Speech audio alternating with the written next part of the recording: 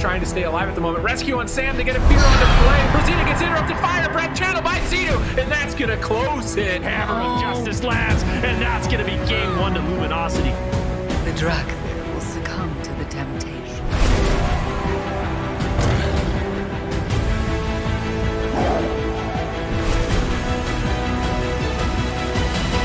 And unleash the aspect's darkest nightmares. Control sends the damage. Huge damage coming in. Double kill. That's it. Good night. A lot of devastation right now. Full blind onto Asgraff. Z-Bike could easily go down. Can they purge the blessing of protection? They do manage to. There's the kidney shot. Are they going to be able to take him down at the same time, though? Waz gets disarmed. He's down to 1% health. Can he survive? No, not this time, Waz. Well, Drake, I don't think he survives the next crowd control on Brain. He's trying to run away. He's just dying. Jellybeans is absolutely blasting, and he's got the Sentinel out. He's shooting through the fence line right now. His entire team can shoot through pillars. Insane usage of that spell right there, and they managed to close it out.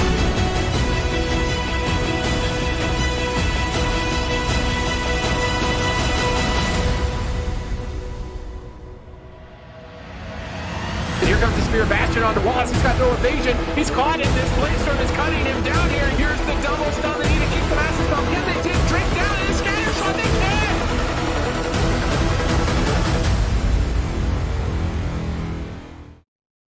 Hello, everybody, and good morning or good evening, depending on where you are in the world. My name is Aya. I'm going to be your host this weekend. We're with Zico, Vendruki, and Supatiz. We are returning for Cup number 2 of the second AWC season. We had a great first weekend of games, Supatiz, and I can assure you we're going to have another one this weekend.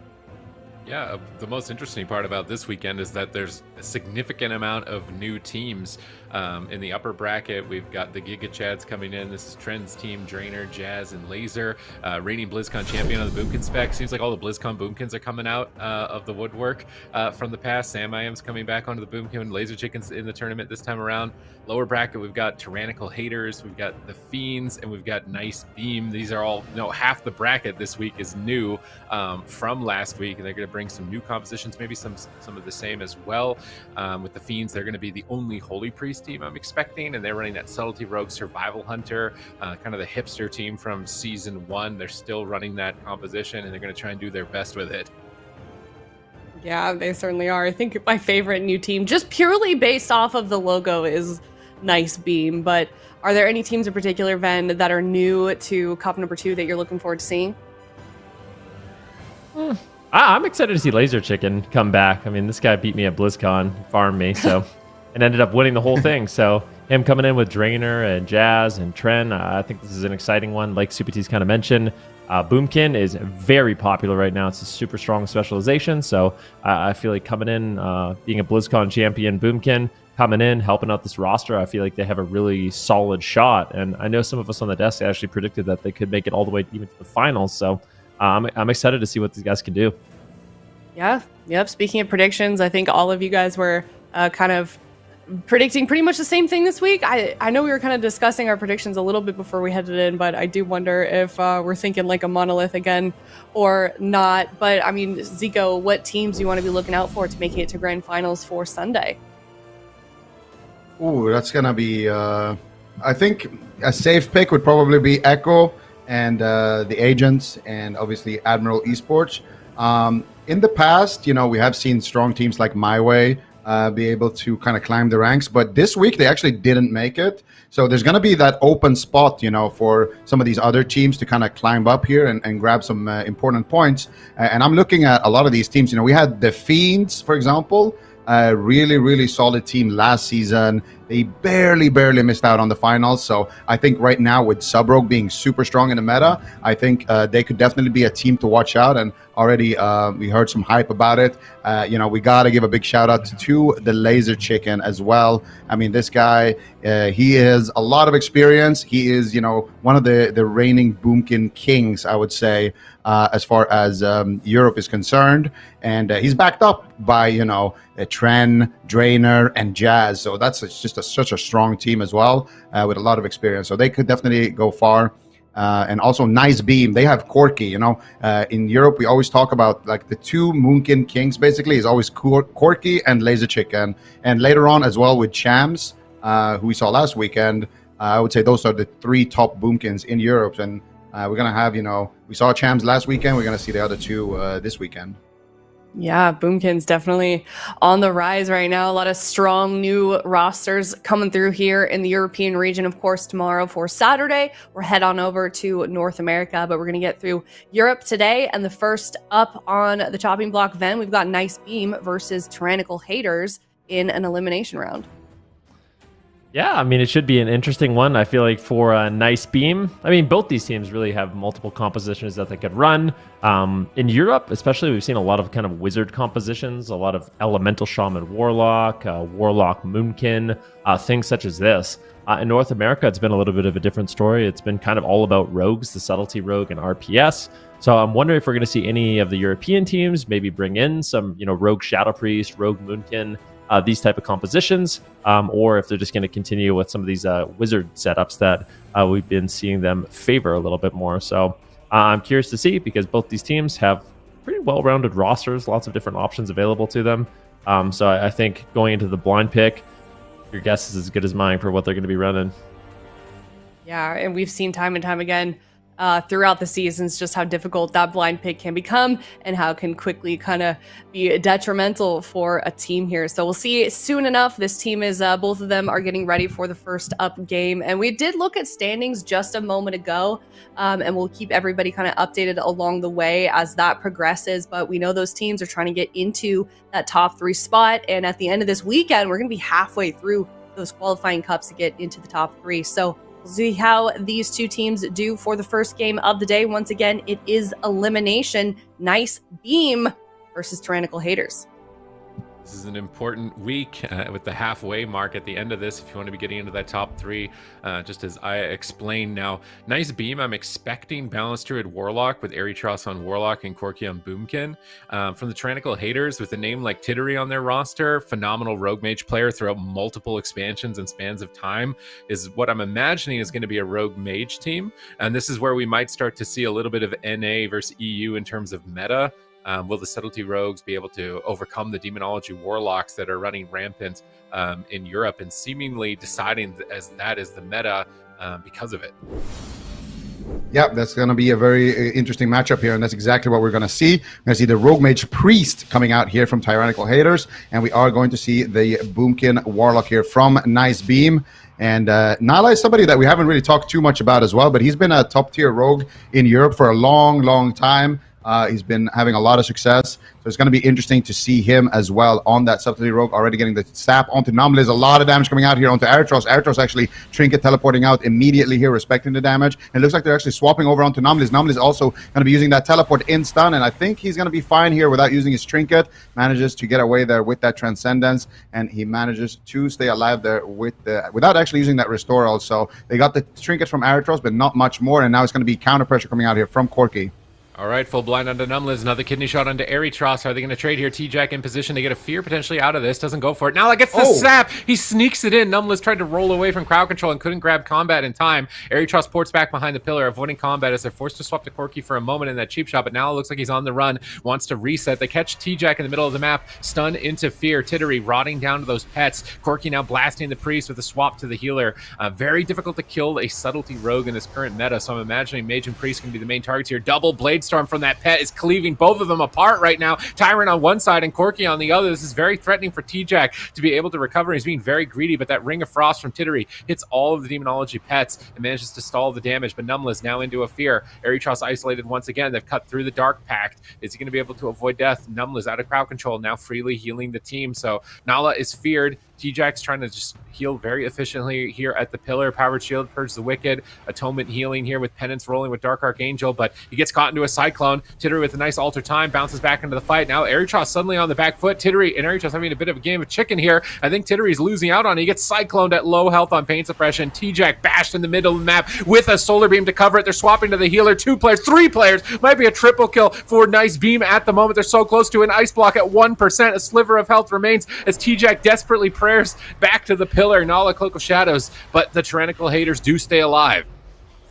Beautiful recovery right there, but TJAC's not out of the woods yet. He still needs to do a lot of catch-up here. Nala, Cyclone about 50% HP. Tittery in the middle of the map right now. Cyclone at about half HP. Trinkets out. Here comes the damage, though. Full blind into full sheep. They got the combustion rolling, and could be actually lights out here for Corki as they do manage to continue the chain there with a stun onto TJAC. They're trying to shut it down. Corki dropping to 1% HP there, but he barely manages to stay alive there with the bark skin. Still more crowd control here onto Numlis, though, as Corki ducks away here with that Shadow Meld, and they do get that Restorer out of Numlis, but Numlis manages to sit through that entire crowd control chain without using his Trinket. That was the combustion, that was the blind, that was everything, and here comes the damage. Triple Shadow Fury Tittery, no ice block here, dropping very, very low. Another Pain Suppression is going to go out, and they managed to land the beam there, but they don't hit it onto the Priest, but they're swapping over onto the Priest here. Corki taking control over the match right now. I don't know how they're going to stay alive here on the side of Tyrannical Haters. They are trying to stay alive behind the pillar. Tittery might proc his Sheet Def right now with that Kara. Nala as well might proc his Sheet Def. They're trying to do a go here, but a bash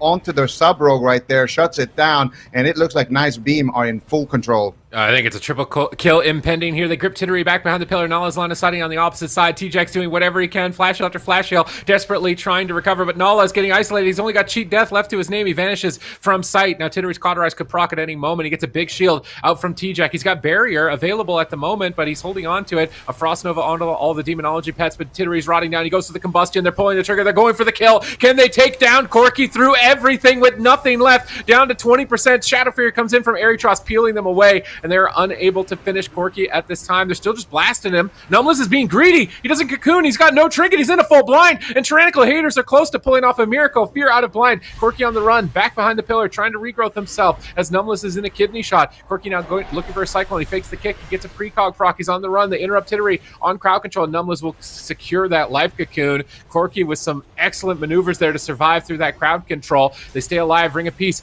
hitting them behind the pillar. Triple Fury of Valoon. Full Moon procs on the whole team. Everybody rotting down. TJAC's mana is getting taxed so heavily. They've probably only got maybe one more push left in them, if that. Yeah, can they do it? Right now, they're going for that one push. There's a smoke bomb. One hit wonder onto Corki. Can they take him down? He's dropping solo. They sap out of the smoke bomb. Beautiful work here from Nala, but it's not going to be enough. Nala getting cycloned, and TJAC will fall there to the damage of Erytros, and that is going to be 1-0 here from NICEBEAM, but some nice saps coming out from Nala this game. They had some pressure. It was a couple of close calls, but ultimately NICEBEAM with just a great shutdown, just a great game of defense.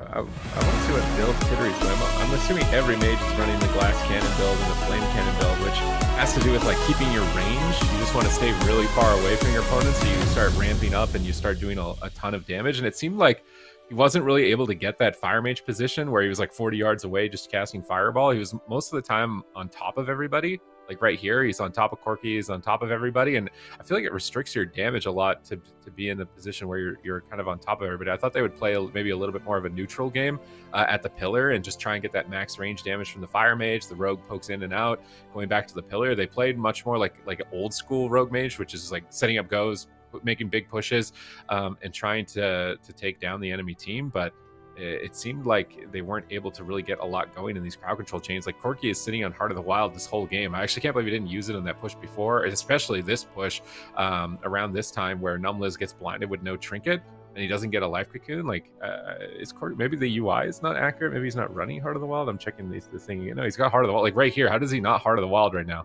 Like I can't believe the greed. Like he's literally like 1% and his healer's blind polyed for like 12 seconds. He doesn't heart. It gives you so much extra armor, and maybe it's kind of like a flex or something. I don't know. But this was kind of just a really sad way to fizzle out of the game for TJAC. Like his team's making a push, and he gets a sap. It's like, oh my god, we can win, we can win, we can win. And TJAC just runs into death. He just runs in the middle of the map and just runs in and dies to Tyrant, trying to make a valiant push onto Corki, going out in a blaze of glory, I guess. Yeah, that's the problem. I mean, you want to sit back and just kind of do more PvE damage if you are Tittery on that Fire Mage, but the way they played it was more, like you said, like kind of old school RMP. And I think a lot of it has to do with the healer choice, right? If you're playing with that Discipline Priest, you are kind of forced to do a lot more of these kind of offensive pushes like that. I didn't really like the targeting that much as well, because in the start they were kind of going after the Warlock Trinket ported. They committed basically every cooldown in the game to that, and then when they got the Trinket port, they kind of just swapped over to the healer. But Numlis can, you know, teleport in the stuns, so he wasn't really, they weren't really able to force too much because of his good positioning. He was already, kind of pre-spread from his port, so he was just able to port out a line of sight. And in general, I feel like they were just kind of swapping between those two targets, and it felt like they wanted to actually go after the Warlock more. So I think if they could have maybe done a bait go in the start, get the Warlock's trinket out, and then commit all of their cooldowns on that next push, it could have been a lot more deadly with the strategy that they were playing. But ultimately, I think an Evoker is just way stronger. I don't know if TJack has that available, though, but I feel like if you have that Evoker, you can just definitely sit back a lot more and kind of play a little bit more, just deal damage and connect with the Rogue doing majority of the CC and not really push in as much for those polymorphs. But they are going to go with the same compositions here, and we are going to hook point. So it is going to be easier for everybody to kind of connect onto their targets. Going to be more limited space, but I would like to see them go after Aritros more on this map, especially in the start. If they can somehow force like a bit of a bait go, I think that's a lot better, because Corki would just, you said it yourself, he had Heart of the Wild the whole game as well. Like, he wasn't really not using much in that game to stay alive. It didn't seem hard for him at all to stay alive. Yeah, I mean, having the Mistweaver pre-healing you, enveloping mist, statue, and then getting into bear and having Spore Cloak as like a backup save makes you pretty durable. And as long as you can pre-bear the stuns, it's going to be tough for RMP to be able to take you down. I'm trying to remember the last time RMP was the underdog in a series or something like that. We're supposed to feel bad for RMP in this situation with Boomkin, Demonology Warlock, and Mistweaver Monk. But a small map is definitely going to play into their strategy. They're going to be able to... The main thing with the Subtlety Rogue is you want to be close to every target. And this map will condense the enemy team to be near each other, whereas before it's like, I have to run across the map to blind the monk and then run across the map to stun the boomkin. He's already in bear form because of the time it took for me to run over and blind the healer. So they want to limit the space. They want to keep their enemies as close as possible and play for an aggressive game. Downside of this strategy, I think, is that TJack is going to be a really good target. They can bash beam him, swap to him. He's going to be out in the open on top of them a lot, so they need to be aware of that if they're going to execute the strategy effectively. Yeah, we'll see if they can do so, and what they decided to do here in the start. I'm not sure actually if TJack was playing a gnome earlier. I think he might have been, but he's going to be playing that gnome priest for those beams. He actually fears up Aritros, but I do believe he got instantly dispelled. This opener is kind of a disaster right now, but they do secure the blind there onto Numlis. They're going after Corki to get the sheep to follow it up. A lot of damage here actually onto Corki, but doesn't look like they are going to be able to close it out. They're swapping to Numlis right now. He is on top of his portal, so this is going to be a lot more deadly of a swap, but he goes for the double port right there, so Numlis is going to be completely fine. But Corki in a lot of trouble here. How he's going to stay alive? Actually, he has to use Heart of the Wild and also use the Restoral right there. So a lot of cooldowns actually being forced out here with this opener coming out from the Tyrannical haters. And Corki's actually playing Fairy Storm, so he's playing a disarm effect to try and help his teammates, but he's taking so much damage. Tremendous pressure here. Smoke Bomb comes down, full fear secured from TJack. Is Corki just going to fall over in game two? A big heal comes through, and Numlis gets the life cocoon, and Corki should survive as a result, but these setups are looking really clean and deadly from the Tyrannical haters. I feel like they're maybe 1 or 2 setups away from possibly winning this game as long as they can keep their health bar stable. TJack's mana in a great position, pre-barrier, anticipating the damage. Tittery blinks in the middle of the map, fishing for a polymorph, gets line of sighted and gets cycloned. Tittery getting shut down by Corki in this position. Now Corki needs to get ready to be in bear form here. He's in bear form with Heart of the Wild. He can disarm the rogue. They coil the rogue away under the kidney shot. They axe toss the mage. They fear the rogue, and Aritros is totally dismantling this push. Shadow Fury onto TJack, and no damage is going to connect whatsoever onto Numlis thanks to Aritros. And now they're getting aggressive. Hand of Gul'dan, Fury of Elune, cleaving down the whole team behind the pillar, just shredding their health bars. Corki's repositioning, pre-hotting with regrowth, anticipating the next attack here. Tittery's getting really aggressive on top of Numlis, wants that polymorph real bad, but Numlis is just line of sighting him and avoiding it like a pro. Yeah, and Tittery right now could be in a little bit of trouble here. He might have pushed out too much, but he is going to continue to chase it. What a nice Ring of Peace there from Numlis, but they do secure the kidney shot. They're going after Numlis. He might be out of port range here. He's not using his trinket. Finally, he will use the trinket right there, and he should be fine with that. Leg sweep does connect onto Nala as well. They're trying to get some counter pressure onto Tittery and Nala, but Tittery still has his Ice Block, still has his Cauterize as well, and Nala still has a lot of defense here with that Vanish available. They are going to go after Corki now.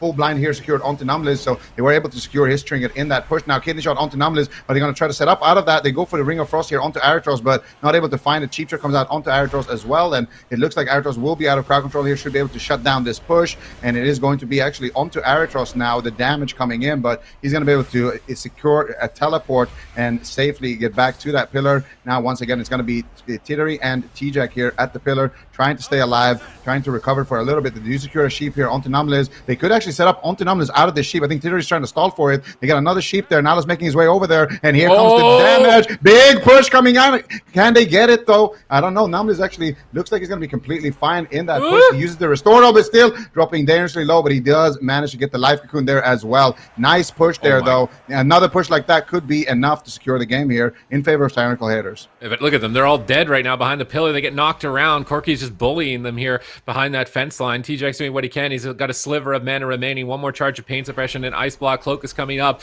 Maybe one more opportunity to go for the kill, but they don't have trinkets. So if they get peeled, they're not going to be able to trinket and go for the kill. Here's the kidney shot. Gouge on Corky to stop the disarm. They need to keep him crowd controlled, but Aritros is sitting on his coil into fear, into disarm on the dispel, controlling Nala so expertly, just taking him completely out of the match. They're ready to block any attempt, but a smoke bomb swap onto Aritros out of nowhere. Can they take him down? It's a Hail Mary, but it doesn't look like it's going to be enough. Smoke bomb fades. Numbles is free of crowd control. Aritros still respecting the push, trading on any resolve, and now really getting aggressive hand of Gul'dan after hand of Gul'dan to just take the remainder of mana from T-Jack. He's got a Shadow Fiend out, getting him a tiny bit of mana back, actually. They need to crowd control that Shadow Fiend. Tittery getting blasted. He's going to have to ice block. I think this is a fair trade for the Demonic Tyrant. He wasn't able to get a Ring of Frost onto it. Numbles into a blind. T-Jack in position. Goes for a fear. No, they get a Polymorph, a full Polymorph. He has Trinket available. Life Cocoon coming up in 6. Corky and Bearform on the run. Aritros on the run. But Tyrannical Hater still in position potentially to take out Aritros. 1 second away from Life Cocoon. He's kiting, avoiding them. Coil onto Nala into a Cyclone. Tittery rotting down. Demons all over him. He's going to Frost Nova, move away from the pets and just pop Combustion. Just let it rip. But he gets Cycloned instantly on it and denied. Aritros into a cheap shot. Kidney shot on a Numbless. T-Jack in position. Schism being casted. Gets Axe tossed on it for a moment, but they don't actually get the follow-up crowd control on a Numbless just yet. T-Jack finally gets there. Connects the fear, but do they have the damage to finish Aritros in this position? Because Corky, man, he is ripping out that incarnation. He is going to be a monster right now. Tittery's getting cut down. Cyclone onto T-Jack. Total control. And NICEBEAM moved to match point. Beautiful work there at the end from Corky, getting that counter pressure going with that incarnation, and that was a really close game though. I mean, Tyrannical Haters were able to almost take Numbless down.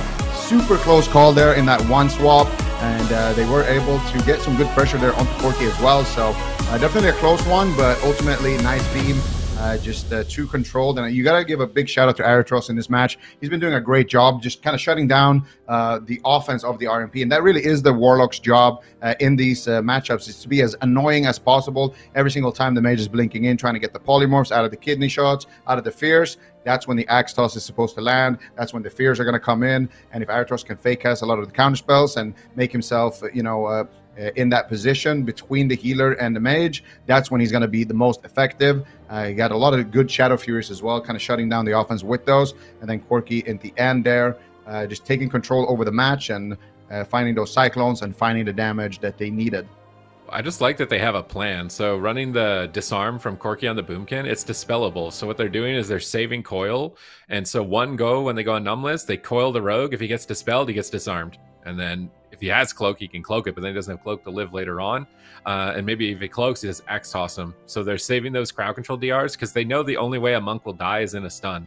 So they save these key crowd controls for that moment when their monk is stunned, chain them together perfectly to punish any sort of dispel and just prevent them from taking out Numbliz, because typically on a map like this, as Rogue Mage, a Mistweaver is going to be pretty easy to take down. This is a setup a little bit earlier on where they gouge Numbliz and go after Corky. They get a fear, and they get really close to killing him, like literally in the opener, but with that Heart of the Wild renewal in bear form, it's going to be so much extra health. You're just going to bounce back right away. Here's that disarm effect on Nala. Not so much really to protect Numbliz in this position. I think it was a little bit later on in the fight where we'll see a setup on a Numbliz, but Aritros had multiple moments where he knows exactly, like, I can't Axe Toss offensively. I can't coil offensively. I saved this to protect the monk. We win on mana. And I think it's maybe right here. They set up a Numbliz. Aritros ports in on top, coils the rogue. He gets dispelled. He gets feared on the dispel. He gets feared away. Numbliz survives the stun and takes 0 damage. Shadow Fury of the Mage, Shadow Fury of the Priest, clone the Mage. If one person gets kicked, the other person gets the CC, and they're just working as a team to protect the Mistweaver monk. And as soon as they survive, they get aggressive. They send the Fury of Elune. They cleave them on the pillar with triple stack, and it's expending so much mana from T-Jack. Yeah, and it's really tough because they really need, if they're going after Numbliz, they really need that fear onto Aritros, or they need to line the sheep. But the problem is, if you sheep Aritros, Numbliz is going to be so quick with the dispels. You saw it right there on the coil. And at the same time, if they don't get that sheep, then Aritros is going to be able to teleport out of the fear. But here was another setup, and you could see right there as well that Axe Toss coming in at the end there. during that kidney shot. So it really is important for the Warlock to be playing kind of, defense and just shutting down a lot of these ghosts. And I feel like Aritros did exactly what he needs to do. We have a healer swap right here, or a spec swap. We're going to see Holy Priest now. Holy Priest has been interesting because we got Zenlin in the tournament, and he's playing Holy Priest, of course. And we also had Sidu qualifying for the top 6 in North America as a Holy Priest as well. And he's been kind of hyping up the Holy Priest a lot, so we're finally going to get to see it here. Yeah, I mean, it's really good at healing through dot damage with Paramending bouncing around the map. I played Holy a little bit yesterday just to try it after watching Sidu, and it felt really strong into dot classes, so playing the Holy Priest here. The other main advantage is that you can still get out of Solar Beams being Gnome. That's the disadvantage of the Preservation Evoker. If there is a disadvantage to Preservation Evoker, is that you have no way to get out of Solar Beam. That's guaranteed. You can try and pre-immune it, but you don't have a get out of jail free card like Gnome Racial for Priest, so it's actually still pretty effective into Balanced Druids. You get extra ranged crowd control, so the Chastise Fear to stop Aritros from CCing. I think that's going to be a very important component for fun. Now, mana, it's still going to be probably just as bad as Disc, or as bad as Disc, or worse. So hopefully they can get in here, get offensive, and get this cross crowd control. Holy Fire being lined up onto Aritros to get the Dark Pact to cut through it. They get another sap onto Numbless, but T-Jack's already peeled away with an Axe Toss. Coil onto the road, preventing him from connecting onto Corki here in the opener. He's going to get into bear form with Barkskin and be A-okay. Numbless is out of crowd control, free healing. And now Corki pushing an aggressive Stampede onto all the Demonology pets to sprint them in on top of them. Triple Fury of Elune. Love that positioning. Solar Beam the whole team, but T-Jack's like, yeah, I'm not having any of this. Immediately goes into Angel form, but looks like he actually canceled it a bit early here to try and get in line of sight. Maybe he thought Tittery was going to line him there, but now he's Cyclone. Nala's getting blasted. Nala should be all right on Subtlety Rogue here. He's got lots of charges of Vanish, such a low cooldown. It's really powerful to just avoid death at any moment, but he's going to trade it now. Tittery, though, does not have that same luxury. He's getting very low. Aritros is playing really aggressive, trying to finish the game in the opener. Corki has to trinket. Nala's in a leg sweep. Nice leg sweep here. He gets gripped back to the pillar. T-Jack's trying to recover, but a Cyclone and Nala prevents that recovery. Now trying to heal up Tittery behind the pillar, proccing some Naros here and getting some extra healing. Really important when you spend one of those holy words, you have a chance to summon in this Naro image, which is going to give you a lot of extra healing. So T-Jack's going to be praying that he can get some of those procs. He's moving in. He's getting aggressive. He goes for the Chastise. DB onto the Warlock. Beautiful cross CC. They've isolated Corki, and Numbless has to respect it. Trinket and Life Cocoon. And it's this type of clean setup that the Tyrannical haters are going to need at least once or twice more in this game if they want to win. Yeah, and this is going to give them kind of an answer there for Aritros a lot more when they're going for these setups, actually having that 3-2-1 triple instant CC. So really nice stuff here from Tyrannical haters, but they did manage to get the trinket. So they don't have the Life Cocoon, they don't have the trinket, but they still have that Restore All for Numbless. So they could go after Corki. He's got no Barkskin, he's got no trinket as well, or they could go after Numbless, but he's most likely going to be able to port while he's in that stun. But right now, Tittery is getting blasted. He might be pushing out a little bit too early here before his team is actually ready. They go for the sheep, they get the blind, triple. And here we go. Triple CC setup onto Corki. They get the full Ring of Frost to follow up, but where is the damage? Corki right now with the Heart of the Wild is just able to out-heal it by himself here. That was no Barkskin and no trinket, just basically self-sustaining with that cooldown. And now they're trying to continue the chain here with another Fear onto Numbless, but now finally Numbless is going to be out of crowd control. He did trade out the Restore All there, though, so they were able to get a lot of cooldowns here once again. But Tyrannical haters, they're going to have an issue now because Corki is going to have his Barkskin rotated back up, he's going to have his trinket rotated back up, and Numbless is going to have that Life Cocoon, so he might even pre-Life Cocoon that next setup as they go behind the pillar and wait for those DRs. However, these setups are looking a lot more clean, but mana will be an issue, and there's that pre-Life Cocoon that we're talking about. Why is this damage? Aritros swap, huge damage on the Aritros. Actually, they're just going through every single button here. Aritros dropping to 1% HP there, manages to get that big health stone and teleport to safety, but that was way too close for comfort. Numbless pre-cocoons, but guess what? They're just going to go after the Warlock instead.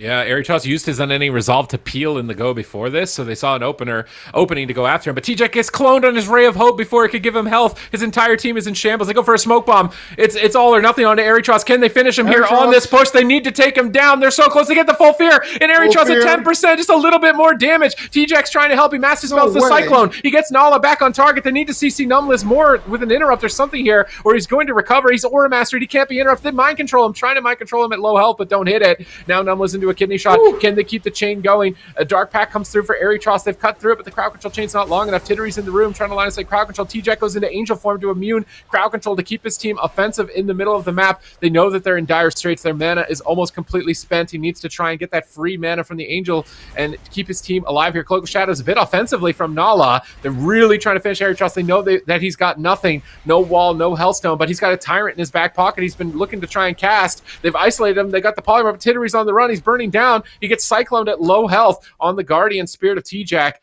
Now trying to keep Nala offensive. Aeritros at low health with the Shadowy Duel, but not enough to finish him. He gets feared on it. Numless is free casting in the backline, keeping those heals going and keeping Aeritros offensive. Nala stunned with nothing, and that's it. A KO. Nice beam take it, 3-0. That was some MVP plays there from Aeritros and Corki. While Numless was sitting through that infinity CC chain, Corki was spamming out the regrowths, giving Aeritros enough time to make it out of those stuns alive, and then Aeritros with some nice kiting there, teleporting, using that gateway. And we were kind of talking about this a lot last week. We saw a lot of these kind of first-time demo locks, it kind of looked like, who weren't utilizing their toolkit, who weren't kiting enough. But you can see when somebody who has played Warlock for as long as Aeritros plays it, how well you can actually stay alive. And here we can see that first setup where they got Numless' Trinket. Actually, this was when they almost killed Aeritros right here through every button in the game right there. Big Healthstone coming out there with the Soul Burn, and he gets that teleport as well. And then here is the I think KO attempt onto Aeritros. I'm not sure actually. No, this was I think after that even. So they go after Tittery here, and Aeritros is completely fine in this situation. Corki procs the Cauterize here, I believe, and then cyclones Tittery. He actually tries to cyclone that Guardian Angel, and then there's the Shadowy Duel onto Aeritros. He fears up Nala. Beautiful fake cast there on the kick to proc that precognition. And Corki, meanwhile, when you leave this man free, I mean, you can see what's happening here. The pressure is coming in. The cyclones are being spammed out. They get the Axe Toss there onto Nala, and they manage to take him down in that stun lock. And I will say the Holy Priest, though, did look kind of better because it gave them that 3-2-1 go with those Chastise. Because before, it was really hard for them to crowd control Numless and Aeritros at the same time and go after Corki. But in this game, they were able to get a lot of cooldowns out of the way by doing that, you know. And that's because of that Chastise, sheeping Aeritros at the same time as they go for that Chastise Fear onto Numless. And that kind of gave them exactly what they needed. Using that Dragon's Breath to land the sheep as well. So really nice setups there. Two, I would say, extremely close calls. I feel like this is one of those series where the score doesn't kind of do the series justice with how close it was, because that hook point game, I feel like could have gone either way. And I mean, just a little bit more damage onto Aeritros, and he would have just died straight up at two different points here. So I would say this was really, really close. But ultimately, it will be nice beam that stay alive in the bracket.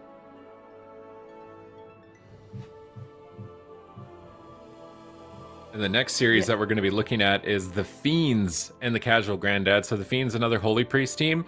Casual Dads returning, trying to get some vengeance here. Likely going to be focusing. I wonder if it's going to be Alec or Walrick playing Moonkin in a matchup like this. Are they going to play the Moonkin? I'm imagining it's the Moonkin Warlock from Alec and Walrick, because it's going to be really good at stopping the Subtlety Rogue goes. I mean, we just got like a masterclass from Aeritros in that last series on how to just make a Subtlety Rogue hate everything and want to re-roll almost at that point. So like if you're a master demonology warlock, you completely dismantle what a Subtlety Rogue can do. So I'm imagining that's going to be the matchup, but maybe the Fiends have a surprise to overcome that challenge. Yep, certainly a good question. I'm for sure curious as well. That is going to be the next series. It's going to be the last elimination round as well of the day before we head into the upper bracket, Fiends and Casual Granddads. So that's going to be a 3-0. Tyrannical Haters knocked out. Nice beam moving forward here in the lower bracket. And before we do get to that next up series, we are going to head to a quick break. But Fiends, Casual Granddads up next.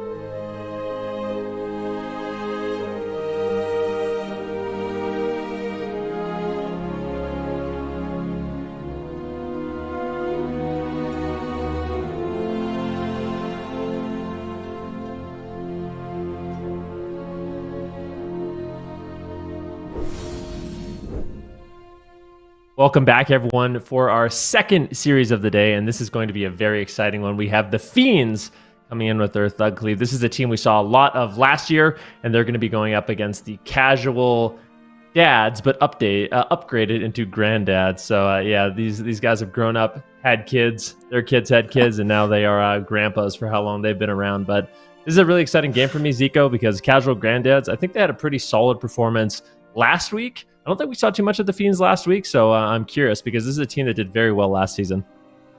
Yeah, so what happened with the Fiends last Cup was that during their offline games, the Fiends were missing Big Max. He was not available, so they had to play with their third, which I believe was a Shadow Priest, and they weren't able to do too well. You know, we know the Fiends, they're a one-trick team. They play that Thug Cleave. They played extremely well, but if they have to, you know, adapt a little bit to the meta or to the situation, that's when things can get a little bit tricky for them.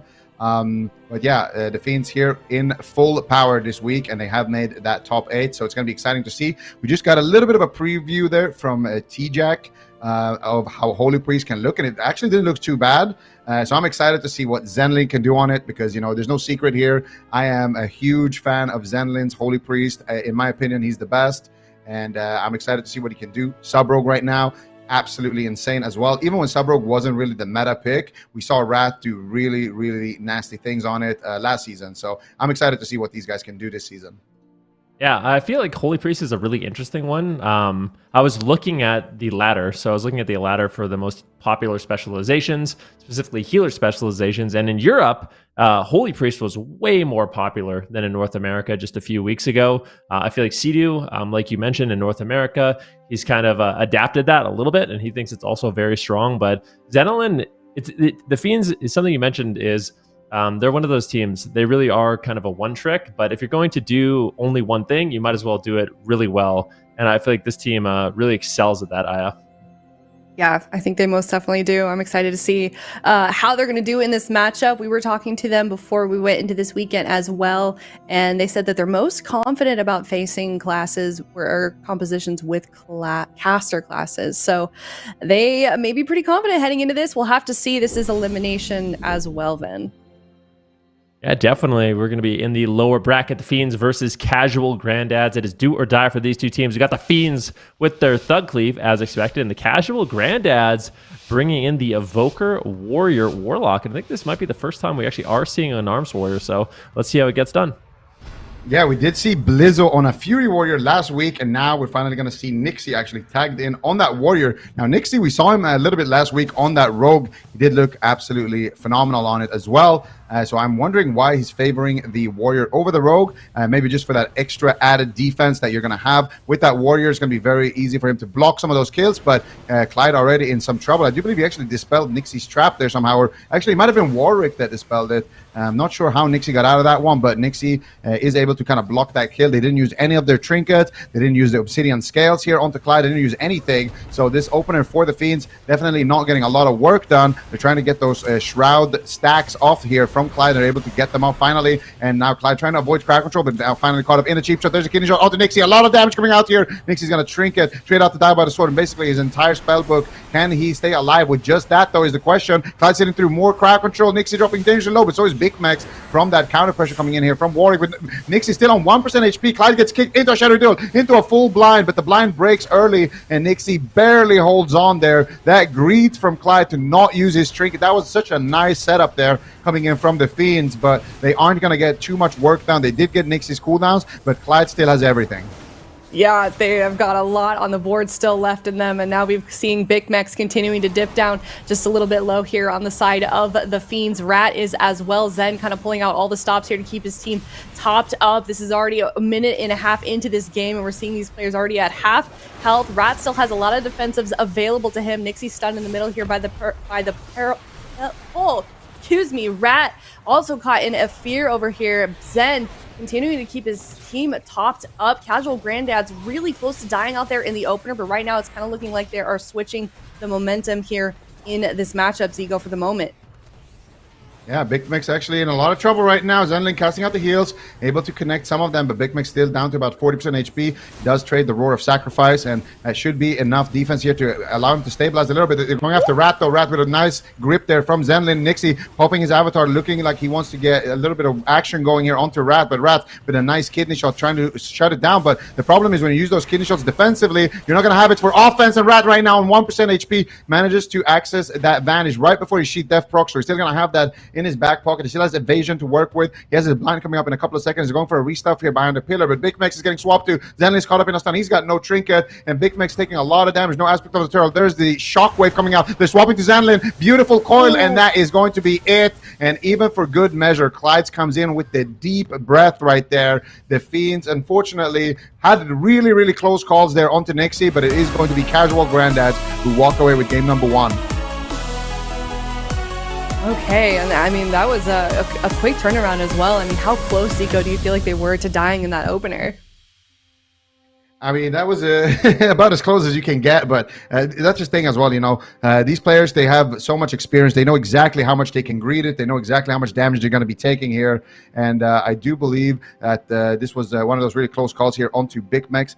He did get topped off here after he used his Roar of Sacrifice. And then Nixie going after Rat here with that Stormbolt. Nice grip right there from Zenlin. Allows Rat to kind of stay alive. And then here they go for the kidney shot onto Nixie, but he gets pulled to safety there by Clyde. And then at this point, Warwick is just able to do whatever he wants here. Clyde on one side, Warwick on another side. There's the stun onto Zenlin, and they go for the sleepwalk there onto Zenlin as well. Rat vanishes out here, tries to stay alive, but during that time, they're just swapping over to Big Mex here, doing a lot of damage. Look at Clyde. He gets the sleepwalk. He gets the disintegrate. They force out the turtle, and then they just swap over to Zenlin instead. They get a stun onto him into, I believe, a coil. They're not a shockwave, and then they get the coil, and they're going after Big Mex with that big fell blade storm, and they're going after Zenlin as well, and it is going to be an execute there onto Big Mex.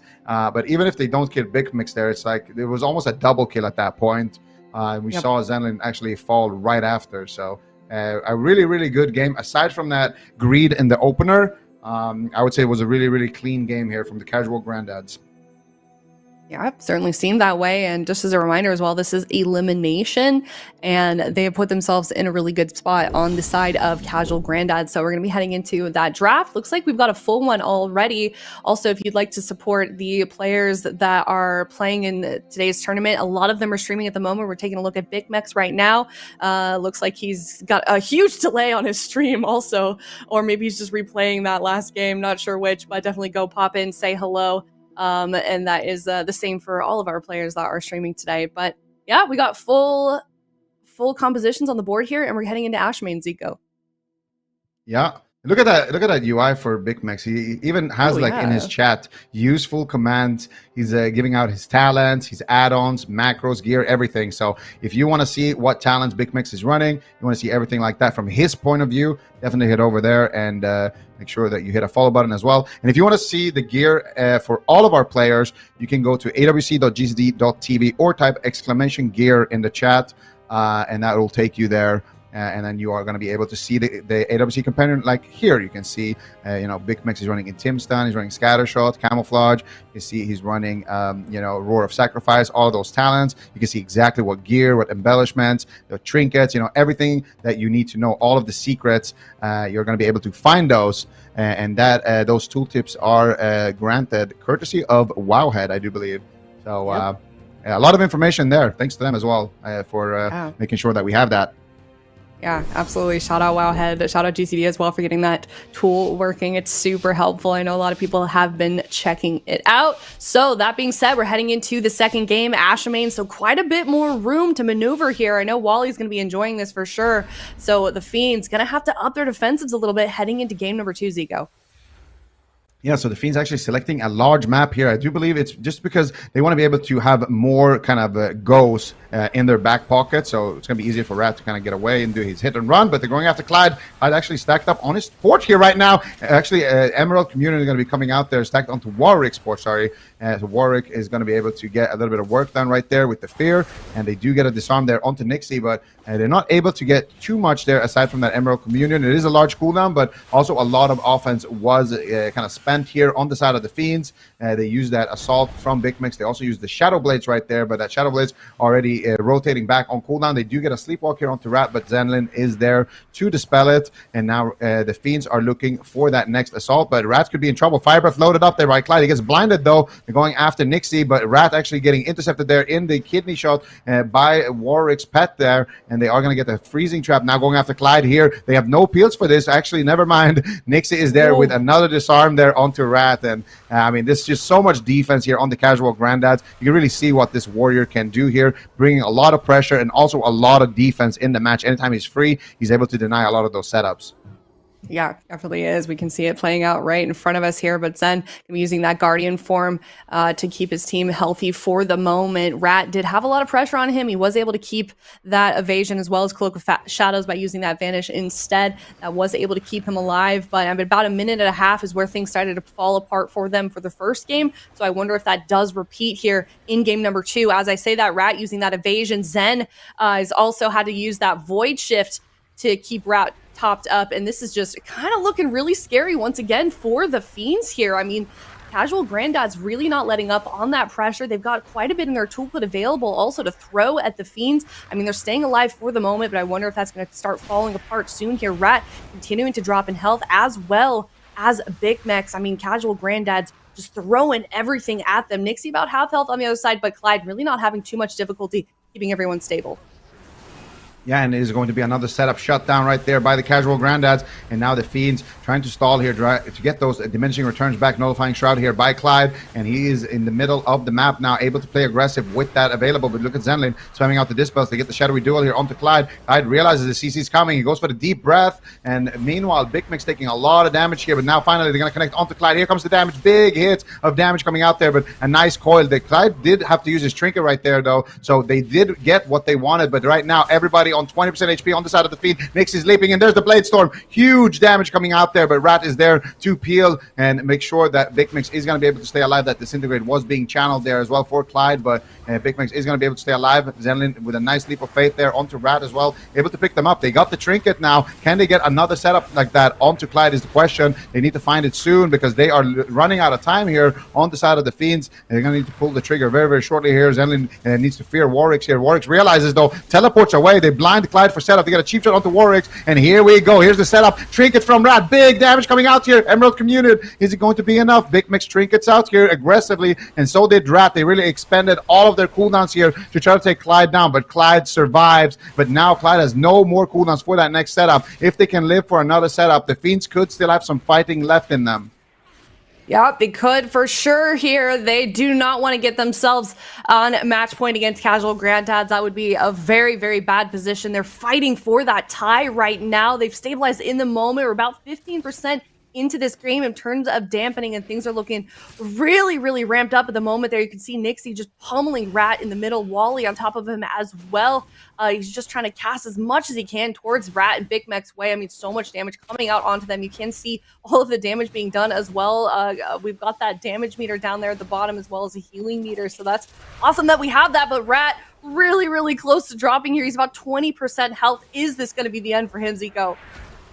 It might just be here. Rat caught him in the shockwave. How is he going to stay alive? The Executor coming in to disarm onto Nixie to try to keep him alive. Zenlin with 0 mana left. They need to go right now and go for the one-hit wonder. They have about a 5-second window to try to take Clyde down. Can they do it is the question. They go for it. There's a kidney shot. Big damage coming out. They got the freezing trap. They got the fear. It's clean. Can they do it? A miracle push from Clyde. But Clyde gets his trinket back in the nick of time. Manages to dispel the mind games and stay alive. And that was probably the last push here that we're going to see from the Fiends. If they got that set up 2 seconds earlier, they would have been able to take him down. So unfortunate. Nixie had no trinket. Nobody had any trinket. And now it's going to be casual Granddads here taking their kids to the park, it looks like, because right now Zenlin's got nothing left. Rat's got nothing left. And the defense is rotating back up. Maybe not, though. Clyde in another kidney shot, but Warwick is free. He gets the instant spell on the Mortal Core. Clyde on 1% HP. And it is going to be the Fiends miraculously staying alive with 0% mana. And they are able to get the kill. I can't believe it. That dispel from Zenlin as well on the coil was actually so insane. The only reason why they were able to get that kill. Unbelievable. Wow. That would have been so unfortunate for Fiends. I mean, they were so close. And I thought that that was going to be the last moment for them, but they got that tie. It's going to be 1-1 now in this best of 5 series, putting casual Granddads in a little bit of a back foot here. That is not a 2-0 for them. Yeah, we got a series on our hands, and that's the thing about the Fiends. You can never really count them out, even when they have 0 mana left, even when things are looking absolutely dark, they can find a way to kind of bring it back. And it really comes down to that moment where they forced out the Emerald Communion, and then this is kind of the moment here where everything is spiraling out of control, and Nixie has trinketed offensively, and here we go. They get the setup there onto Clyde. His trinket rotates back up, but they immediately force it again, and there is going to be that big window now where there's no Emerald Communion. You can see on Clyde's bar right there, 34 seconds and ticking. That's going to be their short window right there, and you can see here when Clyde is going down, Emerald Communion just comes back up there, and they managed to force it out here with this kind of bait go, and then at that point, they do have an opening here where Clyde once again has nothing, and Nixie has no trinket. They kick the sleepwalk. They're able to stay alive here. Rat barely holding on here, getting triple shockwaved, and this is where Nixie actually trinketed out offensively. So this is the setup where Clyde's trinket kind of rotates back.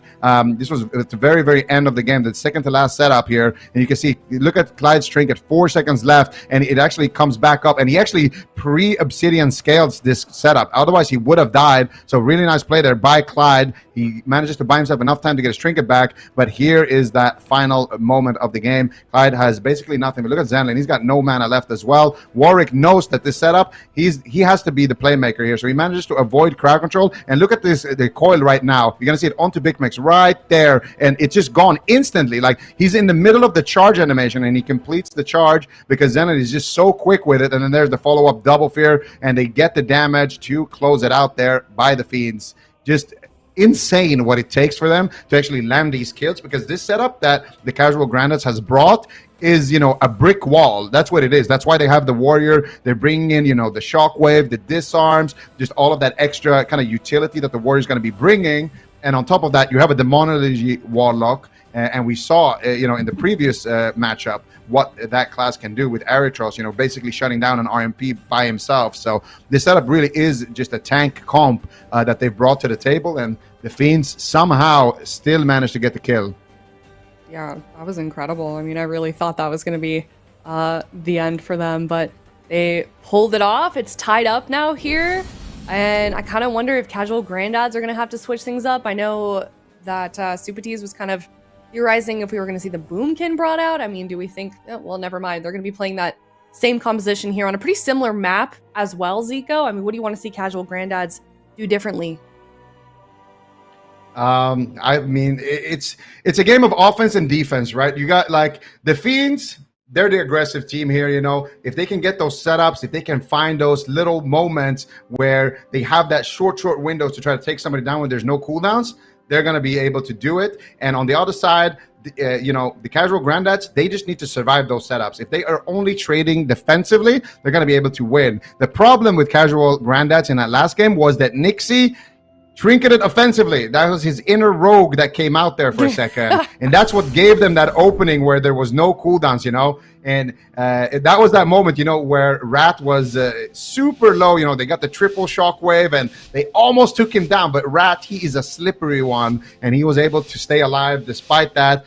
You know, some really, really clean work by Rat and Zen in that situation. I can't really blame Nixie for trinketing offensively. He really thought he was going to get the kill there. But that's the thing, man. You got to be very disciplined here and just play to the win condition. Never trinket offensively. Never play, you know, you're just playing to stop the goals. And eventually, you are going to be able to win the game. But here we go. This is the swing match between the Fiends and casual Granddads. We are once again in the game here. Let's see what they decide to do here. In the opener, Big Mex is actually going to be the target of choice. Rat's still in stealth, though. They haven't committed anything. Nullifying Shroud by Clyde. He's fake casting it, trying to bait the opener from Rat. And what are they actually going to do here? Nice deep breath here. Clyde's really trying to buy some time. And they get a triple fear in the opener. Beautiful. They kick the Tyrant. They go after who exactly? Where's the damage? Not able to find it. And that is because of Nixie getting that disarm. So Nixie actually shutting it down before it even starts with an excellent war banner right there. And that is going to be, once again, casual Granddads now in the driver's seat after kind of, you know, destroying this opener from the Fiends.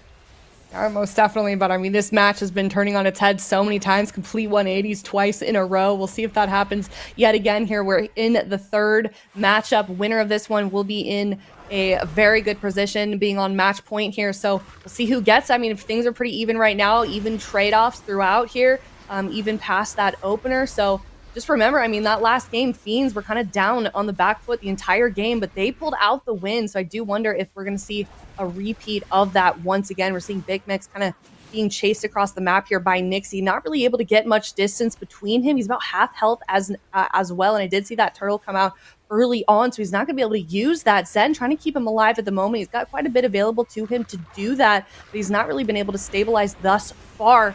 Rat also going after Clyde here on the other side of the map over by this pillar you can see right here, and we're switching over to Big Mex and Zen trying to follow that up as well as Zico.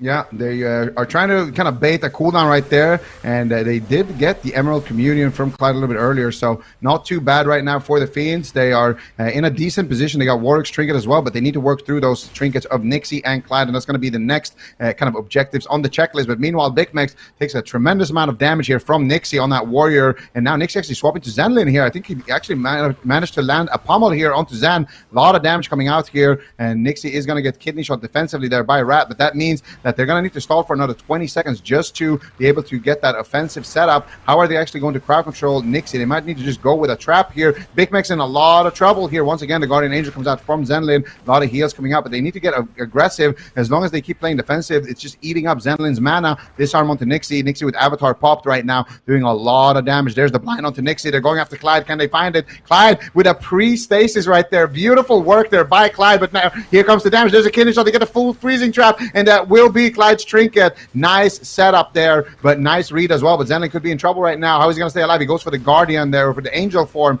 and that should be enough to stabilize him. But now Clyde in that checkmate position without any cooldowns left. They're just trying to brute force it. They land a kick onto Clyde. 0.1. Huge damage coming out there, but Clyde faked it actually. I think that was a fire breath that he faked the instant kick with, and that allowed him to get the dream breath and allowed him to get those big heals out onto himself there. Beautiful work there by Clyde. He's been really insane this game, just reading every single play, but he gets sapped behind the pillar. Rat is setting up. There's a scatter shot onto Nixie. Can they find the freezing trap? They do. Big Mix, can he connect with the damage? They just need to get a little bit of damage. Insta trinket there onto the Shadow Fury. Beautiful peels here by Warwick's with the coil as well, and I do believe Warwick's has managed to shut this one down. Beautiful work there from the Warlock. That was looking grim. I think they needed to buy a little bit more time. Unfortunately, as they got the sap, Big Mix actually landed a scatter shot there onto Nixie, so they had to pull the trigger, and if they could have just delayed a little bit longer, that would have been super clean. But they did get Nixie's trinket, they did get Clyde's trinket, and they have an opening right now for the next about 10-20 seconds here where they could take down Clyde.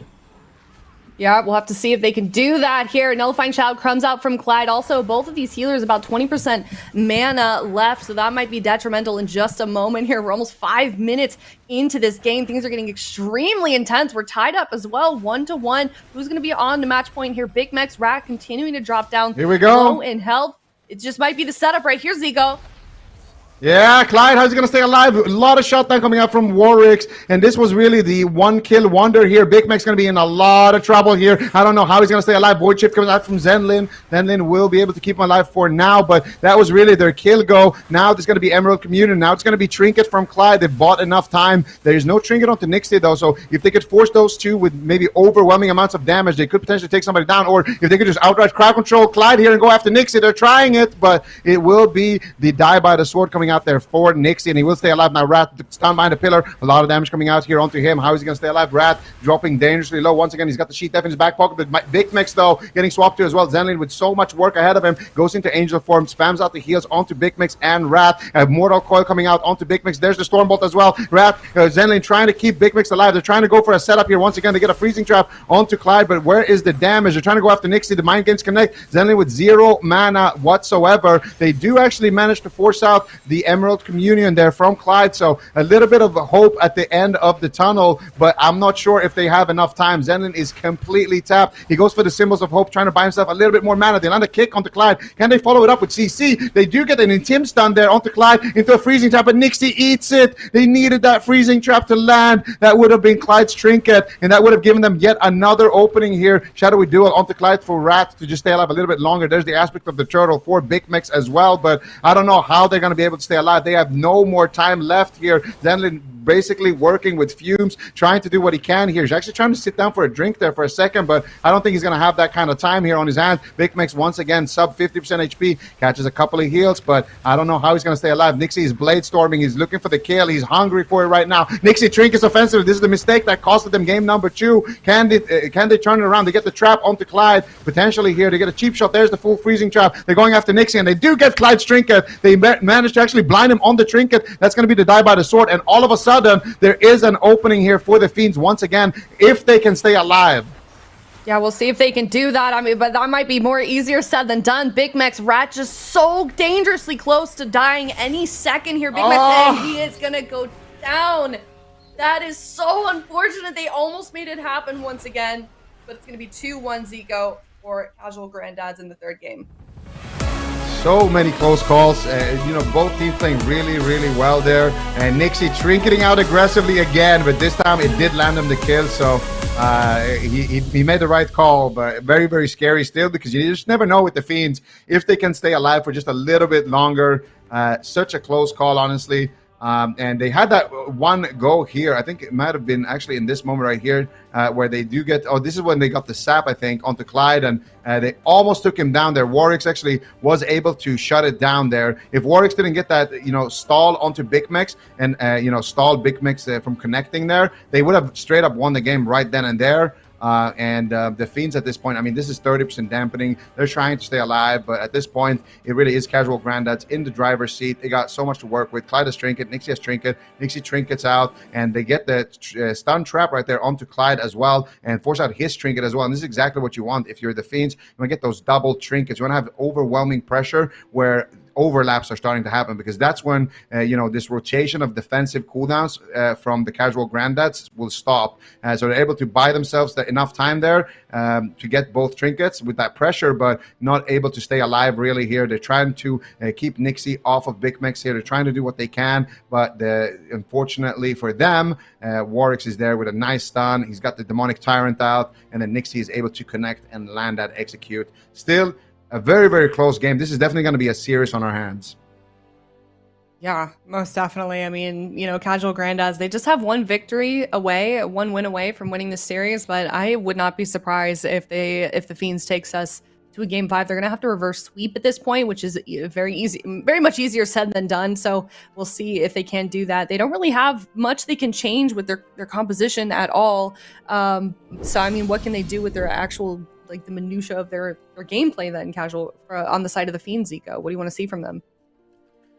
I mean, it's just got to be the same thing that they're doing right now. They just need to find those openings and maybe go after Warwick sometimes. If Warwick ever goes out of range from his portal, if he ever goes, too far to try to shut something down, if they can turn it around and go after Warwick, I think that's when they can get those big panic moments happen, because that's really what the aim of the Fiends is. They just want to throw chaos into the game, find those overwhelming, scary, super, super pressured setups. If they can get those where Nixie's going to trinket, Clyde's going to panic and trinket at the same time, Warwick's going to use unending resolve. When they get those setups where every single cooldown is being used, that's when they're going to have those large windows to work with, because that's what we saw in the Asherman's game. They did win that one, but that's what we saw there.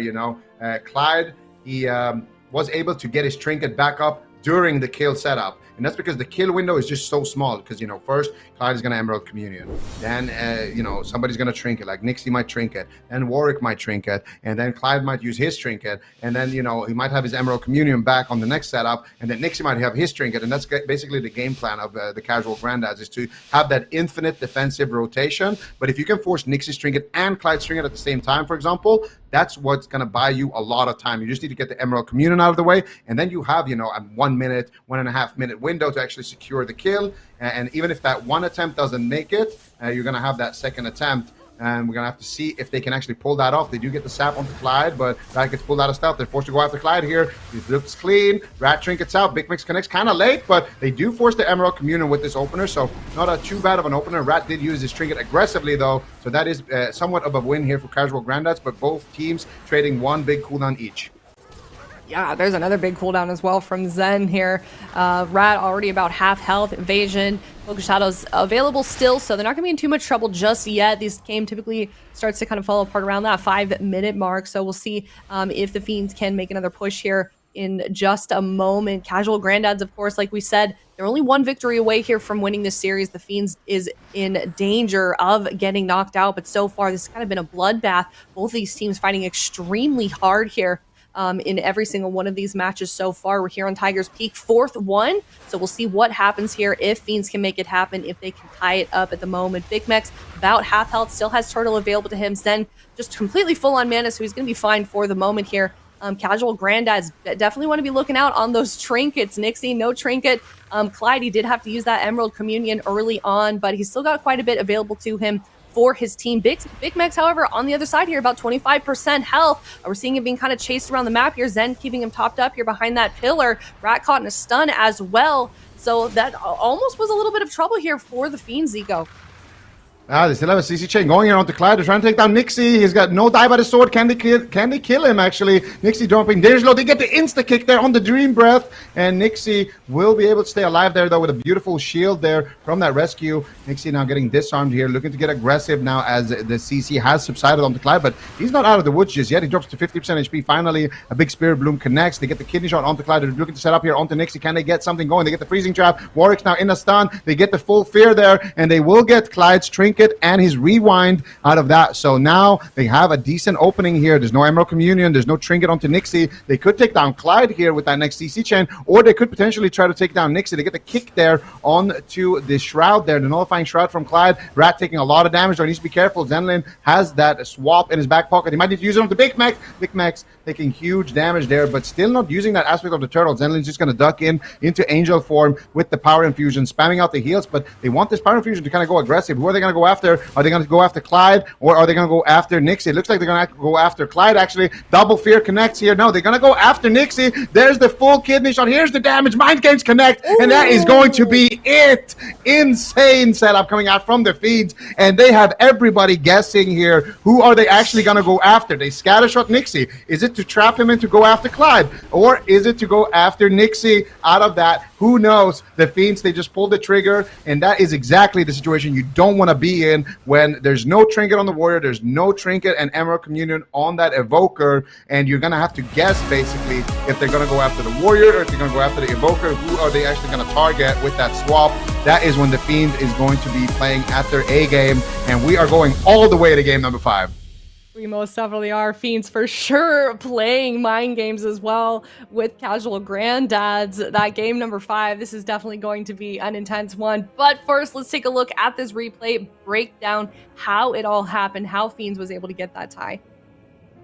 Yeah, so here they already got Clyde's trinket. They already got Nixie's trinket. So at this point, they are in checkmate. That 58-second cooldown on Emerald Communion is really the one thing that's going to be the next kind of big save. They get a blind onto Clyde. They try to do a setup with that, but unfortunately for them, Big Mex is just dropping too low here with that counter pressure from Nixie. So Zenlin ducks into angel form, gets the healing going, and now they're just trying to set up. So right now, they have a problem, and that's those stacks there from that nullifying Shroud. They managed to take him off, and then here's the scatter shot onto Nixie. They get the intim stun onto Clyde, into the kidney shot out of that scatter, into the full freezing trap. And the reason why you want to scatter shot the warrior in this situation is so he doesn't pre-blade storm, pre-storm bolt, pre-war banner, anything like that, because warriors, they can do a lot of pre-things to actually stop the setup. So if you scatter shot him, that's going to give you enough time, because that is not a dispellable ability. So you're going to give you that, those couple of seconds to really, butter up your target. You're going to allow everybody to get in position. It's going to allow Zenlin to get his fear during that scatter shot, and allow everybody to just get their damage off,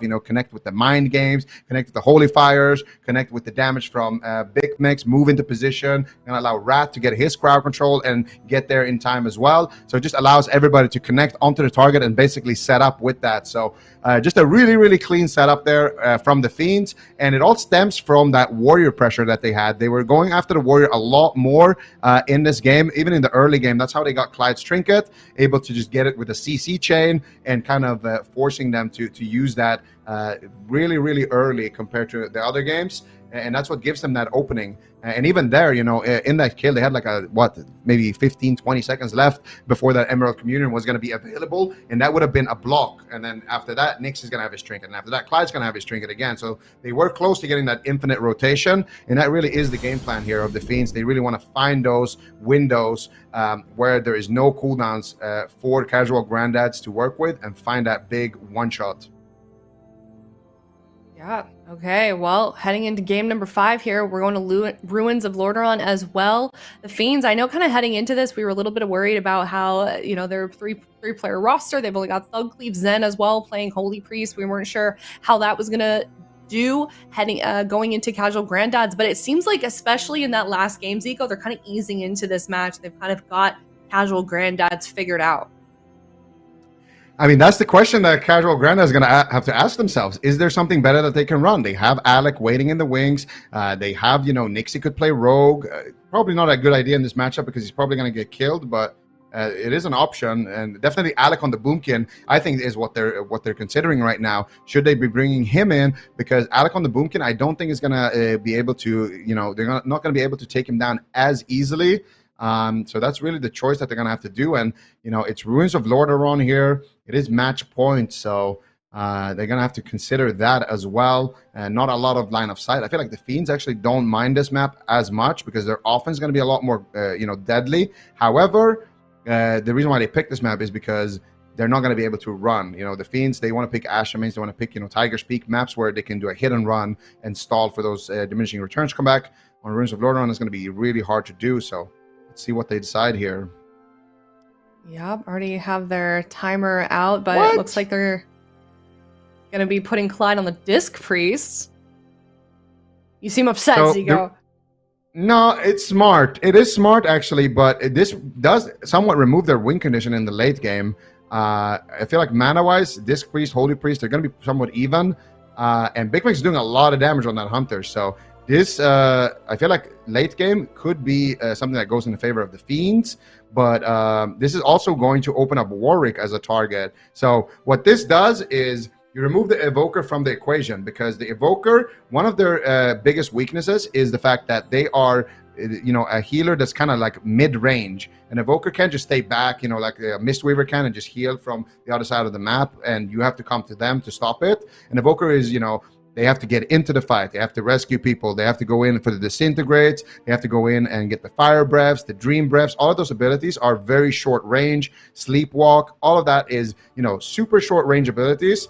So they have to be in the fight, and they are very susceptible to dying in a stun. They only have that Emerald Communion, which is a 3-minute cooldown to stay alive when they get stunned. Whereas, you know, a priest has 2 charges of pain suppression, can easily just pain suppression if you're trying to swap to them. A priest gonna have focused will, which is just damage reduction when you're attacking them.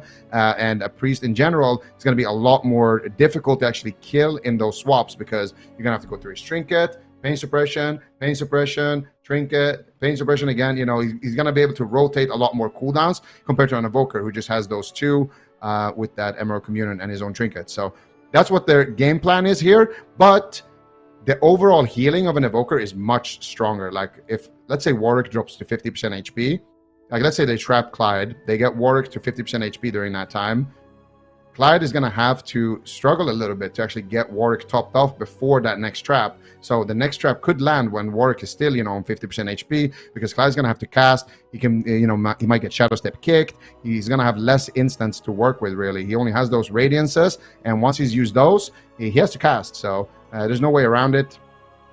So for Clyde, he's going to have some cooldowns, you know, to work with, like his Rapture to get, you know, spammable shields and stuff. But once those are out, he's going to have to cast a lot, and I feel like that could be a liability. So if the Fiends, you know how to kind of abuse this discipline pick, I think that they actually could walk away with a win here. But casual Granddads, it's going to be a lot easier for them to kind of read who the targets are going to be, because it's definitely not going to be Clyde. Okay, well, definitely keeping an eye out for these guys here as we head into this 5th game. I think the Fiends is definitely good at picking out those weaknesses amongst the casual Granddads. So we'll see if this switch to Disc Priest with Clyde switching over does make sense for them, but this is all or nothing for them. These teams are facing elimination. They definitely don't want to get eliminated this early on. So we're seeing Big Mex and Nixie already meeting in the middle here. Rat kind of chasing after Clyde a little bit as well. We've had Big Mix just at the top of the damage meters basically all of these games. So he's continuing to pump through the 5th match here. Nixie about half health at the moment. Clyde already using one of those pain suppressions here to keep his team stabilized. So already we're seeing that Disc Priest doing some work, Zico. Yeah, already forcing through that first pain suppression. Now Nixie looking to get aggressive here. Can they get some pressure? Still a lot of cooldowns remaining here on the side of the Fiends. Mana looking somewhat even between the 2 healers. Power infusion out here for Clyde, and that's going to be the powered barrier here for Nixie. You can see he doesn't really want to leave that, because when he does, he's going to get stunned. And there's a kidney shot onto Clyde. They're going after Clyde actually on that Discipline Priest. Here's the mind games. Huge damage coming out onto Clyde. He doesn't want to use the pain suppression. He doesn't want to use his trinket. Greed is good in that situation, because that focused will doing a lot of work right there. And that will be Clyde actually staying alive on a setup without using anything. Absolute disaster for the Fiends there. They're really hoping to get that second charge of that pain suppression. Now his pain suppression is going to be rotating back up here. He's already got about half of that cooldown left. They get a full fear though onto Clyde. They're going after Nixie once again. Nixie trinkets out, gets the fear. They have a full freezing trap. They get maybe something more here. Can I get the die by the sword from Nixie? Would be huge, but Nixie looks like he's going to be able to stay alive without actually trading that cooldown, and that is the importance here of actually trading your cooldowns early. But he has to use the rallying cry, and maybe even more here. Huge damage coming in here. Do they have the shadowy duel? They don't. If they had the shadowy duel there, they might have been able to actually close it out, but now Big Mix is in trouble, and that is going to be the ray of hope coming out here from Zenlin. Is it negative though? I'm actually not sure if he might have to use something else there. There's the void shift. That was a negative ray of hope, but they overlap on the side of the Fiends there. They don't trust that ray of hope, and Zenlin goes for the void shift, and at the same time Big Mix trades out this aspect of the turtle. So nice offensive potential here for the casual Granddads as they want to close this one out in game number 5. Yeah, let's see if they can do it. Not a lot of resources available left for the Fiends here. Had to trade off so much early on in that last go. Wasted a few also. No way. That being said, huge pressure coming out there. They get the pre-die by the sword there from Nixie, and they force out Clyde's trinket pain suppression, and now they have that checkmate situation. No trinket onto Nixie, no trinket onto Clyde, no charges of pain suppression, no barrier, nothing. If they can just get a clean setup here, they might be able to take it down, and already they're starting the setup. There's the shadowy duel. They get Nixie quite low, but the radiance is keeping him alive. Clyde knows he has to keep Nixie at 100% HP. There's a kidney shot now onto Clyde. Nixie pre-blade storming, running away. There's a gateway. Nixie knows he's in so much trouble. There's the full freezing trap. They grip Big Max, but they will connect into the room, and Nixie is in so much trouble. Can they close it out? Mind control by Zenlin, and Nixie's on 1% HP. Wow. Will fall. What an insane play right there. That was so sick. We're going to see it on the replay. They gripped Big Max, and then he charged Warwick just to be able to connect there onto the warrior. And you could see, Nixie in that room just hiding. He knows he is so dead, and it's all because of that setup that happened earlier. They're Fiends. What a team, man. This is why this was one of our favorite teams last season. They just find ways to make this Dark Cleave work time and time again. I love it. You got to see Big Mac's reaction at the end there. I mean, I feel like I every time they got a win, I was thinking that they were going to die halfway through, but they made it through. They pulled out all the stops. They made it happen. They basically got a kind of reverse sweep here. It took us to game 5, and they got that victory. Incredible. Yeah, I mean, this is such an entertaining team to watch, man, and I can't believe the Fiends pulled this off. Like, they were down in the series the whole time through, but they managed to find it there, and yeah, that was Nixie knew it was going to happen here as well. So we're going to take a look here at the moment that kind of led up to this. So here they got Nixie's trinket, and Nixie was really greedy. Actually, Nixie played it really well here. He trinketed super early, and he was being really greedy here with his die by the sword. He didn't want to use it, and they do get the void shift. They do manage to sit through it. And at this point, you're thinking, okay, it looks good. We have trinket on Clyde, and look at this. Look at his die by the sword. At full HP, he died by the sword, and I think he ignored pain as well. But look at Zenlin. He gets the full fear. He gets the holy fire. They get the mind games. They force out Clyde's trinket and that pain suppression, and this is that opening. Rat gets the shadowy duel right here. Clyde knows I'm going to get kidney shot after the shadowy duel. So he's spamming out the radiances, trying to keep Nixie top. Nixie knows, I'm getting kidneyed. I need to pre-blade storm. He pre-blade storms. There's the kidney. Nixie runs into the room, trying to line of sight Rat. And then they grip Rat. Big Mix charges over onto the Warlock there. And then they manage to connect onto Nixie. And they find him here in the room. And look at Zenlin, meanwhile, coming out with the mind control here on the other side of the map. And you just know, like, there is no way Clyde is going to be able to do anything about this. Nixie is so far away from him. And that is going to be it. You know, they knew what was going to happen, but it just wasn't anything that they could do about it. And the Fiends, man, this is such an entertaining team to watch. They are staying alive in this lower bracket. Yeah, the Fiends doing an incredible job, and that is some priest-on-priest crime there at the end of that game with the mind control to close it out. Zenlin with a hero play. You certainly love to see it for Clyde. I'm sure he just knew exactly what was going to happen after that moment. But the Fiends, that does mean that they will stay alive in the tournament. They will be advancing and marching through that lower bracket. Unfortunately for the casual Granddads, they will be eliminated. But yeah, that was a very impressive series. But also very exciting because now we get the opportunity to go to the upper bracket, Aya, and we're going to have Echo versus the Agents, which is kind of a rematch of the finals last week. Yeah, it certainly is. This is one I've been anticipating for sure ever since I looked at the schedule this morning here. Echo, Agents, both huge teams. We've seen them facing off against each other so many times. I know that a lot of us predicted, at least I know I did, Echo to win the European region this weekend. So yeah, I'm excited for this one, Ben. I mean, it's certainly a safe pick. I mean, Echo has just looked so dominant, bringing in Waz on the Moonkin. You know, we had a chance to interview him, Zico, and he said just how much he likes his specialization, and he's definitely been able to get it done for their team.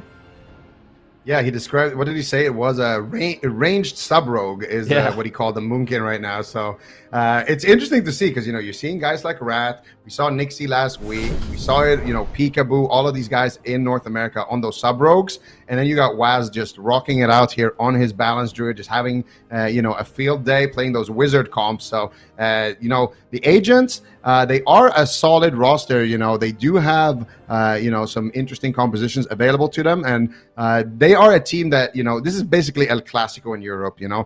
Almost every final is between, you know, the Agents and Echo. And usually one of them kind of dominates the meta for a little bit, and then the other comes up with a way to kind of beat the comp, and then they start dominating the meta a little bit. So the Agents, this is Cup number 2. After this weekend, we're going to be halfway through the season. Are they finding something here for Echo's Wizard Cleave? Because they're going to need to find some answers here. You know, the ball is kind of in their court. Yeah, definitely. Yeah. And I feel like one of the interesting things about the Agents, I feel like they are one of the teams that brought in the biggest surprise for me, at least personally. I was kind of talking about the Affliction Warlock and Sympathies was memeing on me, but Mercy actually brought it in and made it work in a few seasons or in a few series. So I'm curious to see if he's going to be bringing in that specialization once again or what the Agents have prepared, because one thing's for sure, Echo looked like they were on fire last weekend, and I'm sure this weekend will be no different. So they're going to have to figure it out. After the break, we have the Agents going up against Echo. You do not want to miss it.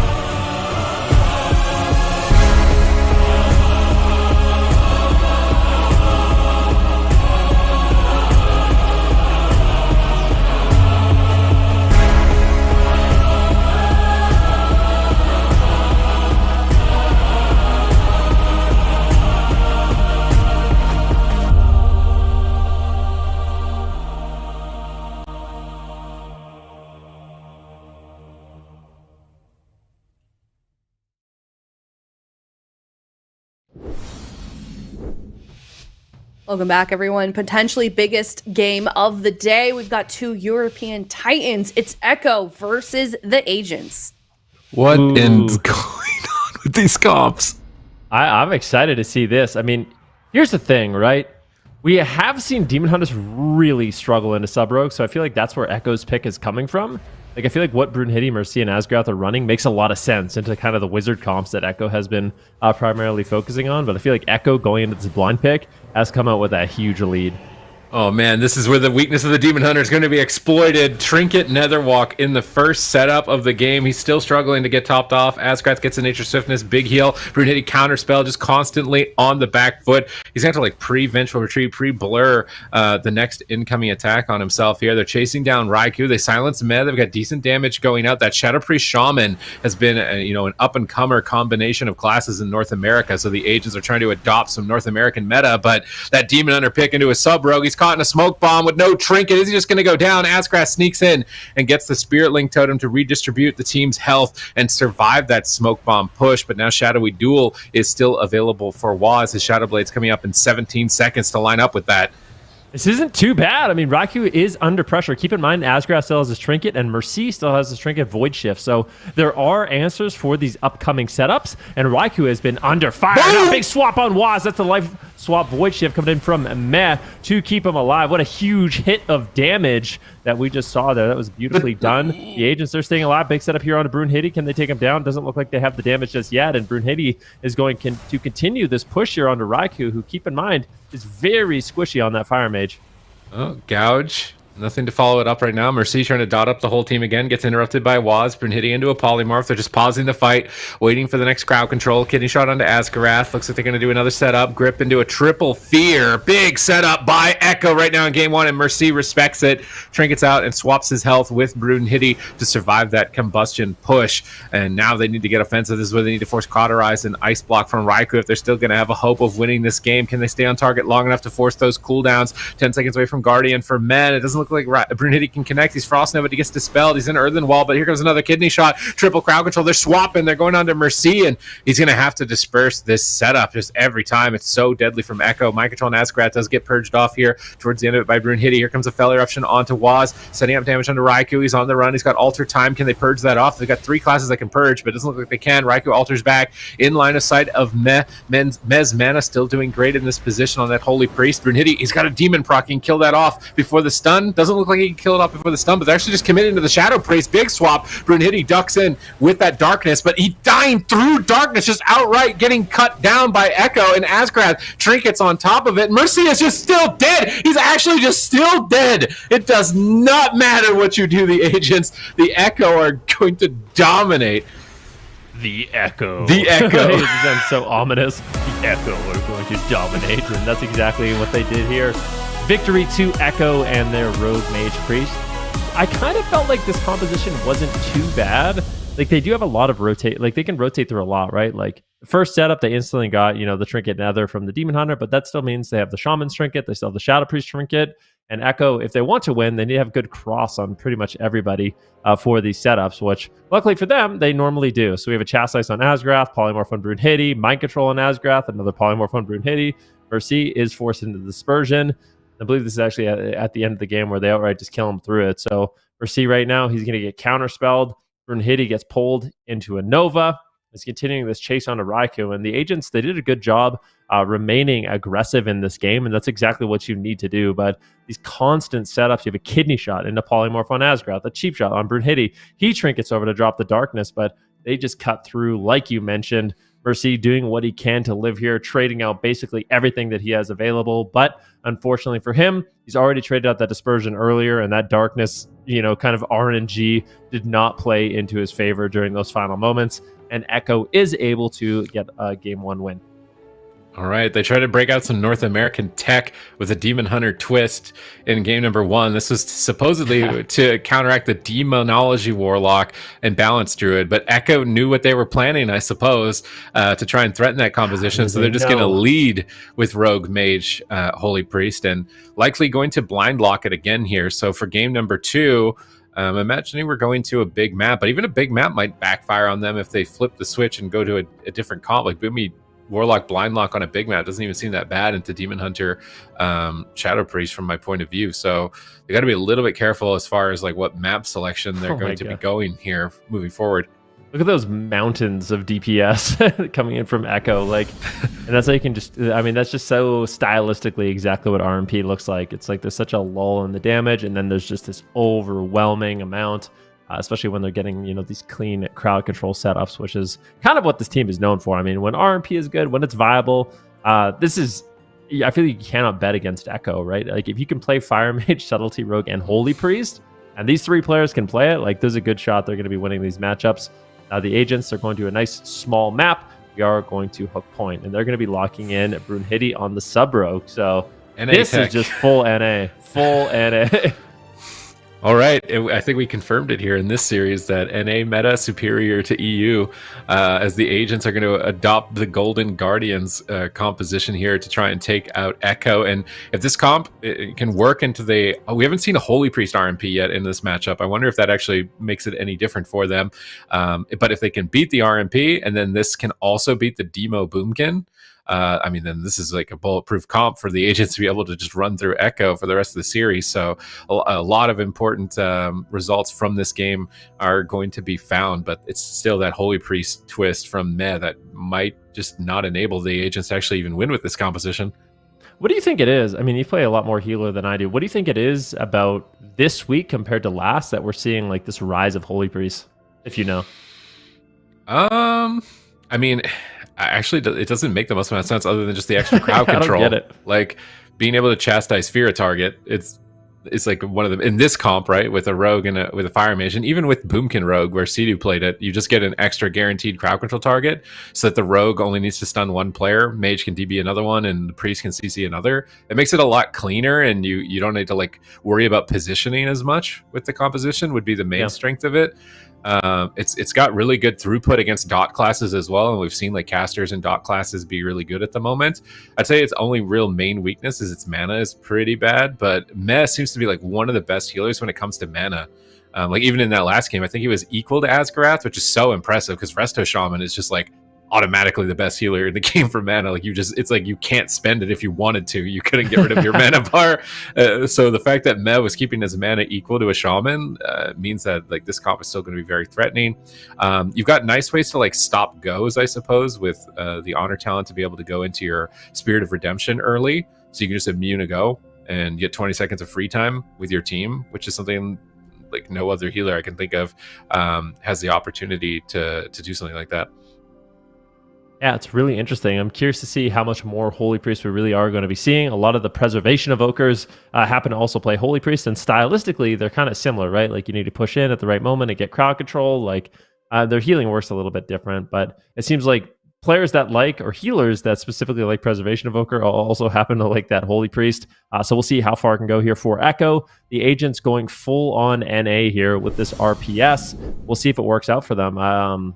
They're going up against a difficult team, though, right? I mean, Echo, when RMP is good, they are the best at it. I feel like pretty much undisputed at this point. I feel I don't like to ever say that, you know, someone is the best or this player is specifically the best, but I feel very confident saying Echo is the best RMP in the entire world. So if this comp is good, beating them on it is extremely difficult. The agents are trying something kind of out of left field here. Looks like they will be leaving the game, so we're going to have this remade really, really quickly. Get these players back in.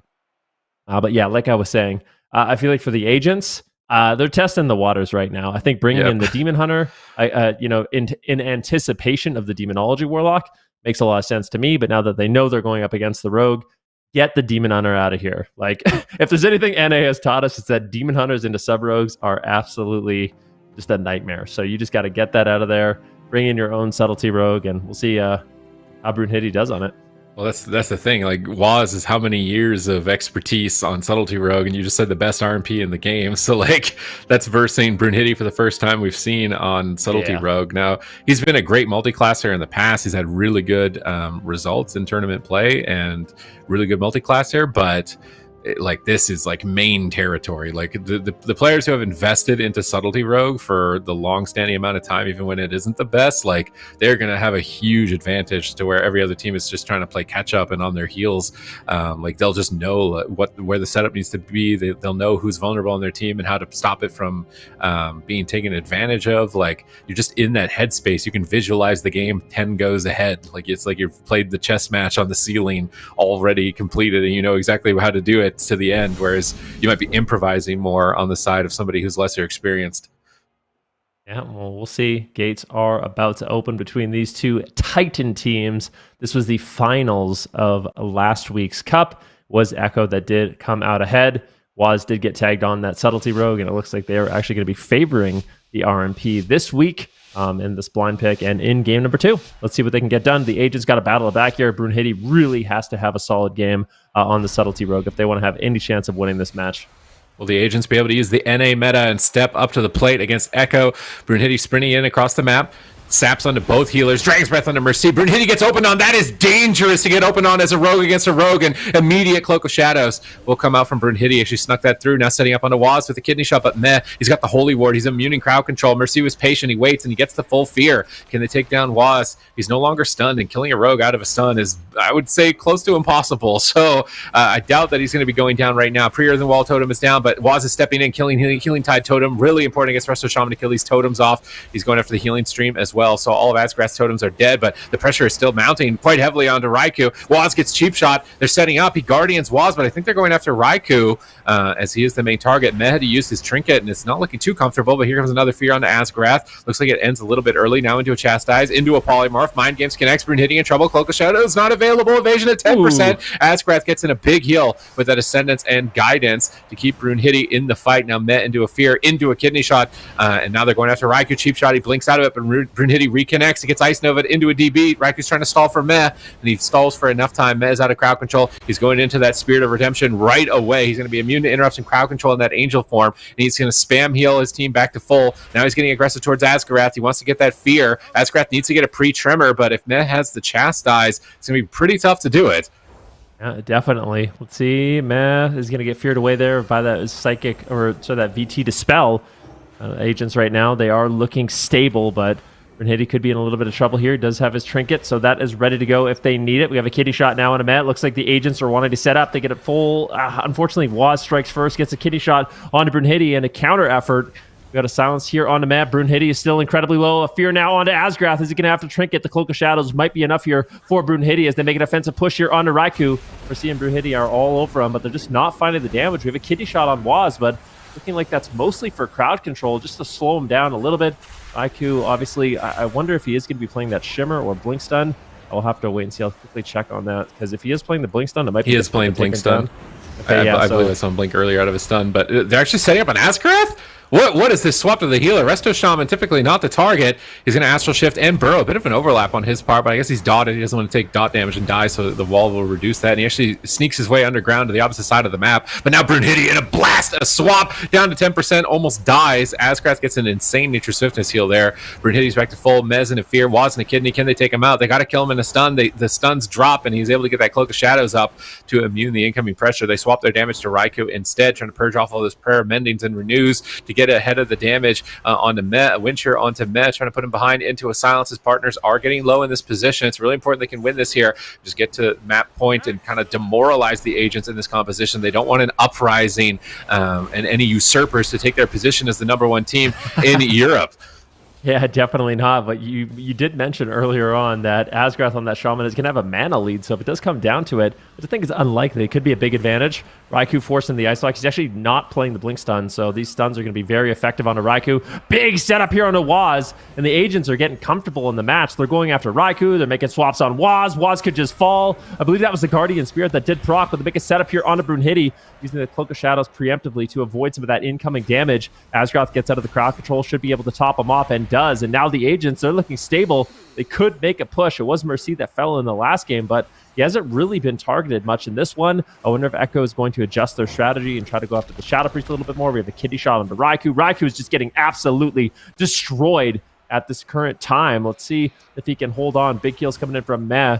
He's maintaining his mana quite well. He's pushing in, wants to get the fear here onto Asgrath. Chastise, do they have the fear? Big mind games. Can they actually take him down? Big setup on Brunhilde, and he gets absolutely deleted off the face of the earth. And Echo is going to take a 2-0 lead in this one. I mean, if you're going to step in the ring with Waz, rogue, you're probably going to end up on the floor a few times here. So this is definitely going to be a learning curve, I think, for the agents, but getting this composition is going to be very important. I think that Shadow Priest Shaman is actually the next evolution of the meta. We had Demonology Warlock Boomkin, but I think it is starting to phase, and then I wonder where it's going to phase from there. It's very interesting to see. Last week, we saw 18 of 24 DPS specs played. Today, we're going to add Arms Warrior to that and Holy Priest to that, so we're getting pretty close to almost every spec actually being played between the first 2 weekends of the tournament, and it seems like players are constantly adapting a new meta option, but in this position, it was just an insane amount of damage and coordination from Echo here to take down Brunhilde through the cheat death even, I believe, in the final moments of this game. There was pressure from the agents. They were starting to tax Mez mana. They're getting ice blocks. They're getting trinkets. They're forcing Waz low. They're looking good, and it honestly just looks like they're going to need more reps if this composition is going to work for them in the future. Yeah, I mean, it was close, and I was mistaken. The add-on wasn't updating correctly, but yeah, he was playing Blinkstun in this match, so kind of means like getting crowd control is going to be a lot more difficult for Raikou, but he's just not as good of a target in the match, so going after the mage can be difficult in that situation, despite him playing, things like Glass Cannon, lowering his health. But it's this final setup here. You can see it. It's just so clean. Everybody's controlled. Nobody can move their character. Brunhilde's all alone. Nobody has a trinket. Did he void shift the wrong target? Wait, can we watch the end of that again? Because he trinket void shifted, but it didn't do anything. Well, I need like trinket void shift, but Omega slow mo. Like, yeah, he's got trinket this whole time. He didn't get CC'd on his trinket. It just didn't they just go killed off. him through it. Like, there's no way they did twice as they did Mercy's health bar in less than a global. What? There's no way they did Brunhilde's health bar and Mercy's health bar in less than a global. Like the last 5 seconds of the game, I need like Omega slow mode because he life swaps. But it looks like he either swaps the wrong target or it didn't go off in time or something like that. Let's see. Because yeah, I'm literally just staring at Mercy and Brunhilde. Like what happened here? Because that's an eeasy out. And honestly, they win the game after that. I feel like they got everything from Raikou and pretty much everything from Waz. Like they just need to not die on this setup that is about to happen onto Brunhilde. And they have Trinket Void Shift. That's a guaranteed live. There's no Shadowy Duel. There's no bomb. Mercy doesn't get stunned on his Trinket. He's cheap shot. Brunhilde's DB'd, so he can't pre anything. It doesn't even matter. At that point, it's already over. He gets gouged into Frost Nova. Mercy, I think, gets polyed or something. He gets a Ring of Frost, maybe? Kidney shot. So he has Trinket Swap. He has Trinket Swap. He has Trinket. It breaks him out of ring. He brings him out of ring. He gets cheaped again. He could Trinket Swap. He can Trinket Swap. He can Trinket Swap. It didn't do anything. I swear he swapped the wrong guy. I don't know. Well, he didn't swap the wrong guy. I think it was just too late. Like, because otherwise Asgrath's health would have moved, right? Or I guess they're both full health. Yeah, maybe he just swapped the wrong guy. Very unfortunate. Very unfortunate. But you move on, right? Next game. This is the next game. I mean, what could you do? That's just the next game situation. Sure, Asgrath has seen the Void Shift miss and solo shuffle enough. He's used to it. Okay, just walk that game off. That was looking good. We're getting lots of cooldowns. We're pretty close to killing Waz. Go next here. It's going to be Blade's Edge Arena. Is this the first time this has been selected now in Season 2? I feel like it has. Not very often this map is picked. You got Mugambala before Blade's Edge. I mean, that is something. That's not something you normally see. But I actually like this map. I feel like there's been a lot of like anti Blade's Edge Arena, rhetoric going out there. But I'm a fan of this map. Actually, I don't even think it's that bad for Raikou. I feel like Mage is one of the classes that gets to kind of abuse it the most with Blast Wave. Like the knock is actually really, really potent. So we'll see what Raikou can get done. I'm kind of wondering why the agents selected it. Maybe they just didn't want Meta to have any kind of pillars that he could utilize on this map. But it looks like early on in the map, Waz is going to kind of let himself get open on, and there's a nice Chastise coming in. Really nicely done. Chastise immediately from Meh. So Brunhilde gets Kidney Shot after that. It's a huge setup. They're just killing him through heals with no crowd control on Asgrath whatsoever. That was kind of insane. All right, close to a kill here, but now they've survived, so the agents are going to start to get aggressive. Fiend is out, Shadow Fiend is out, big pressure from Mercy in that Void form. He's just pumping damage into Raikou at the moment. Med's going to use his Serenity Charge, but now he's into a Kidney Shot. Here comes Combustion, and Mercy immediately dispersions. He's in a pre-Earthen Wall, but he does not care. He's just going to disperse. They swap the pressure onto Brunhilde with the remaining Combustion, and he immediately has to Trinket Cloak of Shadow. He's just dying through Cloak. He's dying through Cheat Death. He's dying through every button in the game. He's almost going down right now. I cannot believe the pressure from Echo onto Brunhilde right here. Askrath doing whatever he can with that Ancestral Guidance Ascendance to keep Brunhilde above 0, but they do not have the failsafe of Cheat Death or Cloak of Shadows. Mercy needs to get in position for Trinket Void Shift or Askrath for Trinket Link at this point. Decent pressure onto Raikou. This is a very aggressive, the agents in game number 3. They're just trying to play on top of them and go all out, but is that playing into the hands of Echo? I mean, Echo is looking really good at this point. We have no Trinket on Brunhilde. A cheap shot here onto Asgard. The beautiful knock, but this Kidney Shot is solid. Brunhilde getting low. That's going to be the Trinket Spirit Link. A big overlap there. Mercy and Asgrath both in an absolute panic. They get the Spirit Link. They get the Void Shift. And now this next setup with Combustion coming up shortly for Echo, that, I mean, I don't know how they're going to live. There's just absolutely no way. I feel like all 3 members are going to get crowd control. Brunhilde's going to get stunned, and he is going to get deleted in just a few short seconds. Okay, so Brunhilde has to pre-vanish. Mercy has nothing, though. He just dies, I'm pretty sure. Full fear. Can Brunhilde peel him? He kicks Raikou. He blinds once, but it doesn't matter. It doesn't matter. Raikou with Combustion is going to be more than enough damage, and they tried to adopt the NA meta, but obviously more preparations are going to need to be made here. The agents are going to get swept by Echo's RMP. I mean, I'm just going to say this. Subfire RP is looking really scary with this Holy Priest. This is getting me Shadowlands vibes, Shadowlands and Nightmare vibes of just all 3 members being put into instant crowd control, a target being isolated.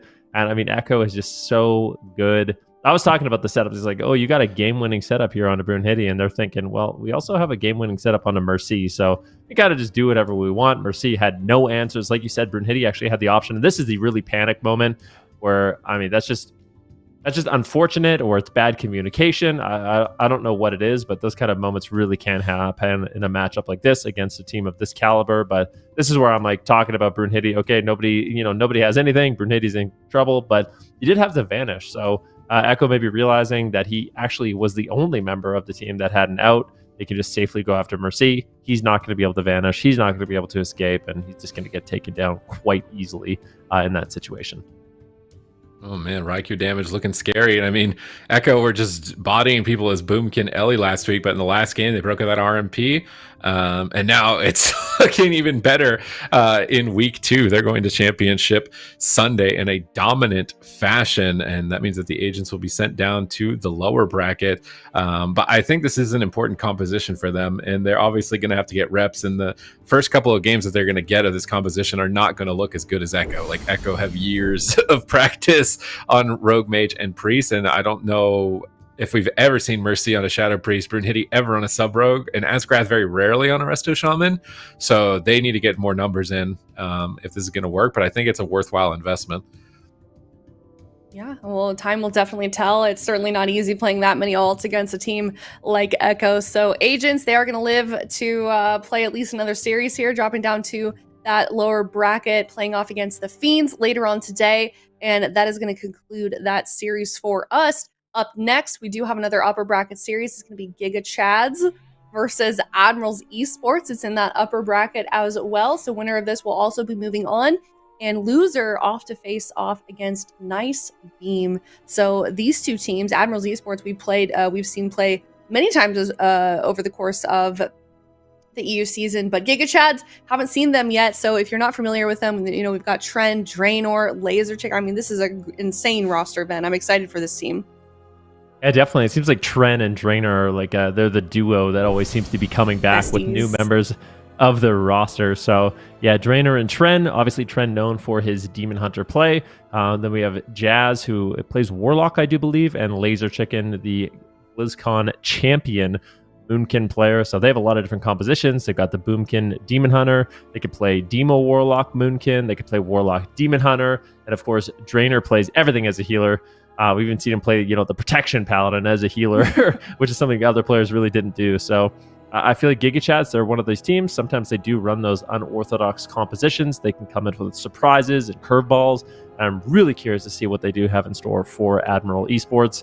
Admiral Esports, obviously one of the most solid rosters in Europe right now. You have Swapsy, Blizzo, Jamie, and Next. This is like I said, this is a rock solid team. They have a lot of different meta compositions. They always come prepared.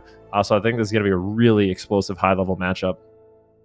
Yeah, I think so too as well. There's just a bit of an overview as well of the bracket for EU so far.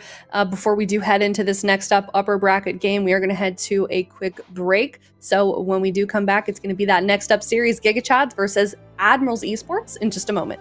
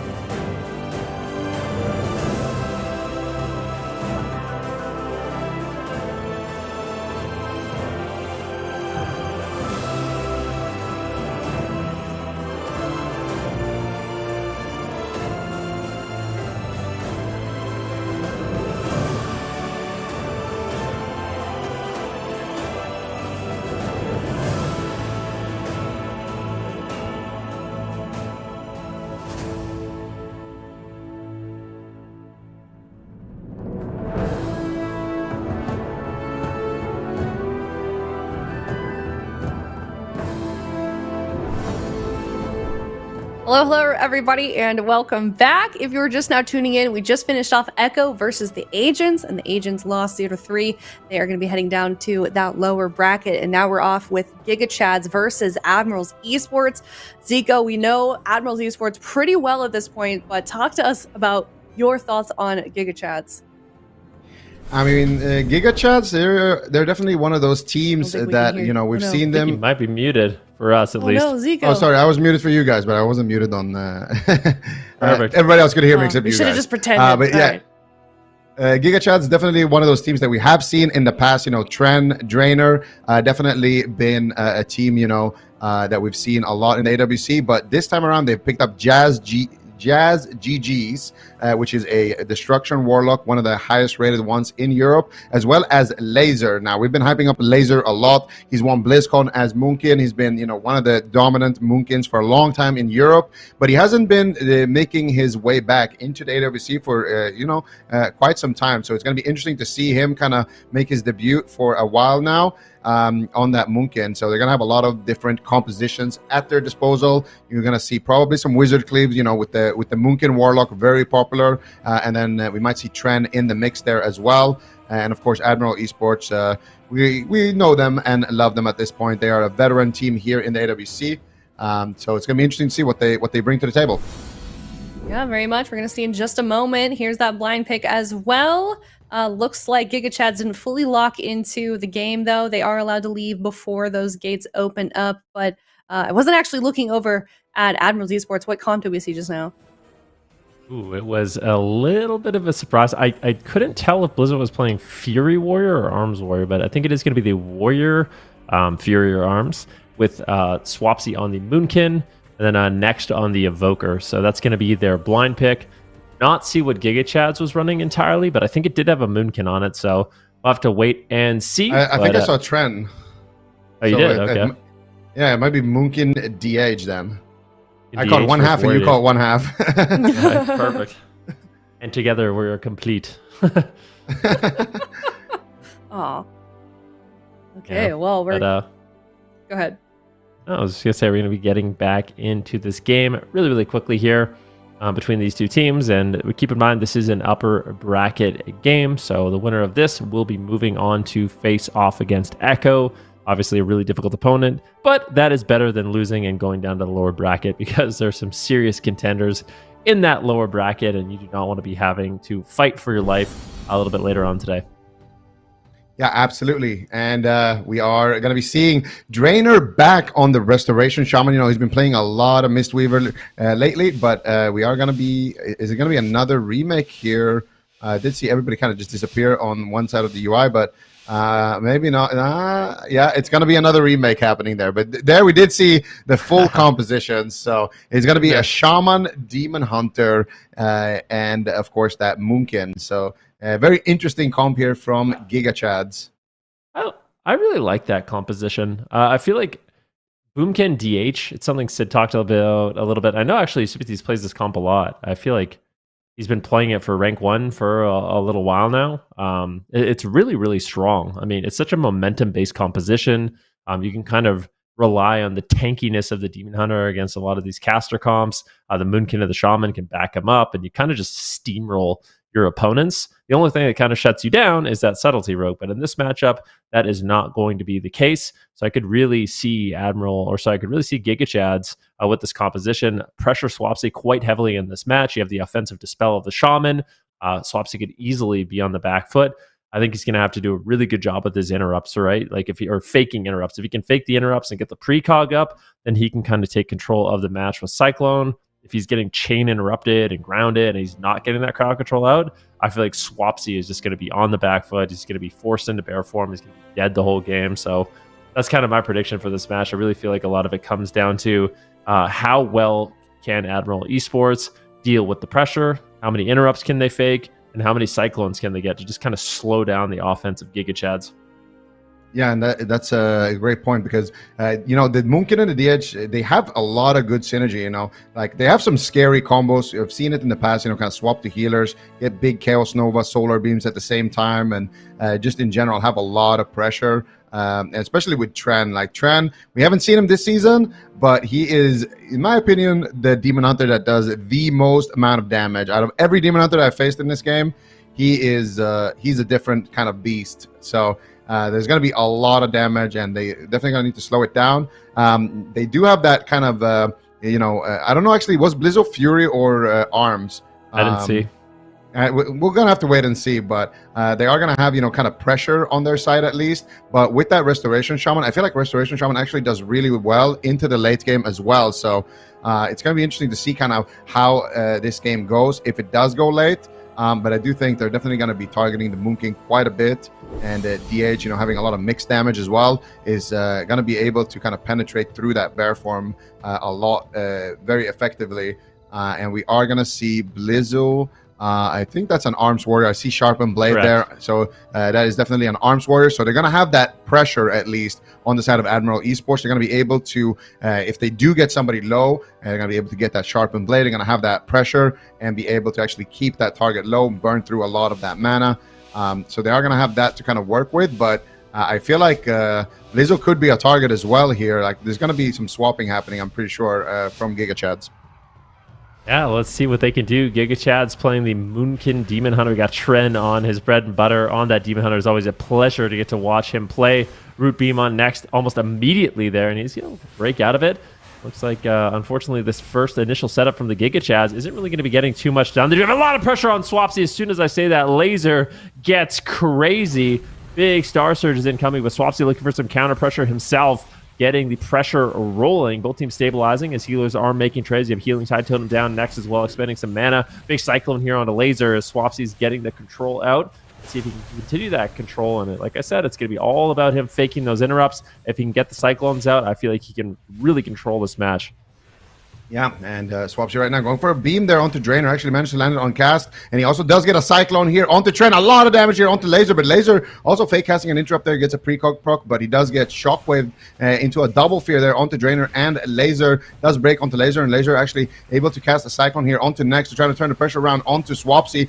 Which Moonkin is going to fall here. Both Moonkins trying to kind of just tank their melee right now. Laser actually doing a lot of damage here. Fake casting, trying to fake cast another interrupt here. And he does manage to land it. Gets a Cyclone onto Swapsy. Swapsy trinkets out as well into a stun here onto Tren, into a Cyclone onto Laser. A lot of damage onto Tren right now. How he's going to stay alive? He activates the Glimpse, but that is going to be the Spirit Link Totem of Drainer. Now Laser with another fake cast there onto the Cyclone, but Blizzo Blade Storm's actually out of it to keep the pressure. A nice Earthen Wall Totem, but Laser moves out of the Earthen Wall Totem to get aggressive here. He leaps in, he goes for the bash onto Swapsy, Root Beam onto Next, but he doesn't manage to find the follow-up CC there onto Next. Now Next actually looking to get aggressive here onto Drainer, maybe goes for the Sleepwalk, but they do manage to land the Cyclone. Drainer's going to trinket out to save Tren. Once again, 2 close calls here for Tren, and the cooldowns are not looking too good here for GIGACHADS. Yeah, definitely a little bit of a panic situation. There's just such a tremendous amount of damage on Tren in that last setup. Now Laser is the main focus. Blizzo just tearing him up right now on that Arms Warrior. Swapsy faking interrupt, looking for a Cyclone. Can he find it? It gets shut down by Tren, but finally the full Cyclone will land. And now they can make a push here onto Laser. Look at Nex. He's just channeling out Living Flames and Disintegrates, getting really aggressive on that Evoker. He's had a lot of free reign. Yeah, and we can see right now, Tren caught up in a bash. Swapsy is still dropping very low here. Swapsy, 10% HP there, barely holding on. And that is going to be a nice recovery there from Next. Swapsy, a close call like that, man, that is super scary to deal with. Blizzo now looking to Blade Storm down. Laser here, big stun coming out there with the Deep Breath from Next. Activating the Obsidian Scales to potentially get that Aura Mastery effect so he can cast while not being able to be kicked. And they do get the Cyclone onto Swapsy, shutting down the offense. But this game is so back and forth. Either one of these Moonkins could be falling here. Laser once again dropping very, very low. And that is going to be a Stormbolt onto Drainer. Laser moving out of the Earthen Wall Totem again. Drainer just telling him, get back in my totem here. He moves it. Actually tried to help out Laser there with that positioning. Laser once again dropping very low. He fake casts the precog. He gets a Cyclone onto Blizzo. Manages to slow down the pressure for just a little bit. Mana not looking too good here for Next, actually. Drainer still has a little bit to work with, but no big cooldowns here here really to survive. They just have that bark skin on the side of Laser Chicken, and Laser is going to be cycloned up for just a second here to get the cyclone now onto Drainer. To swap it to Tran. Tran dropping so low here once again. The blur into the metamorphosis. Is that going to be enough? Still more crowd control onto Drainer, and Tran manages to kite it out and stay alive there. Beautiful defense there from Tran. He actually uses Metamorphosis on a Stormbolt and immuned it, so really nicely done there by Tren. One of the only reasons he's going to be alive, and he manages to top off. He's got a lot of damage available. He gets Cycloned. Complete disaster, slowing down all that damage. Flopsy doing a really good job. Beautiful glimpse there by Tren. Going to be avoiding the follow-up crowd control. Does manage to land the stun. Can they get any damage? Unfortunately, no. It's going to be Next just using Rescue, bringing Swapsy out of there, and the amount of pressure GIGACHADS has had in this matchup is not as much as I really was anticipating. Next seems to be healing through it quite nicely. Swapsy's doing a really good job with the Cyclones, and it's just been GIGACHADS on the back foot. Trent is getting soloed right now by Swapsy. Unfortunately, it doesn't look like Blizzard's going to be able to get over there and get any stuns or damage off, but this pressure from Admiral Esports is looking good in game number 1. Yeah, Trent trying to fake cast the hunt here a little bit, trying to maybe bait Swapsy. Swapsy dropping once again to about 20% HP there. So much damage coming out here. Such an explosive matchup. Really, anybody could fall. Trent caught up in a Stormbolt. He could be in trouble here. Doesn't have too much to trade with, but he gets aggressive here. He does have the blur, so he activates the blur to stay aggressive with that. Swapsy at about 20% HP. Both healers looking tapped on mana. Anybody could fall at this moment. Swapsy dropping to 20% HP. The Emerald Communion comes out here for Next as he sits through a Cyclone, but Swapsy still down to 20% HP, 30% HP. Can they take him down? He catches a massive heal there from Next, and now it's going to be Laser Chicken in trouble. He actually doesn't pre-bear this. He's caught up in a double shockwave into a sleepwalk onto Drainer. Laser, how is he going to stay alive? He goes for the Frenzied Region. Spirit Link Totem trades for Drainer as well. Into a big, deep breath here Next, trying to carry the team. Laser at sub 5% HP right there. Manages to duck around the corner, gets a regrowth, goes for the Cyclone, manages to stop Blizzo here, but Tren in the back line getting blasted. And that is going to be Admiral Esports here, taking game number 1. Goodness gracious. I mean, Admiral Esports had so much pressure in this match. I feel like Swapsy did a really good job.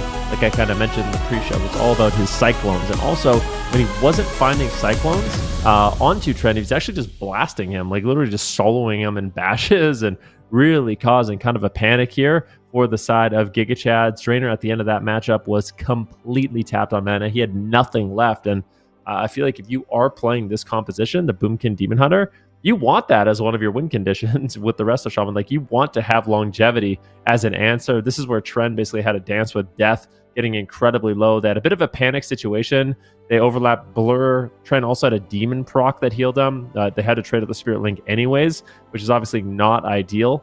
But it was just really, really back and forth between these two teams. A few moments, Swapsy got incredibly low, but I think it was just after this where Admiral Esports was able to kind of reverse the pressure and just get super crazy in the match. And I mean, a lot of that comes down to the fact that Drainer is just tapped, right? Like, there's literally no mana left. He's able to get out of this, trade out a Spirit Link Totem, but after this moment, we see a big, deep breath from Next, trying to set up the team. But keep in mind, it's actually Trend that falls. So Laser and Drainer behind the pillar, panicking to survive, and Swapsy's just like, well, Demon Hunt is the only thing I can really hit here, and he just starts blasting him with his Incarnation.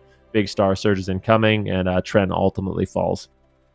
Yeah, just massive pressure coming out there at the end. And it really was so many close calls there onto Swapsy. I feel like Swapsy could have just died instantly. At some points, he was down to 5% HP in those replays, but they just had good recovery. You know, Next did a good job as well at the end there, getting that massive deep breath onto 3 people. And that's really what managed to kind of allow them to come back in the series. So really clean work from Next in this one. And I think in terms of compositions here, what do we expect? Do we expect anybody to swap around here? Do we expect them to kind of just stay with the same? Because I feel like that was a really close matchup that could have gone either way. Have we seen, I want to say we have. Have we seen Trend play anything else besides Demon Hunter? No, we have not. But they have Jazz GGs. That's a tongue twister. So they could bring in the Warlock. But he plays mostly Destruction Warlock, by the way. Okay, so mostly Destro Warlock. Bringing in some Drake Dog vibes. But yeah, GigaChads, they're going to be going to Hook Point, a nice small map. But what are they going to be running? Because I don't mind the small map. I feel like what's going to be really important is not allowing Swapsy to kind of pull away. Because it seems like the way he is playing is he wants to be away from the Shaman, right? He wants to pull away. He wants to drag Trend as far away as possible to avoid groundings and wind shears. get the Cyclones onto Tren, and if you can't get the Cyclones, kind of blast them down. It seems like that is a strategy for Admiral Esports, and on this small map, might be a lot more difficult to do that. GIGACHADS can kind of work as a unit to get their pressure here onto Swapsy and try to get crowd control on next and run them down, which is kind of what you want to do as that Boomkin Demon Hunter.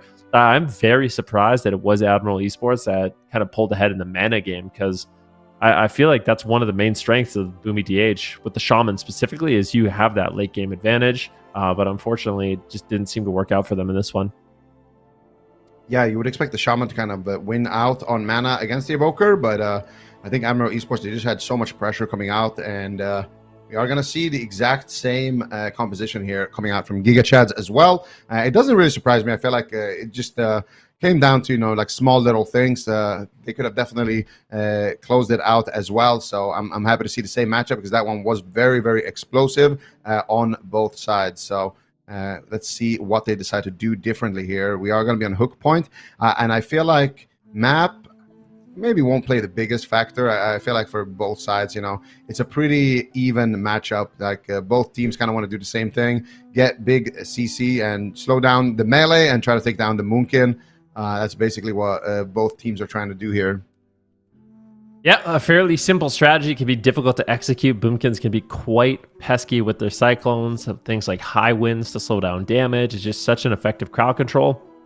But if you can interrupt it and get them on the back foot, that's when things really start steamrolling in your favor. So let's see what we can see here from GIGACHADS. I think going to the small map was a really intelligent decision. It's not going to allow Swaps to just isolate Tren as much of the match. And hopefully Drainer and Laser will be able to play pushed in, which is what you want. Like, I feel like it favors GIGACHADS to be together and push in together, and it favors Admiral Esports to be dragging away and be split up in this particular matchup. So that's kind of the push and pull that we're going to be seeing from these two teams. Yeah, let's see. The gates have opened here, and we are going to see Lightning Lasso. Actually, instant root beam there onto Drainer, but a nice reverse, I think, came out there from Tren. And that is going to be kind of a wasted cooldown at this point. But Laser here could be in some trouble. He gets kicked on the Cyclone. Swapsy already using Barkskin. Laser also using Barkskin. A lot of damage coming out here from Laser Chicken, but they're able to kind of shut it down for now. And that is going to be the Earthenwall Totem command from Drainer this time around. Laser will be standing in it, tanking it out. And that's going to actually be a Darkness drop from Tren and a beautiful Cyclone from Swapsy, actually trying to shut down some of that defense from the Darkness. But now Swapsy could be in trouble. The Hunt gets fake casted here. And this is something that Tren is super annoying with. He goes for those fears there onto next, and then he just keeps fake casting that Hunt, trying to kind of bait extra cooldowns, and now finally going to be going for it. Going to have that massive dot from the Hunt as well, doing some extra work for him. But so far, Swapsy able to just kind of withstand it, fake cast the kick, and get a Cyclone there onto Tren. Yeah, beautiful Cyclone incoming from Swapsy. He's been doing a great job so far this match. He does get interrupted here, but let's see if he can stay alive. It's going to be Laser with most of the pressure. Next into a full root Solar Beam. A big Stormbolt here onto Tren. Shut that down. Big pressure, though, on Swapsy. It's a great setup here by GIGACHADS. Can they ride the momentum? They do manage to get the Barkskin out of the way and the Trinket from next. So that does mean that Admiral Esports is working with basically no defensive cooldowns. This next push from GIGACHADS could be massive, but they have to hold on a little bit longer. Big Ascendance there by Drainer to top off Laser and buy that time that they need to get this next setup. Yeah, and Laser now potentially going to go for a Cyclone here onto Swapsy. He might be looking for it onto next, but nice reflect there by Blizzo, actually reflecting the Cyclone now. They're swapping over to Tren. Double Chaos Nova coming out here for Tren, though. And they find something, maybe an imprisonment here onto next. Doesn't look like he has it for now, but Swapsy looking for the Cyclones. Tries to fake as a kick. He does manage to get a Cyclone, but it gets grounded there by Drainer. And Laser going to be dropping to about half HP. He does have the Barkskin available. Tren taking some damage. Swapsy looking for the Cyclone.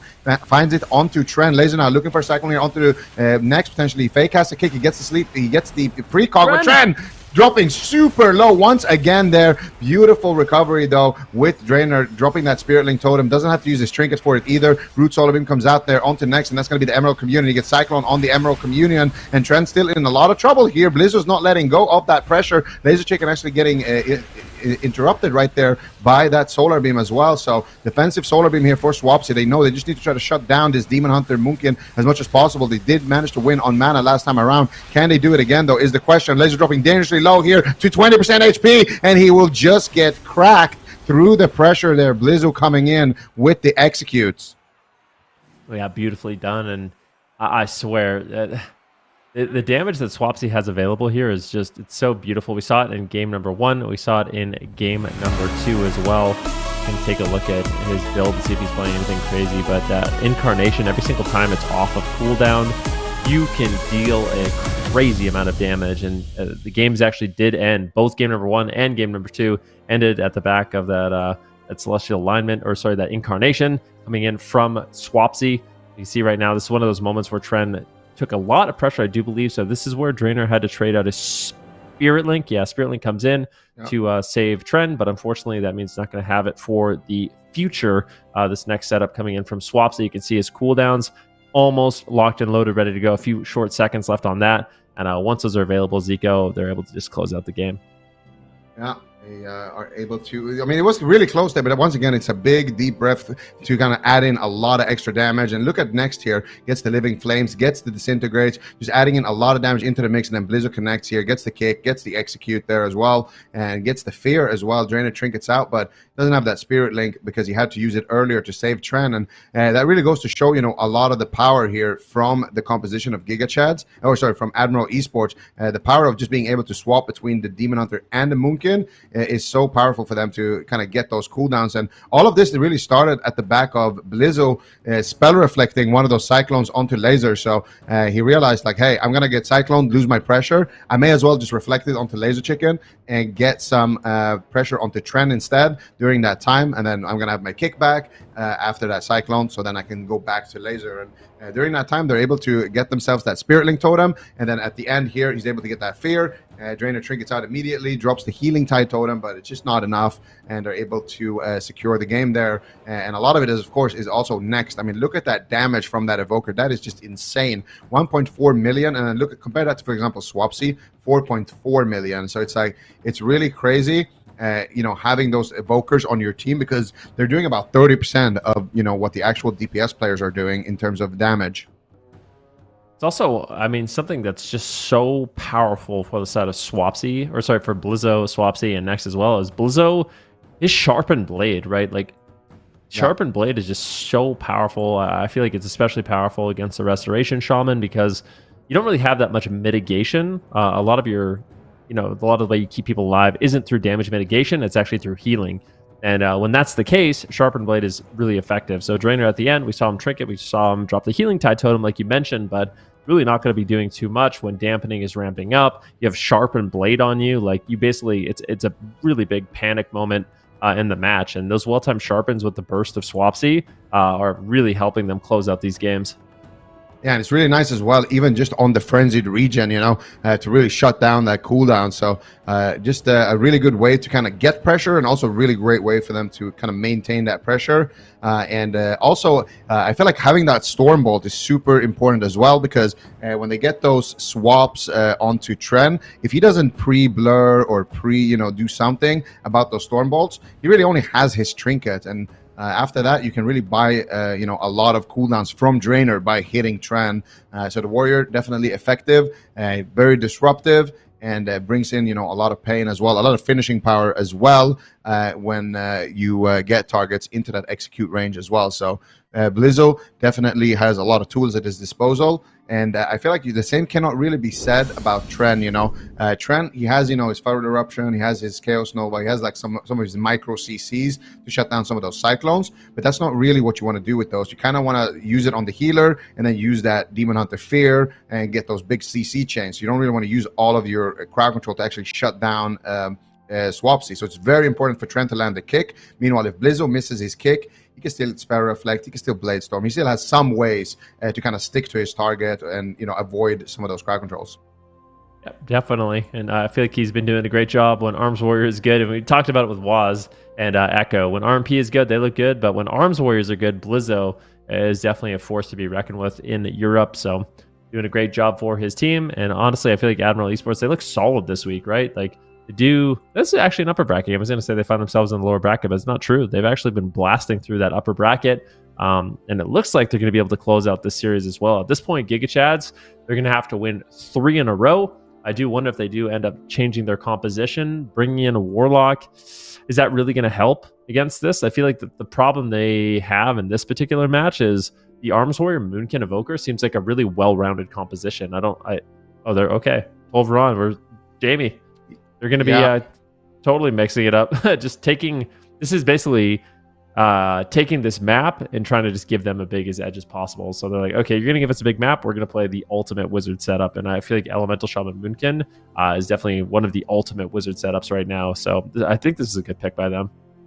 Yeah, I completely agree. I think they're just kind of being heads up. And this is something that, we've seen a lot with Swapsy's team is he's really good at kind of just taking a map and kind of flipping it on its head. When he sees that it's a small map, he likes to play those melee cleaves. He likes to, lock in, something like that. And then as soon as you go to Tolvir, he knows what's happening. They want to get Blizzo out in the big open field. They want to dampen. They want to get a lot of damage on that warrior late in dampening where you can't really do too much about it. And that's when, you can really punish that warrior pick. So they're just getting that warrior out of there. Going to get Jamie in there. Now, the question is GigaChads. What do? Do you go with the Boomkin Demon Hunter, which is not kind of the map that you selected for it, but you might get, a little bit of a better matchup there? And that's exactly what they're going to do. So I think they were kind of threatening and setting up there with the Warlock Moonkin, but ultimately they are going to be falling back here on that same composition. So I think that this is kind of intelligent in a way because at least they won't have to play that Wizard Mirror on this large map, but instead they're going to be able to keep trend on that Demon Hunter. So one of the things about Boomkin DH, like when I think of Boomy DH, I play a lot of wizard setups myself, as some of you may or may not know. But I like wizard setups, and that means I hate Boomy DH. Like they are, it's always such a tough composition. Normally, the Demon Hunter is able to just play as aggressively as he wants. They're normally quite tanky to these wizard setups. So my question is, if GigaChads cannot win with Boomkin Demon Hunter, I feel like I'm not going to favor this composition as much because, on paper, I feel like this is the matchup you want. You're playing against double caster. The Demon Hunter should be really durable. He should be able to stick to his targets, play super aggressive in the match. If that doesn't happen, if Trent actually isn't getting good pressure out and he is forced away and pressured heavily in this match, I'm going to lose a little bit of faith in just the Demon Hunter Boomkin in general because this is like what they should be beating. This is like exactly the matchup you would want traditionally as this composition. Yeah, I kind of agree with that. The one downside, of course, is going to be that you have Tren, on this big, large map. But Demon Hunters, definitely a high mobility melee. They're not, one of those melees that's going to be getting kited a lot. The only problem is that they do have a lot of roots on the side of Admiral Esports. Swapsy can root, Nex can root, and Jamie can also root as well. So they could drag Tren out in open field, root him, cyclone him, get pressure like that, and then swap to him. So it's really going to be key for Admiral Esports to kind of land those crowd control chains and just kind of get that counter pressure because that's really their best way to stay alive against this. Make sure that you're getting those CC chains and make sure that you are being able to kind of push Laser Chicken back to the pillar. As soon as you're able to do that, that's when you can swap to Tren. Kind of similarly to what we saw in that Nagran game. They got Laser to pull back there with Drainer, and then while, Drainer and Laser were kind of healing up, they just swapped to Tren and killed him. So they need to have a kind of a similar game plan to that. And if they can execute on that, they do have a shot on this one, but I do agree. I think GigaChads, they have themselves exactly the type of matchups that they want. But it is smart of Admiral Esports to actually pre-lock this in and kind of avoid having their warrior on Tolvir. Could be smart, right? If it doesn't work, then maybe it won't be so smart. And it's like one of those plays where if it works, you're going to look like a genius, and if it doesn't work, it's like, well, maybe you should have just. Sometimes it is nice to just play one composition until you're forced off of it. And honestly, they look really good. So this is either going to be a genius move or a big mistake here by Admiral Esports, depending on what goes down on Tolveron Arena. But one thing is for sure, I do agree. GigaChads, this is the matchup that they want. If you're not winning against double casters as Boomkin Demon Hunter, I feel like there's not much of a point of playing this composition at all. So they got to get it done here on Tolveron. It's going to be a big open field. So for Admiral Esports, they're going to have basically the best battlefield they can to drag Tren into the open, as well as, pull the Shaman off the pillar. They're going to be bringing Drainer out into the open. He's going to be susceptible to Root Beam. If they can Root Beam Drainer and get like a bash on Tren, or a lightning lasso on Tren to make sure that he can't go reverse magic, that's going to be a game-winning setup for Admiral Esports.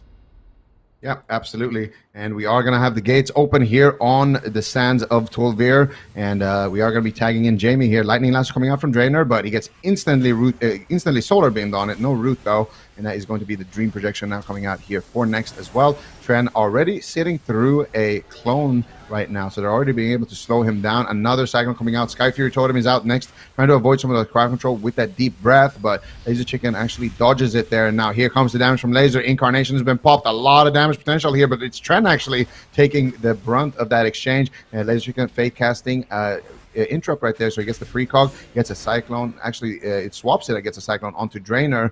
Laser not able to find those Cyclones. Next, just doing a great job here, kind of ducking in and out from that pillar. Tren landing, he's kicked there onto Swapsy, and here's the double Chaos Nova. There's the Fear onto Next as well, and they're able to land it, but not able to get too much work done there, as Jamie is there with the Tremor Totem to kind of dispel that fear. And now it's going to be Laser once again sitting through a Cyclone, and Swaps is just doing a great job kind of mitigating a lot of this pressure before it gets rolling.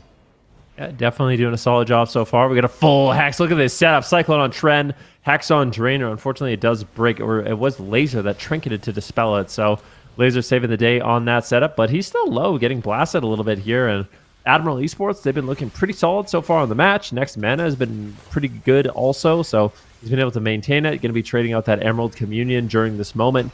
Keep his team nice and aggressive, does not want to fall behind. And honestly, I do like that decision. Hold on to the trinket, trade up the communion, don't allow your team to fall behind, and now they can keep up this pressure onto Laser and try to ride that momentum. Yeah, and Tren going to sitting through a clone here, as Next was sitting through a crowd control chain. So Swapsy once again really controlling the game nicely right now. Jamie is dropping somewhat low here, and they do have the Shroud here, the Nullifying Shroud onto Next. So he's going to be immune to some crowd controls, going to be feeling safe to kind of push in and get those big fire breaths. And he's doing a lot of damage there with that Laser. Not feeling too confident here to push in. So he's going to be going back here towards his healer. Drainer actually trying to maybe win this game on mana. So far his mana is looking pretty good, but cooldowns definitely dwindling here in terms of defense. Northern Wall Totem gets traded down. They get a lot of pressure onto Swapsy. Can they find any crowd control onto Next? He still has that Nullifying Shred for a couple of more seconds. Finally, it is going to time out there, and now they could go for a CC chain onto him, but right now they're just kind of happy to just trade damage with Admiral Esports mana. They are burning through Next mana pretty well, but still a lot left to go here. Laser could be in some trouble here as well, as they go for another CC chain. Laser dropping extremely low right there, and they do get a Hex there onto Drainer, into a Lightning Lasso onto Laser. Beautiful combo here by Jamie, and that is going to be the Ascendance there of Drainer. Nice Hexes so far from Jamie. Yeah, he's doing a really good job. He's been holding on to his Spirit Walker's Grace, make him immune to interrupts, and then going for those Hexes when Drainer does not actually have a grounding totem, so there's nothing you can really do about it. Laser might just fall. I mean, this is not what you want. They're getting blasted back to the pillar. Dampening is ramping up a little bit. The only thing GIGACHADS has going for them right now is Drainer has a slight mana lead, but with this positioning, I feel like Next at any moment can kind of just push forward. Big stun here onto Tren. Can they take him down? Laser in the back line trying to get some crowd control, trying to get something in this situation. It gets interrupted there by Swapsy. Full Cyclone could potentially land. It gets grounded. Nicely done there by Drainer, but eventually it does land, and now Laser is caught into the middle of the map. Do Swapsy and Jamie have the damage to actually take him down? This is not looking good for GIGACHADS. Definitely not right now, as they finally have to go back to the pillar once again here. And Jamie is just blasting off right now, doing a lot of damage. They're controlling Tren right now beautifully, and they're going to swap him out of that Cyclone. Tren immediately pulls back here. Nice glimpse there by Tren as he does duck back to the safety of that pillar. But Drainer has a lot of work ahead of him. Laser is actually helping him out there with a few regrowths. And you can see Next on one side blasting there with the Disintegrates, and of course he has Swapsy on the other side. But now Laser looking to get scary here on that Moonkin. He's got a lot of damage here coming out, but so far Next is able to deflect it, no problems whatsoever. Tren once again trying to get some pressure here, actually manages to land a kick there onto Swapsy, but it's going to be Laser once again taking huge hits of damage here from Jamie. He's just getting all of that work done, and the Haymaker coming out there, but it gets Cyclone. Unfortunately, Jamie may be going for a big Kultiran play there, but look at Laser once again here. They get the root there onto Drainer, but he's going to drop the Earthen Wall Totem, and Laser should be fine for now, but they're making a swap onto Tren here once again. Double Chaos Nova coming out, Emerald Communion being forced out. Nice low Cyclone there on the Emerald Communion. Now swapping it over onto Next. They're trying to get some pressure onto Swapsy. This could be it. Finally forcing out the Emerald Communion and the Trinket of Next.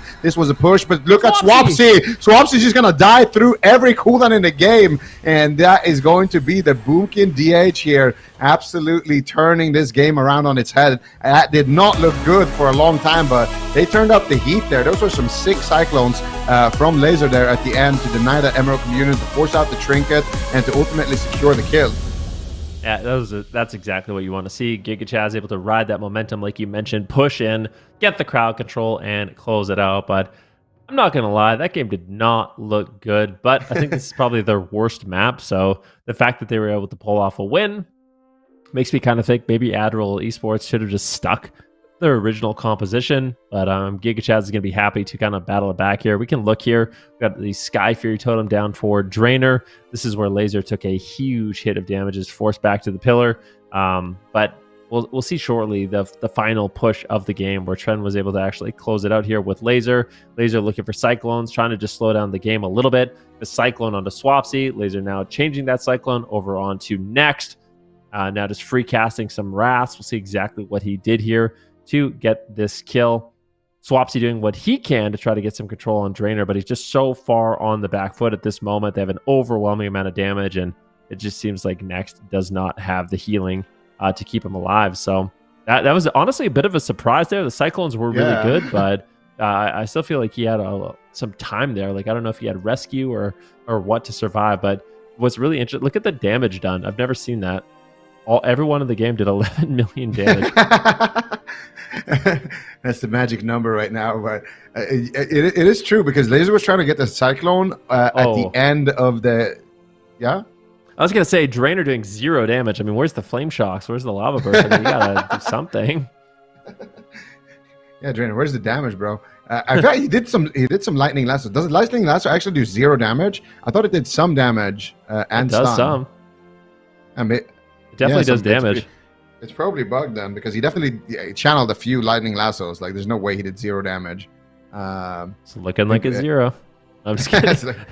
maybe there was like a shield up or something. I don't know.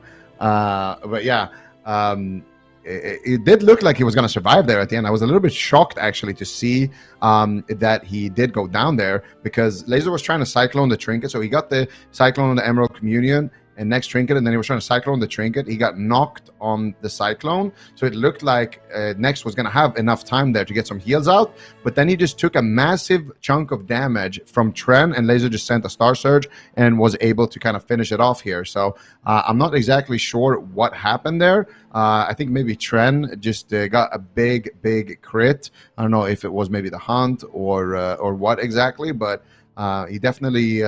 I definitely feel like it was a bit of a surprise kill there for GIGACHADS. Yeah, but they'll take it. they're gonna stay alive as a result. They don't have to go to the lower bracket just yet, but they got to win 2 more, and it is going to be on Admiral Esports map and composition advantage. My prediction: Admiral Esports, they're going to be locking in a small map. We're going somewhere small. There's not going to be hook point available, but the next smallest map, Ruins of Lordaeron, is going to be their pick, and I think they're going to want to set up to play that Arms Warrior Moonkin again. Yeah, I think the Arms Warrior Moonkin looked good. We are going to see Drainer on that Monk. Now, I didn't mention at the start, he's been playing a lot of Mistweaver, and, you know, it's been a while since we actually saw Drainer on the Shaman. So it's going to be nice to see him back on that Mistweaver. He is so good on that Mistweaver, but I feel like... I don't know, man. The Shaman lost on mana. I feel like the Mistweaver is going to lose even faster on mana. I feel like the pressure as well is going to be pretty high.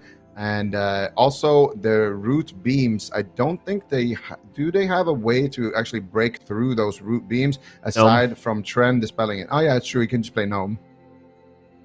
Yeah. He will be a Gnome.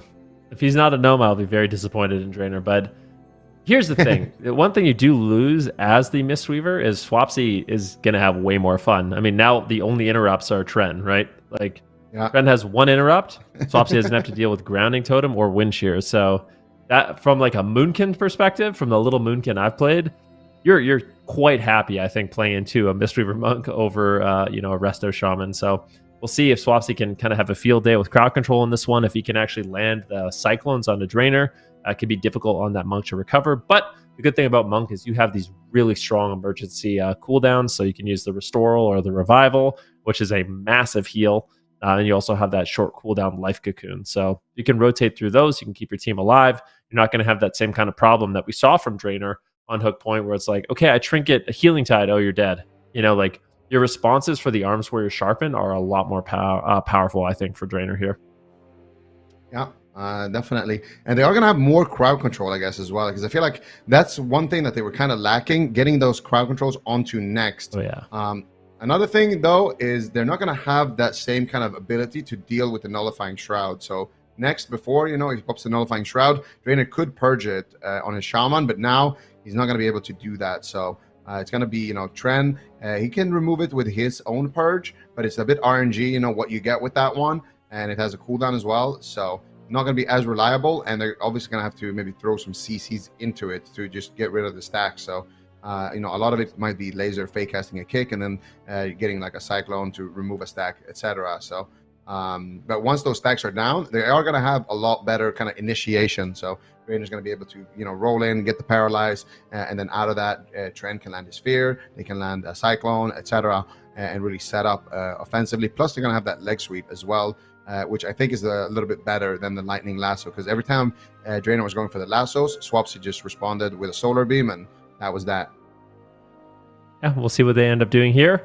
Winds of Order on a very small map. GigaChads is going to be mixing it up here and bringing a Drainer on the Mistweaver Monk. And like I said, there's pros and cons to both the healers, but I think we can both agree if Mistweaver is good, Drainer's looking solid. And it's been kind of my theme today. It's like seeing these all-star players on the specialization of their choice. Drainer on that Mistweaver Monk is super good, and I feel like the biggest reason why he is making that adaptation is just because on the Shaman, you basically have Spirit Link to deal with the Sharpened Blade.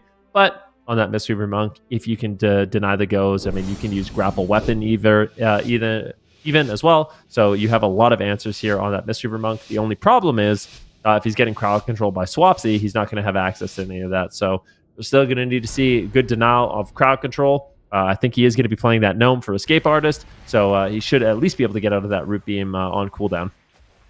Yeah, and we are going to see the gates open here. Ruins of Lordaeron. It is match point here between Admiral Esports and GigaChads. Who is going to be taking it is the question. Swapsy already dropping quite low here, but already managed to fake cast some kicks. Going for the Cyclones here. Can he find them is the question. Manages to find a Fear there onto Drainer, actually. A lot of pressure coming out here onto Laser. Laser ducking for that safety behind that pillar. Swapsy now getting blasted as well here by Tren. And he does duck for cover now as Tren does get Cyclone here on his retreat, and so far it's not looking too bad. Swapsy has traded out his Renewal and his Bark Skin already, though, so they are trying to work through that checklist next, trying to avoid some of those crowd controls as well. They overlap it, though, with that War Banner next. Now could be susceptible here to those Cyclones. Yeah, it's going to be a bash here onto Tren. He has no trinket, so once again, I mean, Swapsy, he's just trying to solo Tren in this matchup. There's a Life Cocoon onto Laser, handling that situation, using the Escape Artist to get out of the Root Solar Beam.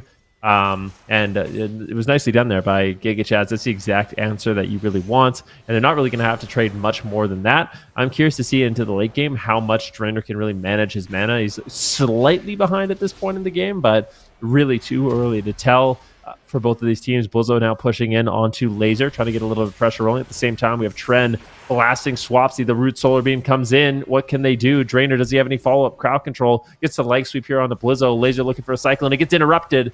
Nicely done there by Swapsy, buying next enough time to get the Nullifying Shroud up. And with that Nullifying Shroud, immune to crowd control for a short time. So should be able to really do a setup here. Let's see if Admiral Esports can get something done offensively. Yeah, they're looking for the CC, but Drainer's being very, very annoying here with his positioning, just avoiding all of that crowd control, ducking in and out, channeling out the Soothing Mists, making sure that they can't really take anybody down. Nice Cyclone with the Laser and Blizzo at the same time. Swapsy now getting kicked here on the Reclone. And here comes the hunt. Here comes the pressure from Tren, but he gets cycloned here as he has his hunt out rolling, and it is actually Laser getting hunted here by Blizzo, dropping to about 50% HP. Here comes the Blade Storm as well from Blizzo. A lot of pressure coming out here, but Drainer is deflecting there with those Soothing Mists in the backline. There's that Paralyze, and Drainer's pushing in here. There's the Emerald Communion immediately actually being popped there. Next actually gets cycloned on it. This is a big mistake here. Next going to be forced to use his trinket. That's going to be the die by the sword there as well. They cyclone the trinket. Can they cyclone Blizzo low? Laser actually trinketing out of a cyclone into a full Stormbolt. Laser now in a lot of trouble. Doesn't have the Bark Skin here. Drainer has a lot of work ahead of him to get the Root Solar Beam there onto Next. Next stuck in this one. Can they get a follow-up cyclone? I think they should have the DR coming back up very, very shortly here. Laser looking for it, but Swapsy realizes the situation, shuts it down there with that Solar Beam, and now Blizzo leaps in, double fear onto Drainer and Laser. Laser. Laser, what is he going to do here? Tries to fake cast the kick. Blizzo actually uses that reflect there, so he's going to have that in his back pocket still. Now goes for the Blade Storm. A lot of pressure here from Blizzo. Now he still has his kick in his back pocket. He managed to land it onto Laser, and now Laser finally should be able to land a Cyclone here. He gets shockwaved on it. Blizzo is playing a phenomenal game right now of Shutdown. Stormbolt connects there once again onto Drainer, but Blizzo actually gets Cyclone and trinkets out of it, trying to get some counter pressure onto Trent, but Trent so far looking quite immortal here with Drainer healing him in the back line. Yeah, big stun here on Blizzo. What are they going to be able to do? It doesn't look like they have the damage just yet. Oh, big pressure coming in. It looks like Nex is going to have a big Living Flame to top him off. Good innervate there by Swapsy as well, just allowing Nex to maybe even get more of a mana lead here in this matchup. Darkness drops onto Laser. They realize this is a scary situation. Blizzo's pushing in. There's a lot of damage available for Swapsy too. He gets Cycloned. Beautifully done there by Laser, getting this crowd control out. Swapsy, though, going for crowd control. Does he find it? It's a Root Solar Beam here on the next. Swapsy could just go down. Here's the Barkskin. They don't have the healing to actually keep him alive. Paralyzed. This is the crowd control we were talking about. Is it going to be game-winning crowd control? Nicely done there. Next is able to get off the rescue, and Swapsy survives, but that was so close.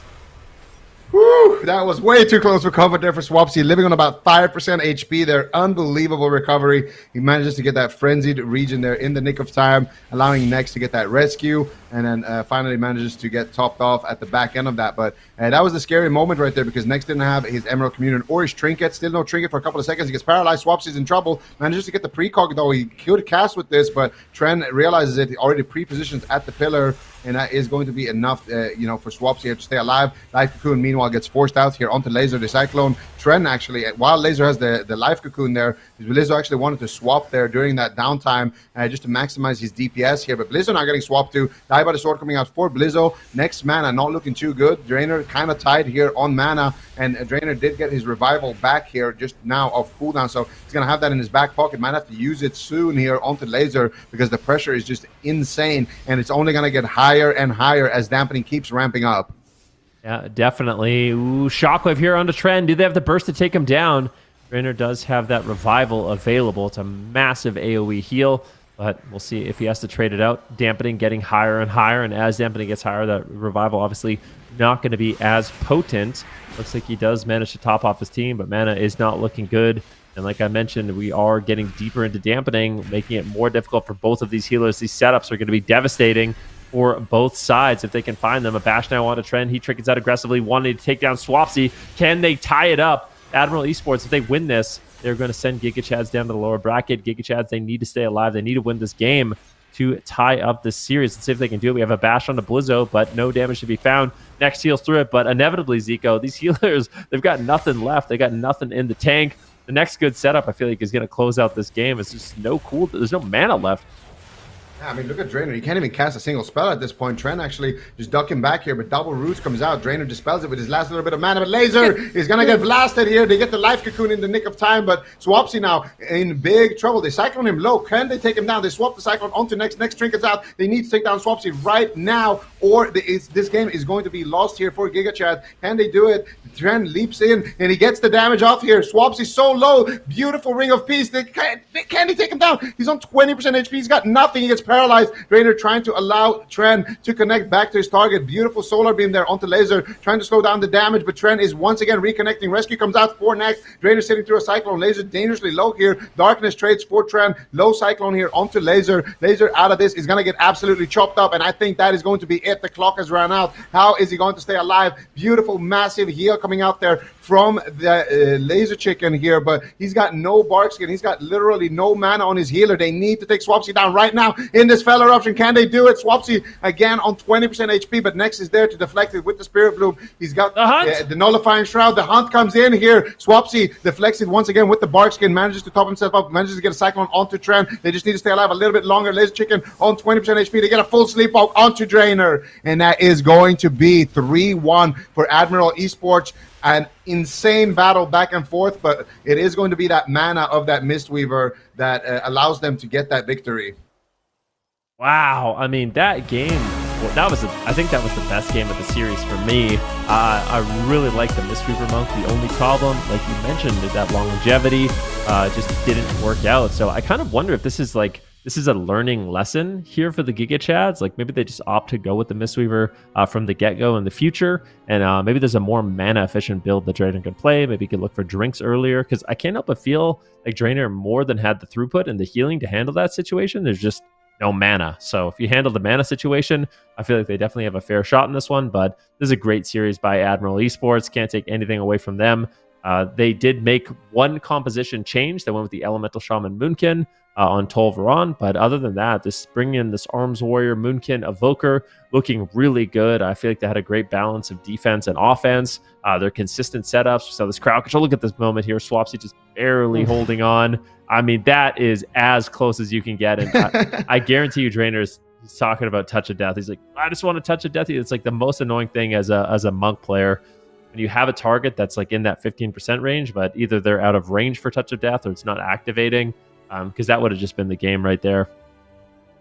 Yeah, no, I completely agree. There were so many close calls. I feel like in general in this series, there were so many close calls.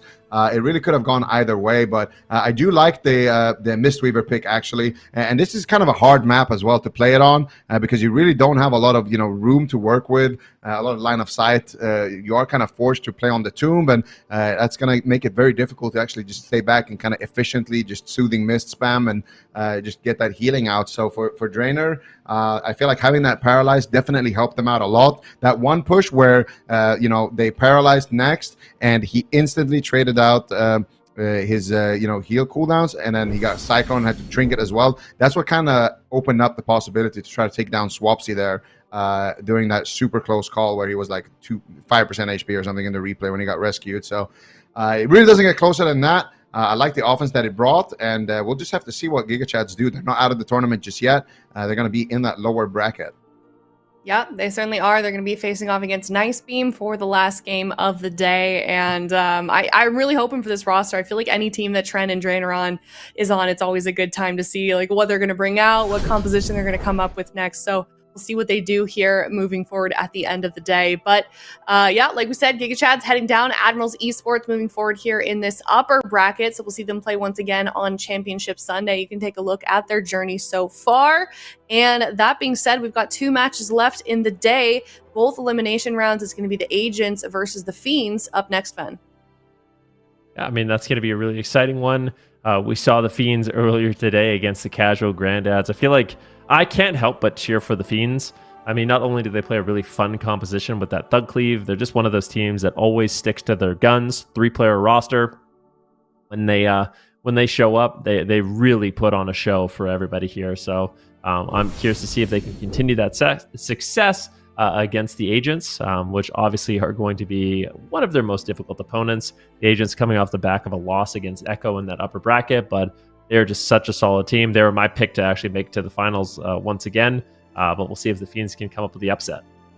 Yeah, we certainly will. We're going to head to a break real quick. When we come back, it's going to be Agents versus the Fiends in an elimination round up next.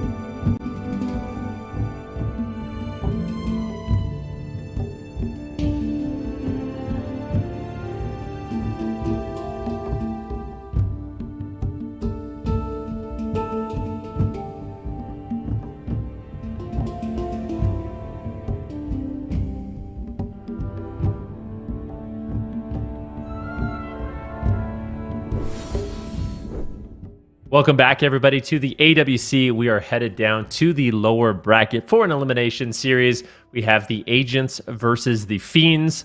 The Fiends, Super T's, these guys always stick to their guns with this thug cleave, but I feel like they have a really difficult opponent ahead of them with the Agents. Every opponent in this tournament is a difficult opponent, I think, at this point. And I mean, these were the finalists for last cup, the finalists of last season as well. But the Fiends also said when they were interviewed that they like fighting wizards. And I mean, the Agents are pretty much the wizards of the region. So if there was an opportunity here for the Fiends to grab a win, I think this could be it, unless the Agents have a curveball, because one composition that knocked the Fiends to the lower bracket was Turbo Cleave, the Enhancement Shaman, and the Arms Warrior. And I wonder if Zeepai has been practicing it all for Enhancement Shaman, Brunhilde on Warrior, because it looked really tough for the Fiends to even win a game against that composition in the open bracket. Yeah, I mean, we'll have to wait and see what the Agents have in store. I feel like they've really shown us that they really are that well-rounded team. They have a lot at their disposal.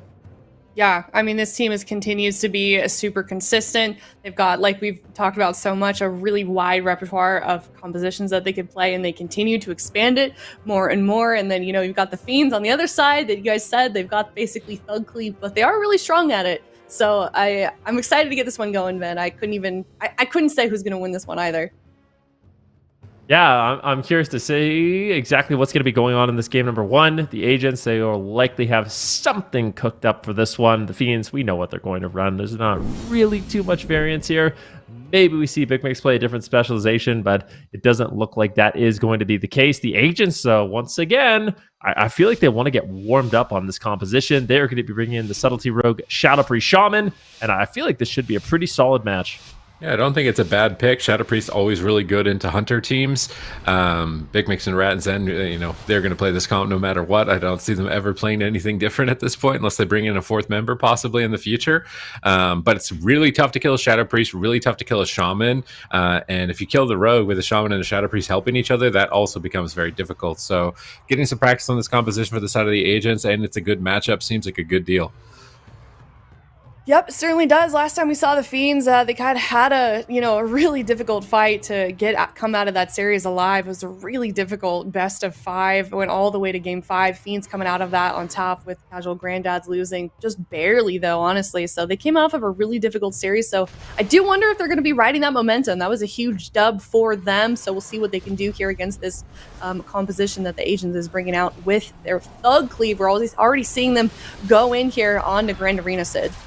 Oh, they got a decent pre-scatter on Brunhilde, but then they couldn't get any follow-up crowd control, and now they're getting set up on Silence on Zen. Pick Mix the main target. FIENDS off the dots, trying to stay out of the pressure. Jumps over towards Asgrath. He's trying to bait the grounding totem before going for the freezing trap, but still hasn't launched it just yet. Asgrath's still holding on to it. We see Zen jumping into that Spirit of Redemption behind the pillar to try and heal Rat to this pressure and avoid any future crowd control. He keeps his team completely topped off at this moment in time, but he's already traded the Apotheosis as well as the Guardian Spirit, so they need to get offensive. A triple fear sneaks in from Zen, and now they're setting up with a kidney shot, freezing trap, cheap shot into scatter. Beautiful stun on the trinket. Will they take him down through that? Void Shift comes through from Mercy at the last second, and Rat almost styling on Brunhilde in the first couple seconds of the game, but now he's got to be careful. He's in a stun, and the Agents are looking to turn this around with a Hex onto Zen. Rat will immediately trinket and Cloak of Shadows, but that just means they're going to switch targets. They go after Big Mix. They've been blasting him down to half. Zen is free of crowd control, and they stay alive. But this was 2 trinket trades on the side of the Agents and only 1 trinket trade on the side of the Fiends.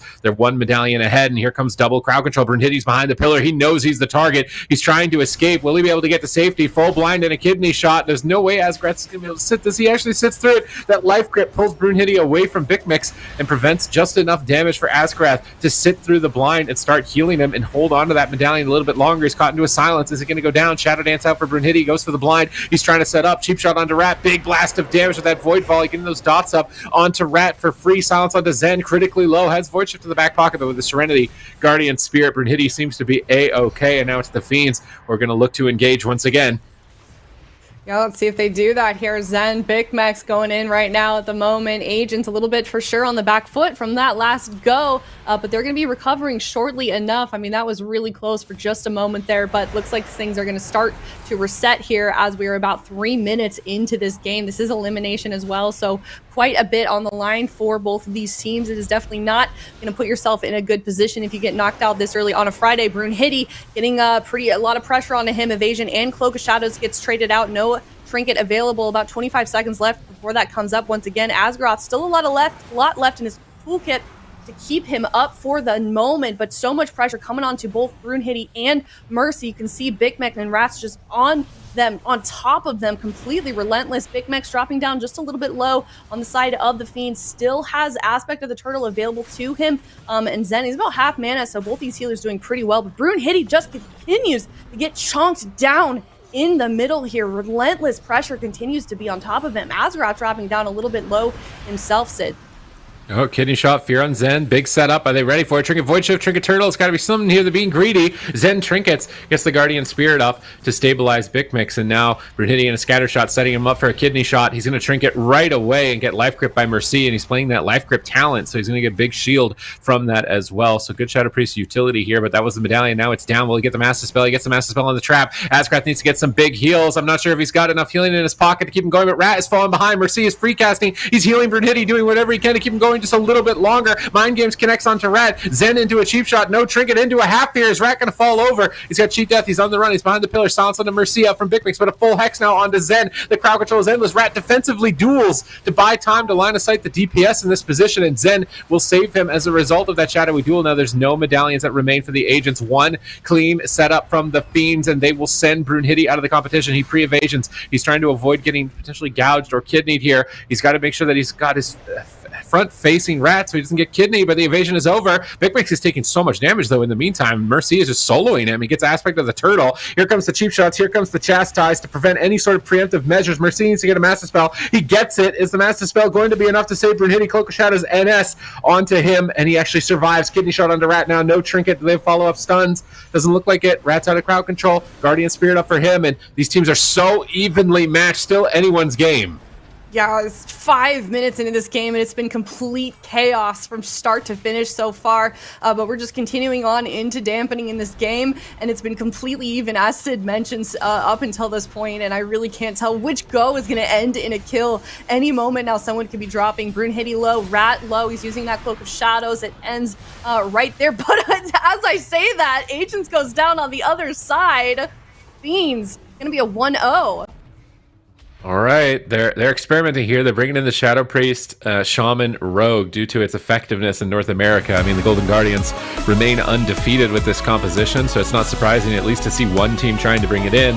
But they are fighting a main Subtlety Rogue team, and this is one of the big differences. Like, Subtlety Rogue is a class that if you haven't spent a lot of time on it, you know, nothing else translates to it. You know, you can maybe switch between a warrior and a death knight and a demon hunter. It's like run in there, smash, zug, and you've maybe got a stun on a 30-second cooldown, and there's a lot of similarities between them. But Subtlety Rogue has almost no similarities to any other class in the game. So if you're going to alt this and you're inexperienced at all, like, you know, a more experienced Subtlety Rogue is going to absolutely dominate you. This game, I wouldn't say is absolute domination by any means, unlike the series previously here between the Agents and Echo. But do they want to keep gambling this, because they're gambling, you know, a potential championship Sunday by trying to practice this composition, or should they go to something that is more prepared? Yeah, definitely a big question. Always interesting as well when I feel like it's not often you see comps getting kind of adopted cross region. It seems like they kind of stay within their meta within their respective regions. So we'll see how Agents does do as we move forward here, but this is going to be the final moments in just a minute. I mean, you can see both of these rogues just starting to drop really low, but it's Brunhilde that ends up going down in the end. Yeah, just constantly back and forth. It's almost like a rogue envy game. What I love about the Fiends is they pepper the target a little bit. They get a scatter shot. That's the pepper, and it prevents Brunhilde from moving. And then they set up on him. But here at the end, they just crushed him with damage. It wasn't even really seasoning their meat before they take him down. Peppering them up like mages do it too. They'll polymorph the target they're going to kill just to hold it in place, and you're just sitting there in the polymorph like, oh man, I know I'm going to die and I can't do anything now. They're doing the same thing with Scattershot and Chastise on the Rogue. and so they can get in range to stun him before he can do anything preemptively to run away.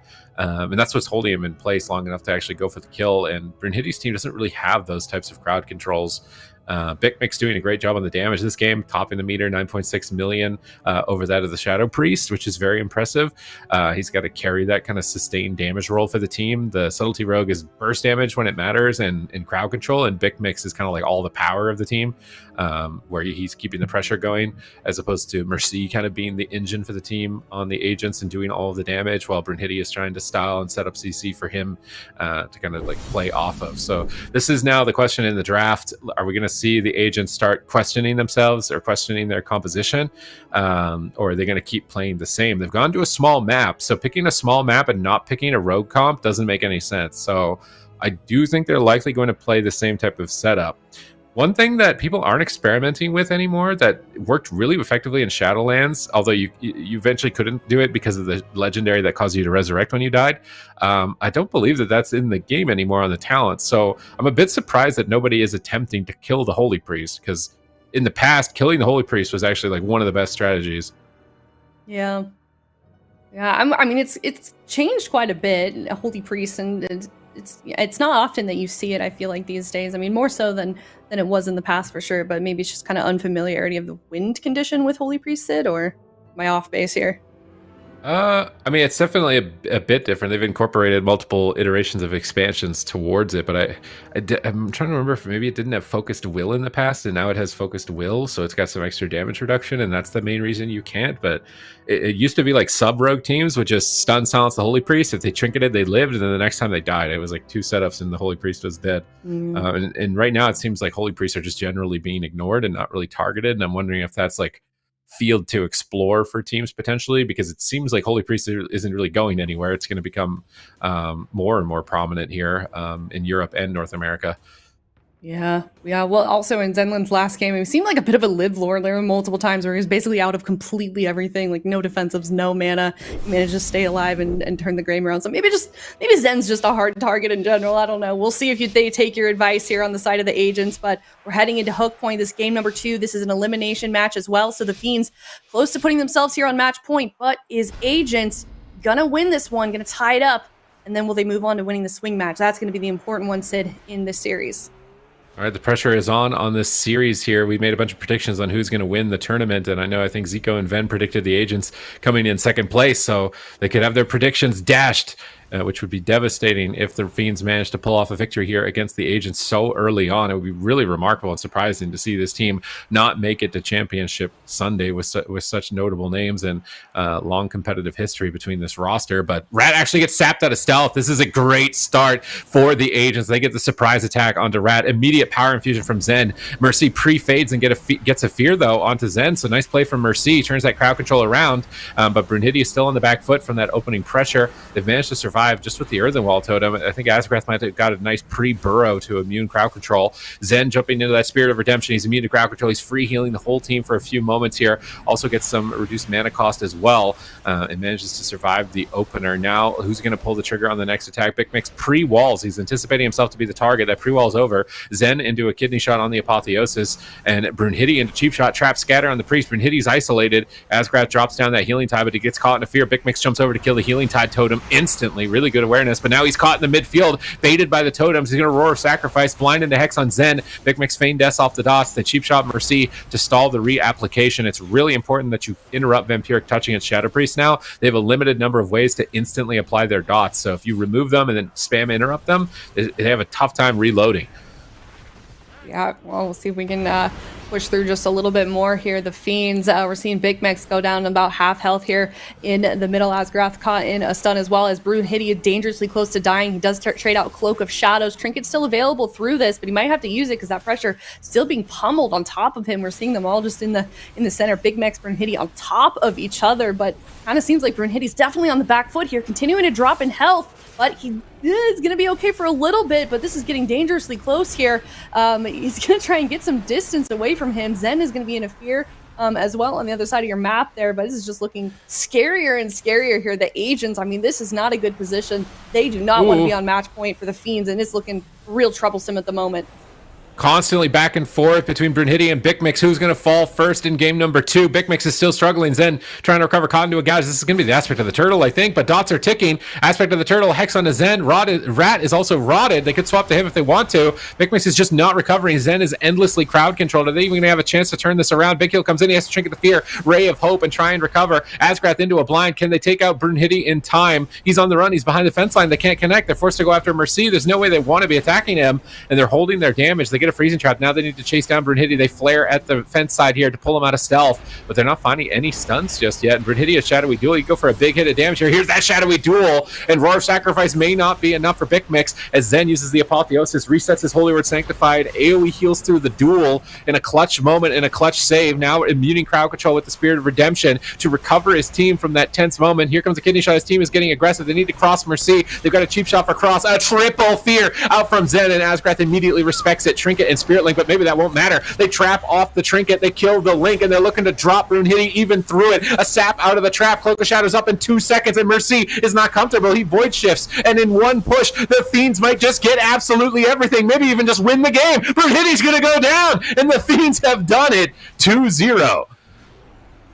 Oh my gosh. I mean, that was so close for so long for the agents. They could not stabilize for the last couple of minutes there. The Fiends taking that victory 2-0 on hook point, and the ball is definitely in the court of the agents right now to turn this around here. It's looking like a real difficult series. This is the team that people expected to make it to the grand finals, and right now they are for sure on the back foot here, Sid. This was a crazy push at the end of this game. Like, they're just popping off. They're looking so good, man. I'll be honest, like, I was not expecting the Survival Hunter, Subtlety Rogue, Holy Priest to make a deep run despite like them being amazing players. I was just thinking, there's no way this comp is going to be able to do this, right? There's too many Warlocks. There's too much, there's too much disruption for the Subtlety Rogue. There's no way. And now 2 games in a row against a comp that, I mean, historically has been really good in the Hunters. Just Shadow Priest Shaman is a duo combo, and they're persevering. It was this clutch save from Zen in the duel. I was thinking Brunhilde just going to KO Bikmix, but Zen saves him. AoE heals through the duel. They survive long enough, and they make the most Omega push I've ever seen. Like, they kill Brunhilde through Trinket and Spirit Link. So right here, Asgrath's crowd controlled, and he's like, okay, Brunhilde's going to die. I will Trinket, and I will Spirit Link Totem, and this will make him not die, right? So everybody's in it. Link redistributes the health. They kill the Link and trap so it doesn't break the trap. And Mercy's like, oh no, is Brunhilde still going to die? I think he might still die. I'm going to life swap. And then he swaps his health. And then Brunhilde's like, oh no, am I still going to die? Has Cloak of Shadows. Could have cloaked, honestly. He gets disarmed. Still could have cloaked. And he just, I mean, maybe he doesn't want to overlap it because he's like, well, like, we're going to die in the next go anyways if he does that or whatever. But you definitely don't want to lose with buttons available, even if you think that you're going to die on the next go. I think you do ultimately trade everything in that position. But that was the craziest push I think we've ever seen. Yeah, that was my heart is right. It's a good game when Subati's mic starts peaking. This is definitely very intense here. But yeah, Fiends 2-0 here, and they're on match point. They're really close to closing this out. Agents are going to have to reverse sweep, which is so far proving to be really difficult. I mean, the Fiends putting up an incredible fight. We talked about it so much. This is a 3-player roster. They've got this one composition, but obviously they are very, very solid with it. They trust each other. They've got trust in each other as a team, in their healers. Zen, obviously, incredibly stable healer, and he's using that Holy Priest. People weren't really sure how that would work heading into the series, the first one that we saw from the Fiends, but they are looking super strong. And they're at that 2-0 right now, and Big Max just continues to pump as well. Mercy closely behind also. All right, it's match point. The Shadow Priest Rogue Shaman is 0 for 5 right now on the day. You got your reps in, you got some practice, but do you think it is good enough to reverse sweep the Fiends and get to Championship Sunday, or is it time to change and get Mercy back in on the Warlock? I think it's time to get Mercy back on the Warlock with Empyrean Domain being locked in here. Demonology is going to be a really important component, so what are they going to look to pair up with that? We saw a Demo Warrior attempted in the series prior to this against the Fiends, and honestly, it looked pretty effective. There was a lot of shutdown, Stormbolt, Disarm, Axe Toss, so much crowd control to stop a rogue go, but even that wasn't enough. So the agents might just play main team here. They might bring in an Ellie Shaman and a Demo Warlock. I don't want to see them throw boomkins at this team. I don't know if they have a boomkin. See how it goes. I don't think they do either, but I don't know. Unless Mercy has been, I mean, I didn't think Mercy was a Shadow Priest, so I mean, maybe, maybe they have it. But this would be a really good map for a Wizard Cleave type of composition, and I'm suspecting that they're gonna play mains, but I'm not sure if mains will even work. Oh, so they're gonna bring in a Windwalker Monk instead of an Arms Warrior and a Resto Shaman with the Demo Warlock. Now, locking a Windwalker Monk into possibly one of the best Windwalker killing comps in the game, I don't know if this is the wisest move, and I mean, maybe he makes me eat my words, but any Windwalker players out there right now, I'm sure if you could type in the chat, probably would not want to see a Subtlety Rogue Chun? And all of the crowd control that his partners have to isolate you. Yeah, this seems really strange. Like you're on match point and you're gonna pick a Windwalker Monk into a Subtlety Rogue. Maybe it's not as bad as Demon Hunter because you can port while stunned. So on a big map, you might have your port behind the pillar, you can port a go or something, whereas Demon Hunter doesn't have that. But I don't know. With a Resto Shaman too seems. Yeah, I'm not sure. I mean, maybe they'd... What else would he play? A Druid? I feel like Druid's not Druid. And now there's like no Druid at all. So obviously something has gone wrong with Druid in terms of viable options or viable pick and competitive play. But the agents are betting their tournament lives, Championship Sunday, potentially, earning enough points to qualify into the top 4 if they don't have a good running for the next 2 cups. And they're banking it all on a Windwalker Monk. Hey, I respect it. Let's see what happens here. They're bringing out Windwalker. They're bringing out Brunhilde. This is only the second time that we've seen it so far in Season 2 of the AWC. And Brunhilde is going to be the guy to make it happen. He's keeping the Windwalker dream alive already, though. He's trading out Karma. He's trading out Trinket. Half health here. Asgrath was able to top him up here. But I'm excited for this spec. I'm excited to see what he can do. Well, full hex on Zen. Good start so far in terms of offense. Bigmix has been on the back foot trying to kite away from that army of pets, using the snare tar trap to kite all of the demons and avoid as much damage. He gets gripped away from the Fist of Fury out of the Earthen Wall. Really good positioning, avoiding the demonic Earthen Wall. Really good positioning, avoiding the demonic Tyrant so far from the side of the Fiends. Zen into that Spirit of Redemption, immune to any crowd control, keeping Bigmix at a healthy margin to get offensive because Brunhilde has no trinket. He pre-dampened harms, but you can die through your defenses as a Windwalker to a Subtlety Rogue. He's got nothing. Cheap shot, no trinket. This could be it. It's match point, and that's a KO, and that is why you do not play a Windwalker Monk into the Fiends. Look at Big Max. Come on, man. Oh, man. Yeah, that was a very quick game, especially compared to Game 1 and Game 2. But, I mean, at a certain point, you can't blame a team like the Agents when you just know that the comp that you were running isn't going to work. You just got to try something new. So I certainly don't blame them here. That is going to be the end of that team, though, unfortunately, which is very weird, considering kind of where everyone was predicting them to end up. But it's going to be 3-0 for the Fiends. We're going to break it all down here for that third game, Sid. So Bigmix is just kiting Serenity and kiting Demonic Tyrant. Right now it's, okay, avoid damage, avoid damage, avoid damage. We got the trinket, just avoid damage. And that's all the Fiends are doing right now. It's just complete kiting. He gets pulled away, gripped from the fist. Really good kiting and avoidance from the Fiends. They survive that initial cooldown window where Windwalkers and Demonology Warlocks are the most threatening. They fully respect it. They trade. And then they bait Brunhilde, or did he just go behind the pillar on his own? Because he went behind the pillar, but now he's out of line of sight of his team. And Mercy could maybe port for a Link or something like that, but Trinket Spirit Link is like your only option right now. And Mercy's not really close by. And I mean, Asgard's thinking, like, if I trinket, I'm just going to get blinded maybe. So he trinkets and he links and it doesn't go off in time. Oh, that's such a feels bad move. Actually, where did the Link go? Did it? Oh, wow. It just didn't get down in time. He died so fast. We're watching it in slow-mo and you can see the totem appear after he died. So a slow reaction here against the Fiends, and that's going to cost them the tournament. They're out. Yeah. I mean, this is a team that got second place to Echo for the first tournament last week, and it was a pretty close game at that. So now the Agents knocked out before they even make it to Championship Sunday. So that is definitely a big statement that the Fiends is making here. I mean, this is like the little roster that could here. Big Max just kind of leading the charge, 3 players, and they are knocking out the second place team currently in standings. I believe they're only like 20 points behind Echo. So this is going to be huge momentum for them. You can bet that they're going to be heading into their next series into Championship Sunday with a lot of confidence here. And then here's a damage breakdown as well. Any comment you want to make on that one, Sid? I mean, Bigmix does a lot of damage. Big damage, okay, yeah. Bigmix. That's fair, yeah. I'm so sad watching that as someone who enjoys Windwalker Monk. Like, We my go heart right back to the Windwalker bleeds main. for Brunhilde there. I'm like, oh yes, we're gonna see the Windwalker Monk, and then he's dead in 2 setups, which is kind of typical in that kind of matchup, like you mentioned, Sid. So definitely a tough break for them. We can take a look at the predictions that we all had, and guess what? All 4 of us put that we thought Echo was going to win. Oh, yeah. Cup number 2. Super T's is actually going with a different option. We were all wrong, so I still think you have a chance, right? I have a chance, but I think it's the next series, so I could be wrong as well, just in one series. You're the only one. So for Super T's to be right, GIGACHADS are going to have a very deep run, but they have a difficult opponent. They're going to be going up against some of the newcomers here this season, NICEBEAM. So let's see what they can get done. These are players we know and love. They have a lot of different compositions available to them.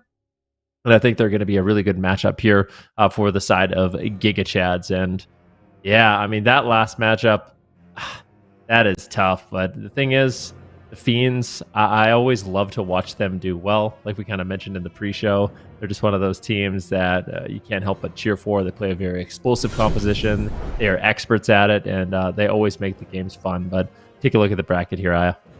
Yeah. What's your Windwalker's name? Vinfuki? Yeah, Vinfuki. You've been playing him much lately? I can't say that I have. A little bit. You know, sometimes I heal on solo shuffle. You know, got Glad on him last season. Nothing too crazy, but actually with Super T's, believe it or not, and we played some Windwalker Minkin. Didn't do too bad. But I feel like you'll always have the historic Windwalker moment at BlizzCon when Zoe asks you, "Are you going to play the monk?" and you just say yes. Yeah, they just straight. Wait, I've never seen that. That was funny. Is that a historic moment that I didn't know about? I feel like that's definitely. I think the Jungyup hug is a top 10 moment, and then the Windwalker moment for Ven is like another top 10 moment. Oh, someone's got to link that to me. I gotta catch up on my lore here, but yeah, no, sorry to change the subject, Ven. You asked me a question, but yeah, this is the bracket. This is where we ended up so far. So I am surprised with the agents. I'm sad they went down in that way, but I am also excited for the Fiends. Yeah, definitely. Like I said, I feel like they're a team that when they do well, everyone wants to cheer for them because their games are so explosive. But yeah, this next matchup we have, I feel like, what did you think? Like Sid, I don't know if you had a chance to watch the Boomkin Demon Hunter. Like, did it perform to the level that you wanted? Like, what do you think? That was a matchup that never happens, like Warrior Boomkin that never happens. Arms Warrior is actually surprisingly hard for Boomkin. Like, it does bleed damage. It can actually get through all the armor. I was surprised that it won so confidently, and I mean, they were starting to turn it around with the monk. Like, if they had got that touch of death off, I feel like that would have been game 5, and it was getting better for them. So it's like that series could have been theirs. In this situation, if NICEBEAM is only playing like Demo Warlock Boomkin, I think that this is like the situation where it's going to be a lot better for them to run the Demon Hunter. I'm really curious to see what NICEBEAM does decide to do, but that is going to be our final matchup of the day. Lower bracket elimination series between GIGACHADS and NICEBEAM. Don't go anywhere. We're going to do a quick break. When we get back, we'll have this final match.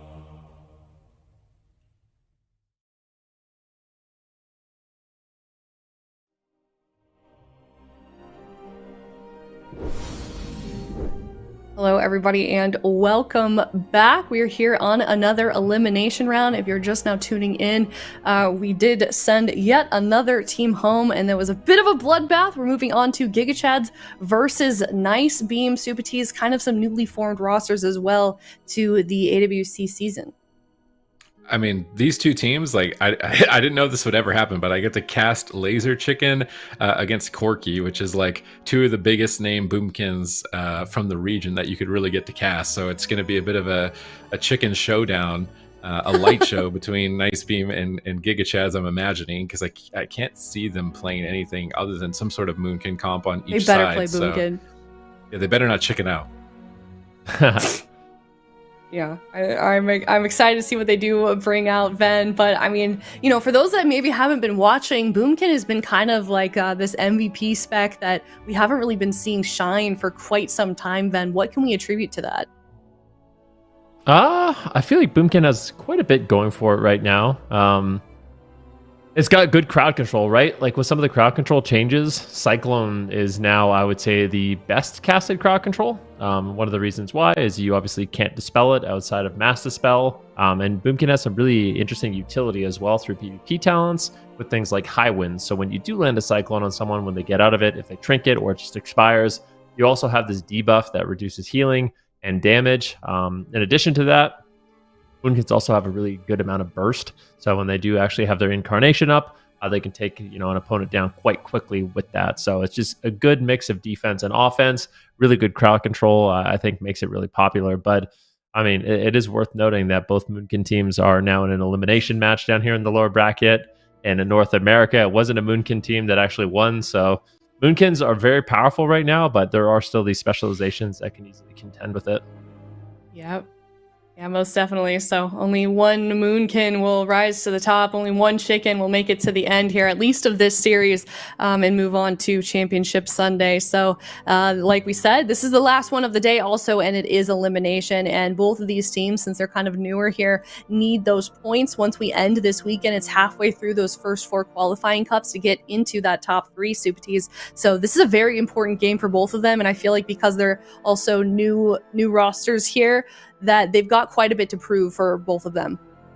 Yeah, but they're pretty stacked rosters. I mean, yeah, with the names that you're seeing on them, like both teams have somebody that's won BlizzCon and or competed at BlizzCon at some point, and also regional qualifiers in the region. Like these are really big rosters, so this should be quite a showdown. And I'm imagining they both want to have a deep run in this tournament, or expecting a deep run out of themselves. They have some high expectations, so this should be a very entertaining series.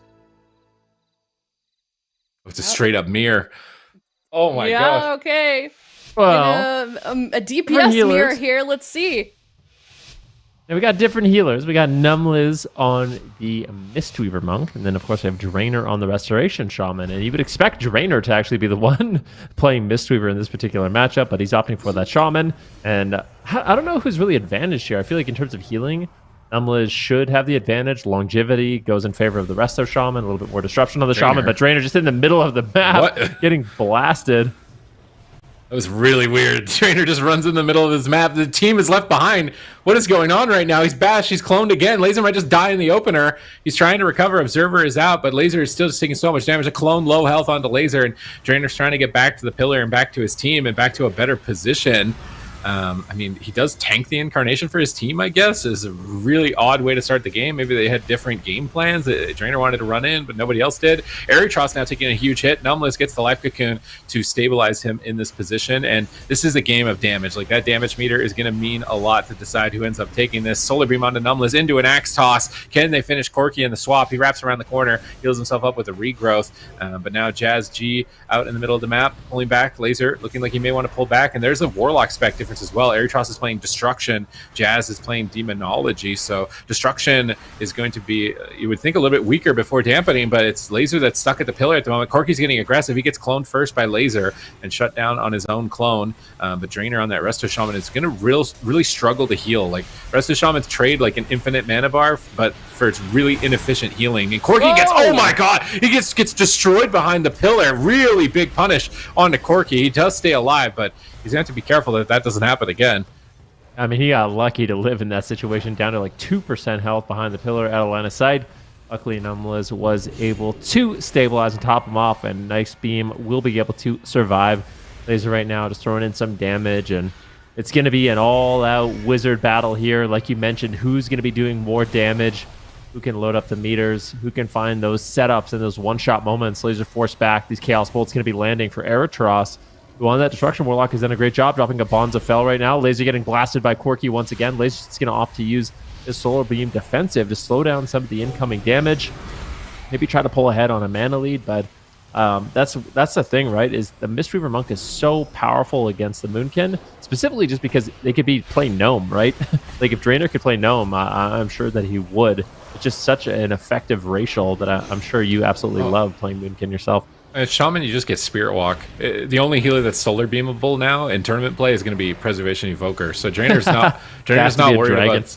Drainer's not worried about Solar Beam either. This is just a game of like survive the Incarn and keep your mana as high as possible. And right now, Incarn's up for Corki, but it's Eritros that's low health. He actually has to Unending Resolve before Laser's Incarn instead of the Demonic Tyrant of Jazz. So splitting those cooldowns is definitely going to be threatening. Observer is out. Laser's trying to kill it. Observer gets sniped out here above Eritros's head, and he's still pinned. He's just struggling to recover, and that's going to have to be the Restoral. Numless gets a big heal onto his whole team. They're swapping to Corki for a moment, stun into stun, and that's going to force Life Cocoon on top of that. Now he's Cyclone. They switch the pressure onto Eritros. Fortunately, Eritros is at the pillar, and he's fire-blooded all of the dots off, so that's going to buy a complete reset. Looks like he's banishing the pet, trying to remove that Soul Link and maybe go for a Chaos Bolt. Chaos Bolt onto Laser instead, 2 in a row. Infernal to follow up. Immolate reapplied here, trying to pin Laser back to the pillar. He's holding onto his bark skin. Honestly, a bit greedy as Corki doesn't have Incarn for a while.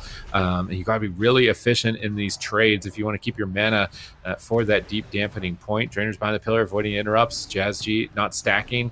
So he's not getting cleave, but they're going to reposition all together with Jazz on this opposite side of the map. Laser takes a huge amount of damage as he's crossing midfield.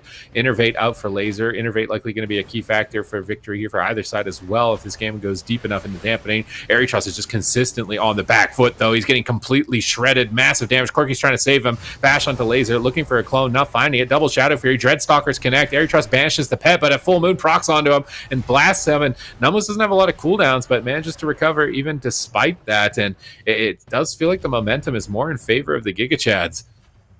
Yeah, I mean, it's not looking too bad. Having that Mortal Strike effect from the Demonology Warlock definitely going to add up as this game goes later into dampening. Both healers actually completely full on mana at about 4.5 minute mark in this match, so they were able to drink. That's a perfect time to do so. Corki getting blasted right now into a coil, but into a Cyclone. So Laser just going to use the Cyclone, try to control him up a little bit. Numless actually traded out his Life Cocoon there as well, so good control from both sides. Effective trades from NICEBEAM, and it's just going to be, I feel like it's so back and forth.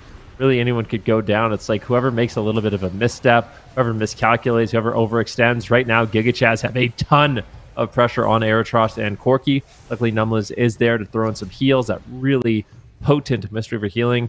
It's one thing that Mistweavers have. It is a lot of HPS. So the amount of healing that they can dish out, if they can cast, is pretty much unmatched. Okay, let's see if they can get some HPS right now, because Eritros is getting low. Looks like he got a precog proc here. He's trying to find some Chaos Bolts. Chaos Bolt number 1 into a Shadow Fury. Double. Chaos Bolt number 2 on the Laser. Fear onto Drainer, pulling him away from the fight. Laser needs to be careful, but Corki at the same time taking a huge hit of damage in game number 1. Laser gets intercepted with the coil from Eritros into a clone. He's going to trigger it out of the Cyclone. He wants to get value on that Incarnation. Laser's trying to find one. He gets ranged on it. Eritros gates away from the fight and pulls back behind the pillar, relays his port, gets it into a better position, looks for another banish, but gets Shadow Furied on it. Star Surges are incoming. He's going to Dark Pact to respect the damage, and now dampening is beginning to ramp higher and higher, and I think Corki must have Incarn sooner because he's getting his off cooldown at 30 seconds, whereas Lasers is just about to end, and honestly, Incarn frequency can be a big reason why you end up winning a game. Corki Cyclone, Eritros still low. More Star Surges incoming. If Laser gets a little more Astral Power, can he dunk him? Chaos Bolts are flying back at Laser, pushing him away. He's not able to stay aggressive. He's going to pull back to the pillar. Corki's trying to pull away from the engagement. Both teams a bit reluctant to really commit. It can be so dangerous. A couple Chaos Bolts flung out there, and suddenly you're on the dead side of the game. So both teams are playing very conservatively. Let's see. Eritros getting incredibly low right now. And like you said, both these teams, they really do have to play conservatively here.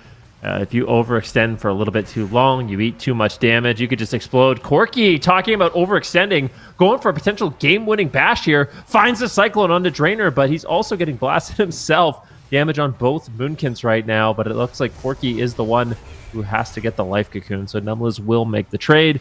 Really aggressive plays coming in from Corki, just pushing into the enemy team, finding the Cyclone on Drainer, finding the damage on Laser, but it does cost them the life cocoon to make a play like that. And with dampening it around 34%, I don't expect this game to be going on for too much longer. I mean, momentum really in favor here of the GigaChads. Numblers having to top off his team. Now the pressure is going over in favor of a NICEBEAM onto the GigaChads. So it's such a back and forth matchup with this Boomkin Warlock setup. Let's see what happens here. Aerotross is going to have to find some casts. If he's not able to get these casts off these Chaos Bolts, I can't help but favor Jazz here on that Demonology Warlock. And I feel like the Demo Warlock, especially as dampening gets higher and higher, is going to have more and more of an edge in this match. All right, Demonic Tyrant is up in 2 seconds, and Jazz got a lot of crowd control to couple with it, but they're on the back foot. They're trying to pull away from the fight out in midfield. Incinerates are flying in. Lasers down at half. They're trying to stay aggressive. Sky Fury Totem is down. Tyrant may be casted in the next couple of seconds, and Corki is getting rotted. He's trying to avoid the fight. Aerotross is trying to escape. Everybody is dying. Momentum heavily in favor of the GigaChads. Laser getting Cyclone, but he's on DR now. He can incarn freely and know that he can't be Cyclone, so he can just Trinket the Bash. Triple Shadow Fury. He's going to ship the triple orbital strike on that. He's holding on to it. Aerotross is getting low. I'm surprised he hasn't incarned yet. Oh, he's waiting. He baits the cocoon. Now he incarns on Corki. He locks his Cyclone. Numble is on the run back behind the pillar. Laser going to get Shadow Furied for a moment. Bonza fell into a clone. Try and control that incarnation as much as possible. But Jazz is still sitting on Demonic Tyrant. And really, when is he going to choose to launch it? Because that's kind of like the threat. As soon as NICEBEAM push on top of them, that's what he needs to clothesline them with. And it looks like he's fishing for the cast. Maybe trying to fake it out right now. Corki just might die anyways. Massive damage incoming from Laser. And the GigaChads are going to assert dominance in game number 1. This is such a mentally taxing matchup. It's just so back and forth. You know, if you're the team that pushes in, quite often it can backfire. The pressure reverses on you. It's just one of those matchups where you really have to play a well-calculated game. Just little things are going to put your team ahead, and eventually that incarnation. I feel like a lot of it comes down to how you play against the enemy incarnation as well, and how you set your own up, right? Like, because that is going to be that big moment of burst where you can actually close out the game and even sometimes just kill without crowd control actually landing on the enemy healer. Yeah, in this type of matchup, because it's just so long ranged, it's really easy to line of sight the enemy's team's damage and then fully extend. But if you do something like Corki did here at the beginning of the game, which is stand on top of your opponents, you take a lot of damage and you're suddenly dead. So it's why, you know, it appears like it's a very slow matchup. It's just because casted damage is much more avoidable. It's not a melee DPS training you running you down. So Corki and Aerotross, they stack up, which is, I would say, the first mistake towards the end of the game. If you're standing on top of each other like that, you hit AoE CCs, you get double solar beamed, you get double incarned with orbital strike, and it becomes really tough to recover from a position like that. Numbless does the best that he can, given what just had occurred. But then right here, Corki, he starts leaving the pillar. He's thinking like, okay, we survived the initial incarnation. I've cloned Laser. I can maybe play aggressive here. He gets it into Eclipse, but there's also an Observer down, so he snipes that. But you take damage using a spell every time with Observer, and just that little extra bit of time killing Observer before getting back to the pillar is what cost him his life. He thought that he could be more aggressive in that position and just mistook the moment. Like it's all it takes. You just pick the wrong moment to make a push and you're going to end up dead. So calculating that, usually you need to take into account things like cooldowns. Like, does Numbless have life cocoon? Does he have a way to save me? If this becomes dangerous, how do the enemies have offensive cooldowns up? It's probably not a good idea to make a push in that situation. And honestly, that was that situation at the end of this game. Demonic Tyrant's available and Numbless just life cocoon. So a little bit kind of reckless. And that's the thing. This is a game of patience. It's like, you just need to make sure you're not pushing at the wrong time or you lose. This is actually the composition Laser Chicken beat me with at BlizzCon. So and maybe a favorite for him, the Moonkin Warlock Resto Shaman. And also I wanted to mention in a matchup like this where it's like, I don't want to say it's slow paced, but it can drag on for a really long period of time.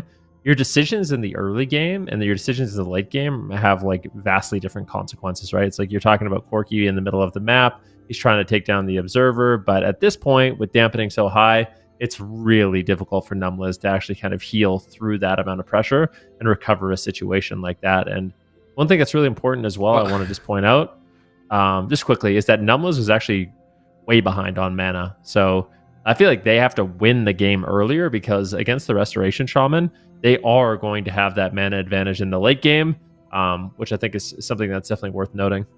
It's kind of weird to me because I remember Laser Chicken as like the damage Moonkin, and I feel like I'm like I vibe with like Corky being like the setup Moonkin player. And in a situation like this, it's like you want to be the damage Moonkin player in this. Like if you're a rogue Moonkin team, you want to be the setup player. But in a wizard mirror like this, you want to be the damage player and doing top meter. Who was the top? I didn't see. I think it was Laser by like 5 million. It was quite a big. Dang. Are they playing different builds? Like, is there anything different with it? I'd have to look at the build exactly, but I feel like when you're fighting Demo, you should do more damage because you get to dot all the pets and get extra Astral Power. So the fact that he was able to dot the pets and he still couldn't keep up with damage was pretty impressive from Laser's side. So Corky's running pretty standard build. Laser is the exact same build. There's not any difference. You wish that they were playing. No differences. They're literally. I think they're literally the star bombs. Okay, I don't know about Starfall anymore. Starfall's pretty dead since the most recent changes, but yeah, the single target build can still pump out some pretty big numbers. So Corky and Eritros, I guess the difficulty is grounding totem. I guess in the matchup, if Drainer's just behind a pillar and it's all your burst and he just puts grounding down, that's like ice block for your team for 3 seconds. What do you think about Shadowflame Wreath as well? Is that something you play with yourself? Is that what he's running?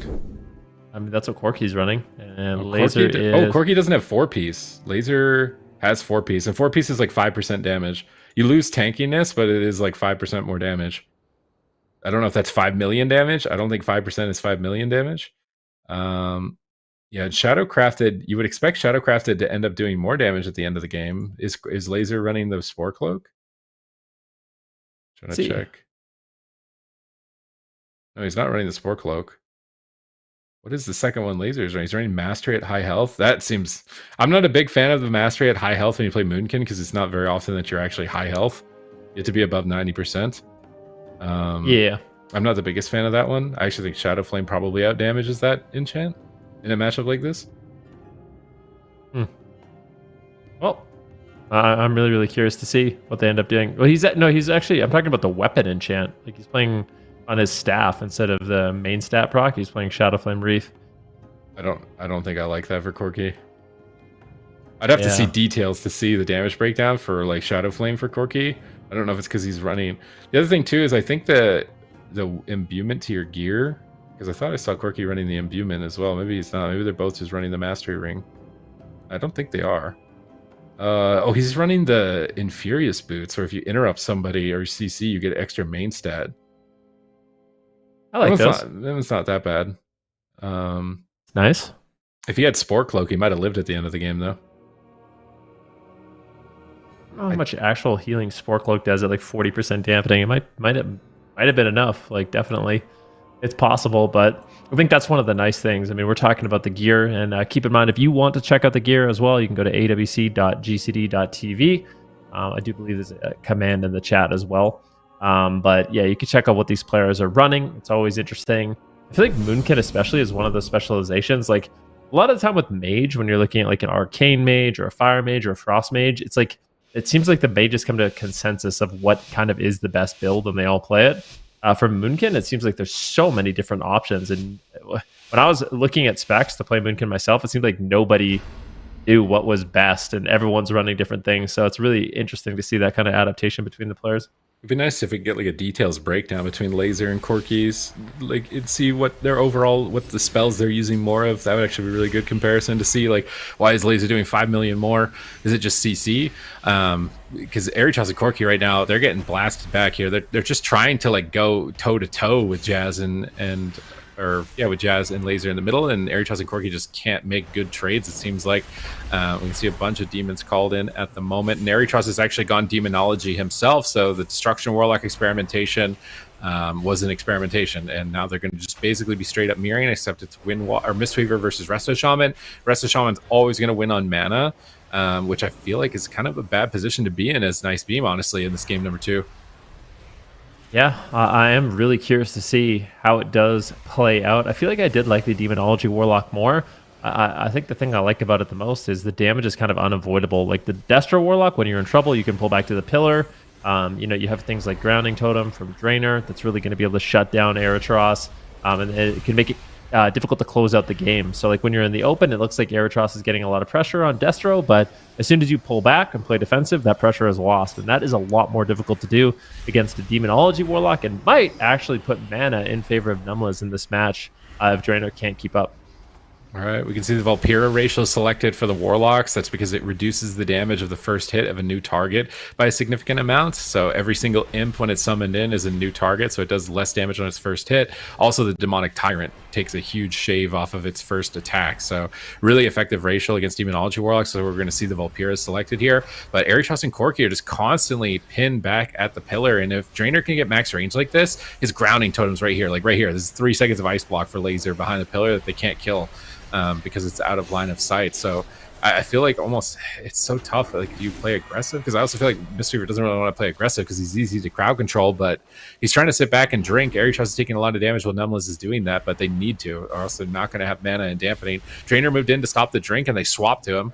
Blast him down to half. He's going to pull back to the pillar. Jazz is going to use Dark Pact to absorb damage. He's fishing for Demonic Tyrant. He's going to get that out onto Eritros. Big Incarnation activation from Laser as well. So Eritros is at the pillar. They're probably going to swap to Corki. They need to stop Cyclone. They win share Cyclone. It's all about shutting down Corki right now to make sure that the pets don't get crowd control. But he actually Solar Beam the Tyrant. That's usually how you want to use your Solar Beam in a matchup like this, because you can't Solar Beam the healers. So Solar Beam on the Tyrant right here is super effective, just totally negates the cooldown. Honestly, I want to see healers adapt and start dispelling it. It can be pretty tough, but like having that Tyrant CC'd for 8 seconds is like, you're not gonna be able to win the game in that position. So I actually want to see healers either get macros or something that enables them to dispel the Tyrant, because it's an important moment in the game. Definitely. Laser right now getting blasted back to the pillar by the lasers of the Observer. Eritros going to be dropping that, but it gets sniped off relatively quick, and that Observer got a really substantial buff. Did get some nerfs since then, but still really effective deterrent.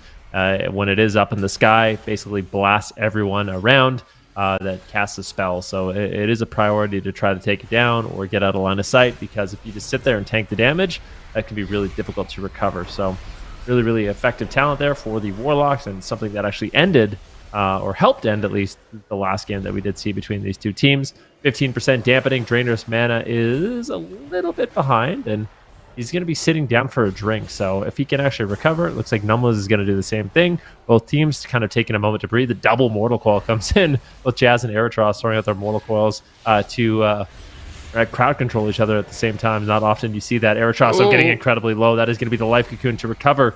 Innervate now onto Draenor to help him stay ahead of mana. Nicely done there by Laser. Good backup, and he's able to easily heal through the damage. It's kind of like watching like a Star Wars spaceship fight with the giant like ships shooting lasers at each other from across the fields. Demons and lasers. Trying to break down the armor of the enemy ship and like intercept it and then take it down. This is just a wizard war between both sides. Nice crowd control on Eritros' Tyrant here. You see it in a Solar Beam and a Cyclone. So Laser's just totally shutting down that Demonic Tyrant. It's a big threat. Now it's been removed. Jazz has his Tyrant available, which he can shoot out here at any moment. But surprised to not see him shoot it. There goes the Tyrant. Oh, but you don't want to do that. That's a bait. If you interrupt the Tyrant cast, that means he just casts it after he's interrupted, and you can't CC it. It's actually a bait to kick him on the cast. You let the pet come out and then CC the pet, because now Jazz is going to get that out with a Fell Obelisk in a moment here. Unless he has to run. He's getting kind of low. Draenor is struggling at the moment to heal him. Is Jazz just going to die?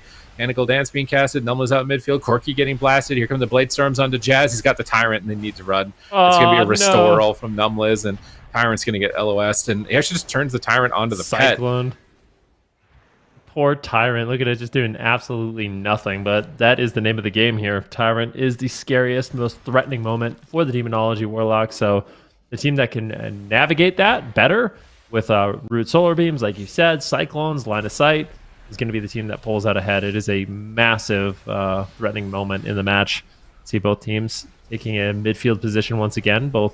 All four members, all four DPS are taking a little bit of damage, but still Draenor and Numlas are able to heal through it. The last game went to about 50% dampening before it did close out. It was a bit of a surprise kill, so I could honestly see this match going even later in dampening, especially on this larger map. Keep in mind, it is the GIGACHADS that are up right now, 1-2-0. So if they can win this game as well, it puts them in a really prime position to close out the game. Thinking about a large map right now, like, do you think the large map favors the Mistweaver Monk or the Restoration Shaman more in this match? I would assume it has to be the Mistweaver, otherwise they pick the bad map. He's been able to drink a lot more, and he's going to have to if he wants mana and dampening. That's the name of the game. What was dampening at last game? Like 40%, somewhere in that High range? 40s, I think. Like 45 plus. So when it gets to that, that's when we're gonna have to wait and see if Numless can make some work done, because now they're playing more aggressive. Numless is in the middle of the map, Corki's in the middle of the map, Aeritros is taking an offensive position on the opponent's pillar, Jazz is going for a Tyrant, he gets stunned on it, which means he can free cast later. Numless rolls in, gets a triple leg sweep. That was some extendo Mr. Gadget legs right there to hit the whole team at that moment, and laser trinkets, but he's low, and momentum is in favor of NICEBEAM. They're turning this game around, they need to ride this momentum, but Numless is getting clothesline. They're swapping to him in midfield. Is he just gonna die? He diffused magics, and he's gonna roll back to the pillar. It's a big push from NICEBEAM, and they got what they wanted. They got the trinkets from Laser, so they might be able to set up on him a bit later now as a result of this, and they still have mana and dampening, so they still got a shot. Yeah, they definitely do. Laser's moving forward, realizing without the safety net of that life cocoon, they could actually make some sort of a play. Numless, of course, does have that restoral, opting to play the version where you can use it in stuns, but it does not dispel magic effects, so wants to be able to use that potentially during like an axe toss or a lightning lasso or a bash, something like that. Jazz gets caught into the open. He's in trouble. Needs to back up. A big full moon lands there by Corki. And it looks like Drainer might be able to stabilize right now. Big healing surges with Ascendance, but that Mortal Strike effect is going to make it difficult for him to actually top everyone off. And he is burning through a lot of mana. I really like that Aeritros switched his spec. I think it's working out a lot better for them here. All right, let's see if they can hang on a little bit longer. Numless has the mana advantage, but everybody's starting to rot down, and that damage difference is going to start to matter a lot more and more here in game number 2. Corki's just not getting topped. Observer is protected by the Earthen Wall Totem, so that's tough to kill off. Numless is getting blasted. They cloned the Tyrant. Aeritros' damage is going to be limited with that Cyclone. Laser line of sights the hits. He's ducking in and out of the corner here to avoid getting hit by Tyrant and get a Star Surge squeezed out between the cast. It's a really good positioning. They tank the Solar Beam. They survive, and this is going to be a really chaotic end to the game right now. It's just whoever can swell their damage like a Kamehameha and just overwhelm the other target is going to win at this point. Who's going to win this arm wrestling match of damage at the moment, as Laser is getting aggressive now? This is the first time we've seen the GIGACHADS begin to leave their pillar, and maybe they regret it. Laser's getting stunned up in midfield. He's got Barskin available. He's going to trade it with Vigil. They lock Corki on Cyclone, trying to deny his denial of damage, and Laser's jumping in. Oh my god, it's a big risk. He jumps in, he bashes Corki, ships out the Incarnation. They need to close out this game right in this window of time. Can they take down Corki? Numless blocks it with Restoral and heals his entire team back to full, and Laser needs to get back in that Earthen Wall Totem. He's leaving the Earthen Wall Totem. He's taking so much damage. He gets back into it, but now he's actually jumping out of it to the opposite side. Aeritros is rotting down. Is Laser going to be able to stay alive and keep Corki on the back foot? He's stunned behind the pillar. Oh no, the pet died. The Felguard died for Aeritros. They need to stop that res. He's actually getting a res for free back behind the pillar, making sure that his pet's going to be A-okay. And now mana is basically tapped on both sides. Anybody can take it. Jazz is falling behind. They've got Spirit Link Totem. Incap onto Drainer. Numless is getting offensive. They're looking to close out the game here. Aeritros is trying to push in and finish it. Jazz gets stunned up along with Laser. Corki on the opposite side, but is Aeritros going to be able to stand here much longer? He gets cycloned at low health. Corki doesn't have Incarn. No Incarn for Laser. It looks like they're deciding to pull away from the fight, but Aeritros is left behind. He gets stunned. He walls. Is that going to be enough? Life Cocoon comes up in 1 second, and he does not want to have to overlap that. He's trying to be greedy, but it's going to cost mana to be greedy in this position. Drainer is sipping on some water behind the pillar. Numless moves over, denies the drink. Full Moon proc on the Laser. Big damage. He's interrupted. He can't skin. This could be a Spirit Link Totem from Drainer. Honestly, don't hate it, considering in a few moments, I don't think it's going to really do much since they're probably all going to be dead. Demonic Tyrant is casting on Laser right now to the left. Gets one bolt off. He's down at half. Dreadstalkers are out. Numless is trying to hold on. Mana is still tight for both sides. I cannot believe this game has not ended at this point. 52% dampening. Both healers being greedy. They have their big cooldown. So Spirit Link Totem available for Drainer, and Numless does have the Life Cocoon, and they're going to hold on to the last moment because they are going to need it. And I feel like at this point, Drainer is in a lot of trouble. Jazz getting lower. Laser as well, almost in that execute range. It's just such a tough moment. Beautiful Ring of Peace there. Laser is caught into the open. He gets caught into the leg sweep. Nicely done there by Numless, but a beautiful Shadow Fury clotheslines them. Jazz trying to reverse the pressure here. Can they find it? Both teams, I mean, this is just desperation for both sides. Aeritros gets caught into the axe toss. Numless still has a Life Cocoon. Spirit Link Totem was used by Drainer, so no longer has that safety net. And I feel like if GIGACHADS push in too far, they're just going to get hit with the Life Cocoon. I mean, if Aeritros goes down to 10% health, we get the Life Cocoon to land. There it is. It's a full shield. Now it's going to be up to NICEBEAM to reverse the pressure. They got to close it out right now, and I think they're going to be able to do it. Yeah, Laser's got nothing left. Ancestral Guidance, but it doesn't matter. Maybe it does. Laser's so low. Touch of Death range. He's trying to dodge Touch of Death range. He's almost in range. He gets interrupted, and Touch of Death will connect. Numbless closes out game number 2. Tiny, Harry Trusses. No way you would win anyways at that point. They're going to survive just long enough. NICEBEAM take it on the big map, and maybe possibly some adaptations will have to be made. We might see a Mistweaver mirror next time the big maps roll around. Bring in the Demon Hunter. Let's go Ruins of Lordaeron. Let's tag in the Demon Hunter. Let's get the Mistweaver rolling. Like, come on. Like, that's what it's got to... Like, what do you favor in that matchup? Like, if we go to a small map, do you think Boomy DH should take down the Demo Boomy? Yeah, I think so. I feel like Demon Hunter Boomkin that's like what it's built for, is to kill these kind of caster cleave compositions, and I don't think that Demo Boomy's bursty enough to kill the Demon Hunter in a stun. Like, maybe it's tough. Maybe there's a way they can kite and drag the fight out, but even that I don't think that it's possible. And I mean, look how hectic this is at 55% dampening. Like, almost everybody is at half health. There's observers you got to snipe and still heal up the team. And this is a nightmare. GIGACHADS is like, okay, we don't have mana, we can't drink, we have to end the game. And Laser like dodges this Touch of Death for like 10 seconds. He's just slightly out of range. You watch Numbliz get right on top of Laser, like, I'm gonna get you, I'm gonna get you, I can see you, I'm gonna get you, and it's right now. He's like, I'm gonna Touch of Death you any second now. And Laser's like, no, please. He, like right here, if Numbliz wasn't rooted out of range, it would have been Touch of Death. Bear Form gets just enough HP. Frenzied Regen gets just enough HP to not get Touch of Death. Kicking. And this kick on the regrowth, he would have healed out of Touch of Death range. And then Touch of Death him. He's becoming a little mini Windwalker at the end of the game. Shit, yeah, that's crazy. I mean, this is such a chaotic matchup. Like, when we're spectating this game, it doesn't look nearly as chaotic. I mean, it does look chaotic, but it's not nearly as chaotic as it is for the players. Like, we need a player in this matchup fighting against like a Boomkin Demo Warlock. There's all these imps and pets and Felguards chasing you down, just getting blasted back to the pillar by the Moonkin. Like, it is definitely what nightmares are made of, I think, and they just have to go at it till 50 plus dampening. It's definitely mentally exhausting. I really do feel like Drainer, Laser, Jazz, they have the option of bringing in Tren. I think winning on the Grand was really big for them. More than likely, we do see that, because I just feel like there's no guarantees in this match, right? Like, I don't know. I would not want to have to play this mirror matchup. It seems really, really unstable. You might be able to play it. I mean, yeah, Demon Hunter Boomy on a smaller map seems even better, but the Shaman seems better on small map, where the Monk's not going to get to drink. Grounding Totem's more valuable. You'll the Monk.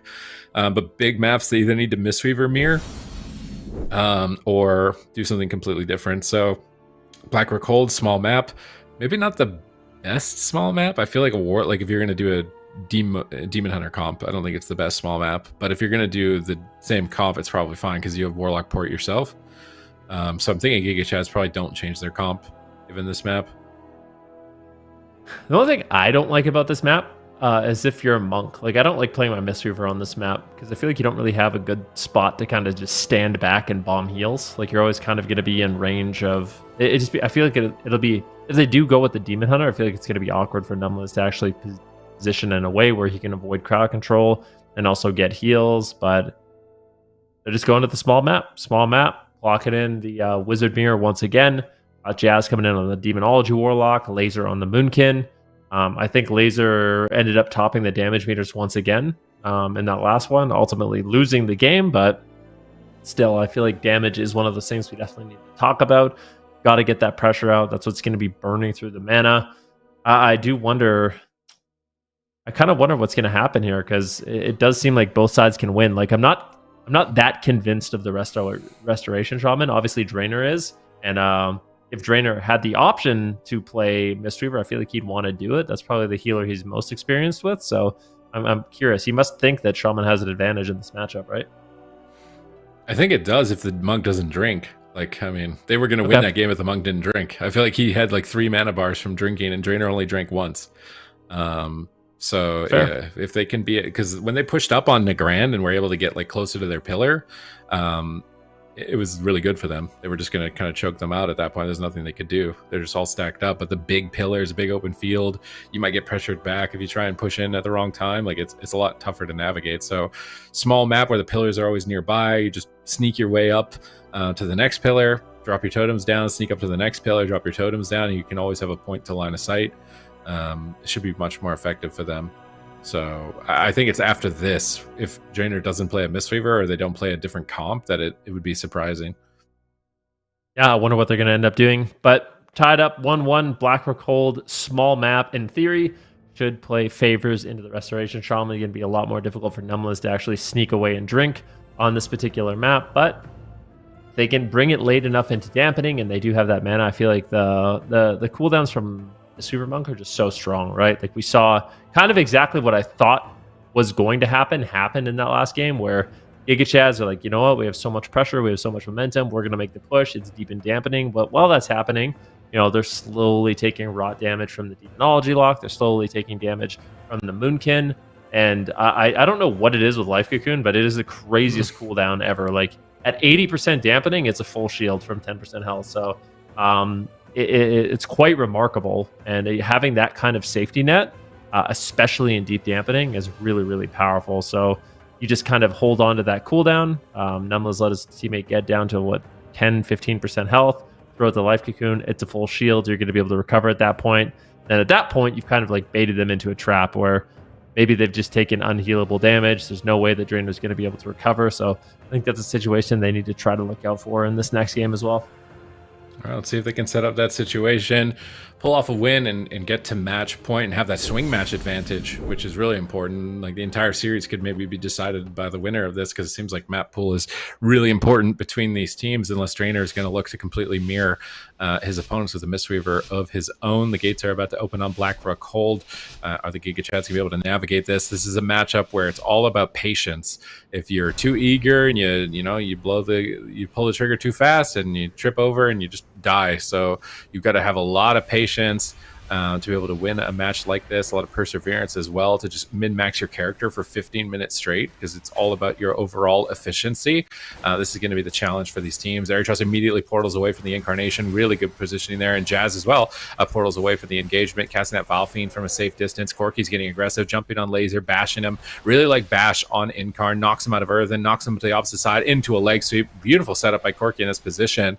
It's that type of like flashy kind of setup play that I'm expecting from Corky. Lazy's going to just kind of brute force his way through this game and just out efficient his opponent in terms of damage. Now setting up a bash of his own on the Corky. Looks like a thunderstorm from Drainer there to try and knock back any potential Cyclone. Another Cyclone going to connect on Jazz. Numbless out of nowhere taking huge hits of damage into an Axe Toss. Is he going to choke here? He gets Revival off in time, and I believe he's playing regular Revival this time around. Yep. So yeah, going to have that as an emergency cooldown to remove damage over time effects and basically force Laser to completely put those cooldowns up. And I think it's going to be strong, especially in dampening, like having that as a moment to breathe, kind of a safety net, I think is strong. He wasn't really getting too much value out of using it in stuns. So to me, it's a worthwhile adaptation. The beam now onto Jazz to slow him down. A lot of pressure here for NICEBEAM. Can they take down Laser? Are they going to get the Trinket Spirit Link? A stun here onto Drainer. Cyclone, though, at the same time. Do they have anything on a Drainer? What can they do? Looks like Laser should be able to hold on. A follow-up bash. Can he live? He's just bombing in regrowth behind the pillar, and looks like he will be able to top off. Drainer is there. Throw in some heals, but I really like these Rings of Peace as well. It forces Laser off the pillar. I feel like Numbless has been doing a really good job on that Mistweaver Monk, pushing in, getting the leg sweeps, the end caps, as well as those Ring of Peace. It can cause a lot of disruptions in a match like this. Well, let's see if he can utilize that Monk utility as an advantage here on the small map. Lightning Lasso and wrapping around the pillar is super threatening from Drainer. He's going to get that a lot more effectively than on the big map. That's another big advantage to him. But he just get coiled into a full fear from Eritross. Nice setup. But Corky's the one still on the back foot. Numbless is in a fear as well. Corky's on the run. Is he just going to die? He's trying to regrowth. Laser's chasing after him with that wild charge. He gets cycloned and prevented from finishing him in this position.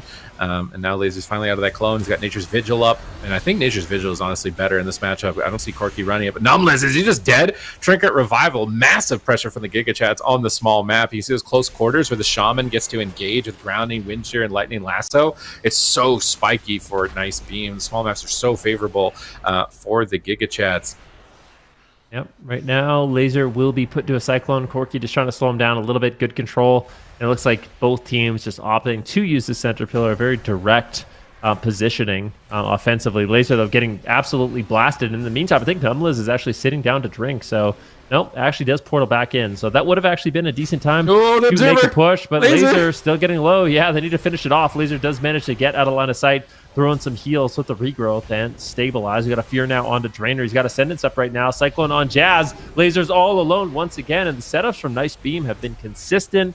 Laser has been isolated multiple times in this match, and so far I will put a slight edge here for NICEBEAM, but they get a fast solar beam onto Numliz. Can they drop it? They need a little bit more damage to Lightning Lasso, but no, they don't have it. Corky with a beautiful Cyclone to keep his teammate alive. That was so nicely done, but Numliz not completely out of it yet. He gets counter Cycloned here by Laser. Can they actually take him down? Doesn't look like they are going to be able to. Does he have a portal? I mean, he is really struggling to stabilize here, Sid.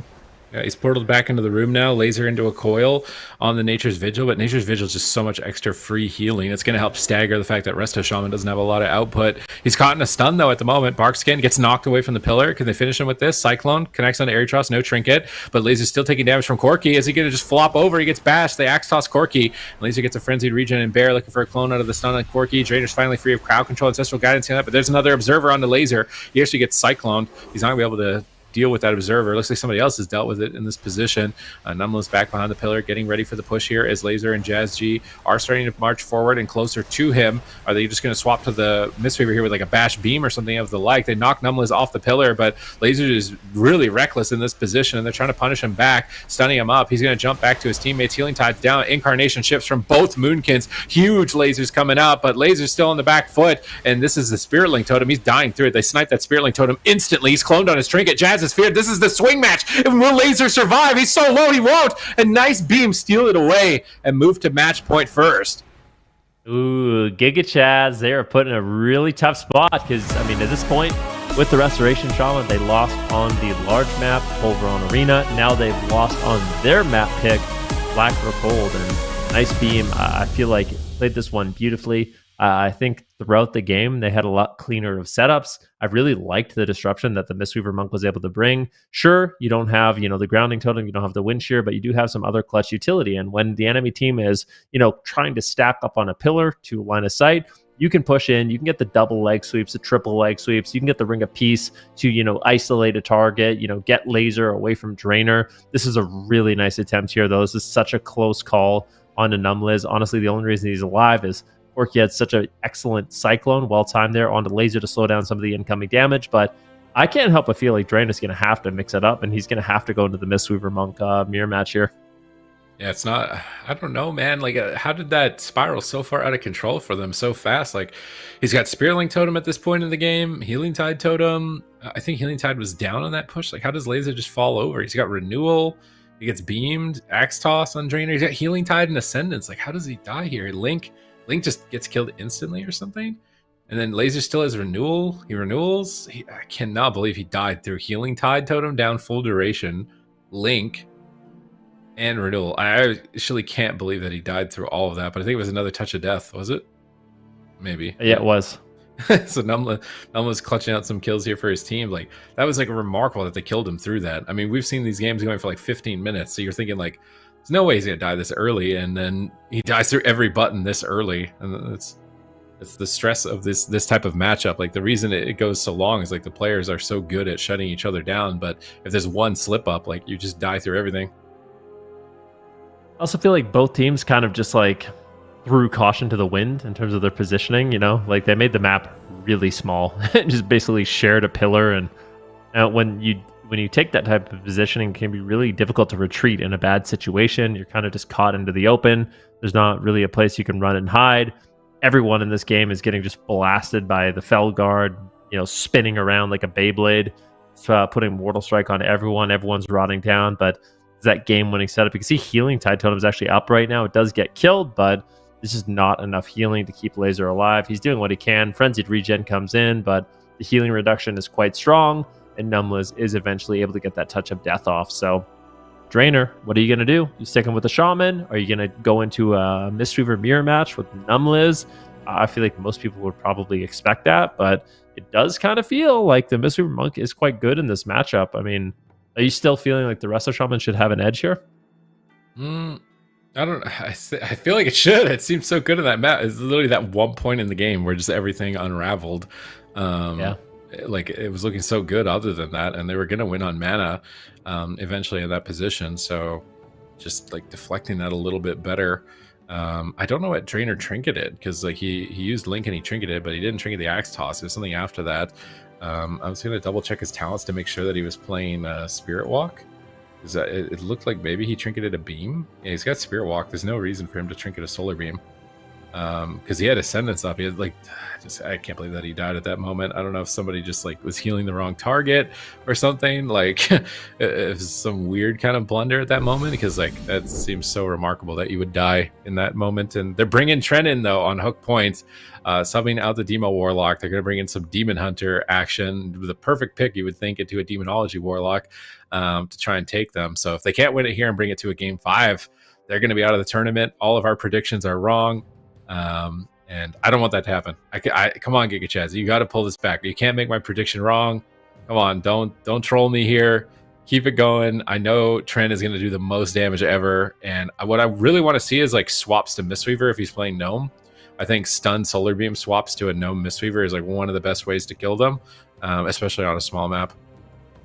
Yeah, I'd be okay. I mean, if you were wrong on your prediction, then we could all be wrong together, you know. So I'm not going to say I'm against you, but I'm also okay if it goes the other way. So we'll see here.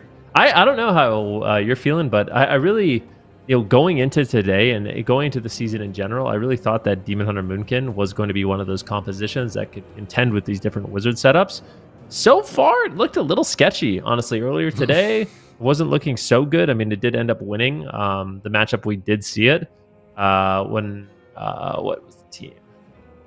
I can't remember her name right now. Admirals Esports versus Admiral. them? Thank you very much. Yeah, Admirals Esports mixed it up, played Wizards on Tolvaron. GigaChads was able to win, but it was sketchy at best. So I feel like the fact that they're not playing this earlier on kind of reeks of desperation to me. So yeah, I'm surprised that they are going to be locking it in this final game with their backs against the wall. I like that they're experimenting with it, but I feel like if they lose this, like if you have Drainer, Tren, and Laser losing with this composition against a Wizard setup, I'm going to kind of lose faith in it, just kind of as a whole, to be honest with you, because I feel like this is what you want. If you're playing Boomkin DH, this is the exact matchup that you kind of want, and if you can't make it work here, then I feel like maybe this composition has fallen off a little bit. Yeah, I mean, definitely. I made a Demon Hunter myself, and I've noticed it's a lot squishier than I was expecting it to be in a lot of cases. I think that's kind of what it looked like for Tren in the last series as well against the Arms Warrior. But this is the situation where it needs to be good. Like, this has to be good, or otherwise we might never see a Demon Hunter again or something like that. If it can't win this type of matchup, because this situation, you know, Demo Warlock Boomkin, not really the best comp to kill a Demon Hunter in a stun. It can. And they'll likely look to do that, chain like a coil and an axe toss together on the Demon Hunter. But it's such a small map. He's going to be able to bounce around, hit a bunch of targets, do tons of damage, get mortal wounds onto multiple targets, and kind of really push the pace for his team. A lot of extra instant crowd control for the Mistweaver, so like imprison fear on the healer or swap to the healer with a stun and a solar beam. Those are the two main goals of the GigaChads. And they can switch between those strats is probably the best, is to be flexible and not just rigid in only one of those options. When that opportunity strikes, take the better option at that time. Corki and Aeritros just staying back from the Demon Hunter, trying to get some distance, get their dots out. Corki already immediately looking for a Cyclone cast, actually. Trend just disengages away from it. Aeritros is getting blasted, and immediately Life Cocoon trades out from Numbliz. It will respect a lot of the cooldowns from Laser, though, so I think it's fair. Laser now on the back foot with a clone under Drainer. Is he going to go down? It's match point. They can't afford to choke right here at the final couple of seconds of match point, and Drainer gets some big heals out, but it gets cycloned and denied. If they can kill that Healing Tide Totem, I think Numbliz, maybe he's getting in position to kill the Healing Tide Totem himself. Doesn't matter. Laser has bounced back from the fight. Now Trent is stunned. He actually darknessed. He got scared there and traded the darkness. I mean, it goes for the Incarn, but it's not the same cooldown. So next time Incarn comes up, it's going to be about a minute faster. Yeah, I mean, that's certainly an interesting start here. Laser's going to be throwing out the Innervate early on to keep Drainer ahead on mana on this small map. And if they can stop healing, I feel like that should be a huge advantage for GigaChads moving forward in this match. You can see Laser right now taking a huge hit of damage as Corki is getting crazy. Double stun, though, coming in from Tren, slowing it down, looking to reverse the pressure here on hook point. Let's see if he can get it done. Corki and Aeritros still continuing to get lower. Numbliz finally throwing out some heals with that Thunder Focus T. Drainer as well going to be popping that Ascendance to stabilize. So both teams exchanging blows. A little bit of a mana lead here for the side of Drainer, but I will say GigaChads have looked good so far. The pressure has been really solid, and if they can keep up this damage and crowd control on a Numbliz, I could definitely see them winning this one. Oh, see if they can keep it together. Trent gets cloned for a moment. Gonna get that high winds debuff, which is super effective. Drainer into a stun, into a fear. Coil onto laser. Nice crowd control by NICEBEAM. Can they stay on target? And doesn't look like it. Not enough damage to follow up with that push. Laser goes for Nature's Vigil, trying to support the team with some extra healing as Trent is getting low. Is he gonna have to use his blur here before the Demonic Tyrant? That could be a bit of a gamble. Aeritros on the back foot. Gets interrupted on the Dreadstalkers. Gates away. Trent is chasing him down. Numliz is trying to keep him going. Corki gets cloned. He's gonna swap to Corki out of the Cyclone. Staying on top of him, getting those bleeds going, then wrapping around the pillar to line of sight the Cyclone. Jumping back in. Drainer is drinking. Drainer drinks back to full mana in this position. Trent gets cycloned, but with that drink, they've postured themselves to keep this game going a bit longer. I would assume that this next Incarn activation, because they don't have darkness, they can use Spirit Link Totem. Here comes Incarnation from Laser. He's getting aggressive. Aeritros immediately walls to reduce the incoming damage from that cooldown. Corki gets cycloned by Laser. Aeritros is still kind of alone at the moment. Numla is healing him from behind the pillar. Tyrant gets interrupted. They're trying to shut down this Tyrant as much as possible. Laser gets stunned. Another attempt gets interrupted by Trent. Is Aeritros going to go for a third Tyrant attempt? Trent gets cycloned. Aeritros looks like he ports back to Numliz and should be all right. Corki's sitting on his Incarnation here, and they want to make sure they're getting cross crowd control. I think they're trying to get the perfect setup. There's no darkness, so if they pull Trent into a bad spot, they could swap to him, and he knows that. He's not getting baited. Trent pulls back to the pillar. If he kept going there, he was dead Demon Hunter walking. Laser now gets swapped. He's in a beam. He's down at half. Is he going to die through Barkskin? Bash onto Drainer. Massive pressure. Observers down. Laser needs to run away from that as soon as possible. And with Ascendant, it looks like the GIGACHADS should recover behind the pillar. Yep, definitely. Looking like that will be the case. Let's see if they can continue this recovery. Laser is getting low, so this is difficult. This got into a stun. Cyclone. Beautiful Cyclone there by Corki. Where is the crowd control on Drainer? Can Numliz push in? It looks like Corki will get interrupted nicely down there by Drainer. Not going to be messing around, landing that wind shear right away to shut down that setup. Corki going for another Cyclone. Aeritros getting low, though. Good pressure here by Tren. He gets caught into a Cyclone, and both these Moodkins are just they're so good at their respective roles that get this crowd control out, slow down the setups. It's going to be, we'll have to see who's able to pull out ahead at the end of this one. Laser right now getting aggressive, popping the Nature's Vigil also to try to help out Drainer just a little bit in terms of healing to recover. And they are just making a push here onto Aeritros. Trend right now is pushing in hot pursuit. Can he take him down? It's a massive hit of damage, but Numliz blocks it with the Life Cocoon. But that was a great push there by the GIGACHADS. GIGACHADS showing pressure here, showing signs of life to take this to a game 5. Numliz gets stopped on his drink by Trent. He's all over the map on that Demon Hunter. He's got a Demon proc, but Laser's low. He gets cloned. Is Laser going to go down? Drainer, he needs to link. He's out of position. He goes for NS. He gets paralyzed. Laser trying to just stabilize with Barkskin and Earthen Wall at the moment. Looks like he will. He's into Eclipse. Massive damage with that I-Beam. Everything is about I-Beam for Demon Hunter. Good coil on the I-Beam, though. Crowd controlling him during that I-Beam is super important. That Metamorphosis is limited. They CC for the entire Metamorphosis, but a double stun here for Chaos Nova from Trend. Hits the Tyrant and all the pets, but he's still just dying. He tries to immune the damage. He Shadow Melts for a moment, ducking back behind the pillar, but Laser is now maybe potentially left alone. Drainer is still cycling. Trend gets knocked away. Laser is just dying. This could be a Spirit Link Totem from Drainer. He's trying to be greedy here behind the pillar, but everybody's taking so much damage. Healing Tide Totem, triple stun. You can't be greedy on match point. So close to a kill right now. Triple Solar Beam on the darkness. They're killing him through it. Drainer moves the Healing Tide Totem away to try and protect it. As Corki is pulling away from the engagement. Stacked up on the Demon Hunter is going to be a bit of a mistake on his part. Repositions. Laser gets stunned. Trend gets cloned. It's match point. Can NICEBEAM close it out and make it to Championship Sunday? Drainer stabilizes the team, keeping that Spirit Link Totem in his back pocket for a later time. And now Laser has Fury of Elune. Trent has the Hunt. They could connect those cooldowns onto Aeritros, I think, at any moment. Maybe even potentially Corki. He's got no skin. They might be making a swap to Corki. I think they are. Cyclone onto Aeritros. Massive damage. Hunt comes through. Numliz immediately life cocoons it. Drainer's getting offensive with his team, taking Numliz's pillar here and trying to just make sure that he can harass him potentially with a wind shear, maybe on a Soothing Mist in the near future, but still playing pretty passively. Grounding Totem down behind the pillar. Numliz rolls in, gets a paralyze. Is he going to go for the leg sweep? I think he's going to. Oh, but he gets cloned. They get a fear anyways. And Laser is alone. He's going to Barkskin and respect it. Corki on the back foot. Clone on Numliz. Turning it around. Big heal comes in. And Corki recovers. Trend now falling behind. Dying through Blur. Has a Demon proc. He can kill that off. Get a big heal and a big damage reduction cooldown as well. And it's going to be a big damage boost as well with that I-Beam. He needs to kill that Demon. Really surprised to not see him kill that Demon on his burst right there to get the extra damage. Nice crowd controlled anyways. Maybe he's saving it as an emergency heal for later. He does decide to pop that Demon now, but he can't connect any damage. Double stun onto Laser and Trend. Paralyzed. Beautiful setup from Numliz right here. Huge carry from Numliz. And NICEBEAM do it 3-1. Wow, what a push there at the end. Unfortunately for Trent, he just got caught in an axe toss by Aeritros, and they were able to take him down. It's a beautiful setup there. NICEBEAM looking really good, though. Numliz on that Mystery for Monk, I feel like he's done such a great job. He been keeping his team aggressive by just preemptively trading out those cooldowns, which I really like. Nobody panic. I got the life cocoon. You bring it in, and then your team can continue to play aggressive, and you kind of just are able to flip a switch in terms of pressure. He was there for 2 touch of deaths to actually set up his team to win earlier on in the series, and we could see some of these plays that he was making. The little crowd control chains like this. You get a paralyze on Drainer. He gets feared out of that. Right now, Corky's getting absolutely blasted. How is Numless going to handle it? Pops a Restoral. So uses that cooldown, and now his team can play aggressive.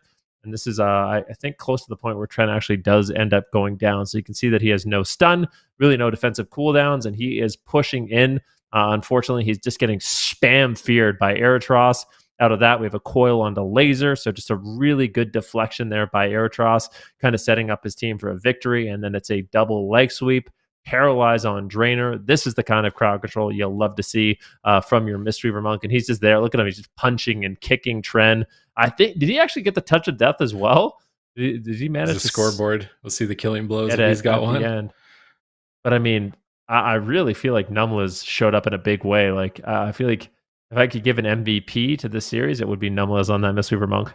Definitely a key player here. And the thing is like picking your moment on that Mistweaver. If you're too aggressive all the time, you get punished. And like finding that moment to slip in and have some impact on the game without throwing the game for your team is really important to be able to calculate. And he did a great job here in this series. Definitely MVP for Europe day 1 as the healer for NICEBEAM. And it's impressive they turned this around because they lost game 1. And, one might think that things might spiral out of control, but they switch Eritros onto Demonology, and it just looks so good. Their setups were just so good, and the raw damage of Laser's team was not going to be enough to be able to outdo them. And looks like Eritros did get the killing blow. Probably one of those pets just cleaving him down at that moment in time. But Num was a contender nonetheless with that crowd control at the end of the game. Beautiful setup. That's going to get them into Championship Sunday. My prediction has now been proved false. We'll have to wait and see what GIGACHADS bring next week. And I'm going to imagine, Mistweaver might be a pickup for them. The rest of Shaman just not working out for them. Yeah, I mean, I am going to be honest with you. I'm really surprised that Drainer just didn't log on a Mistweaver himself and try to just go toe-to-toe, like just beat them at their own game. But they wanted to try to get an edge in a different way. Unfortunately, it really didn't work out. And, this Demonology, Warlock, Moonkin, Mistweaver Monk was looking really, really solid for them. So a great performance for NICEBEAM. Unfortunately, that does mean that Subitiz's prediction is just as wrong as the rest of us.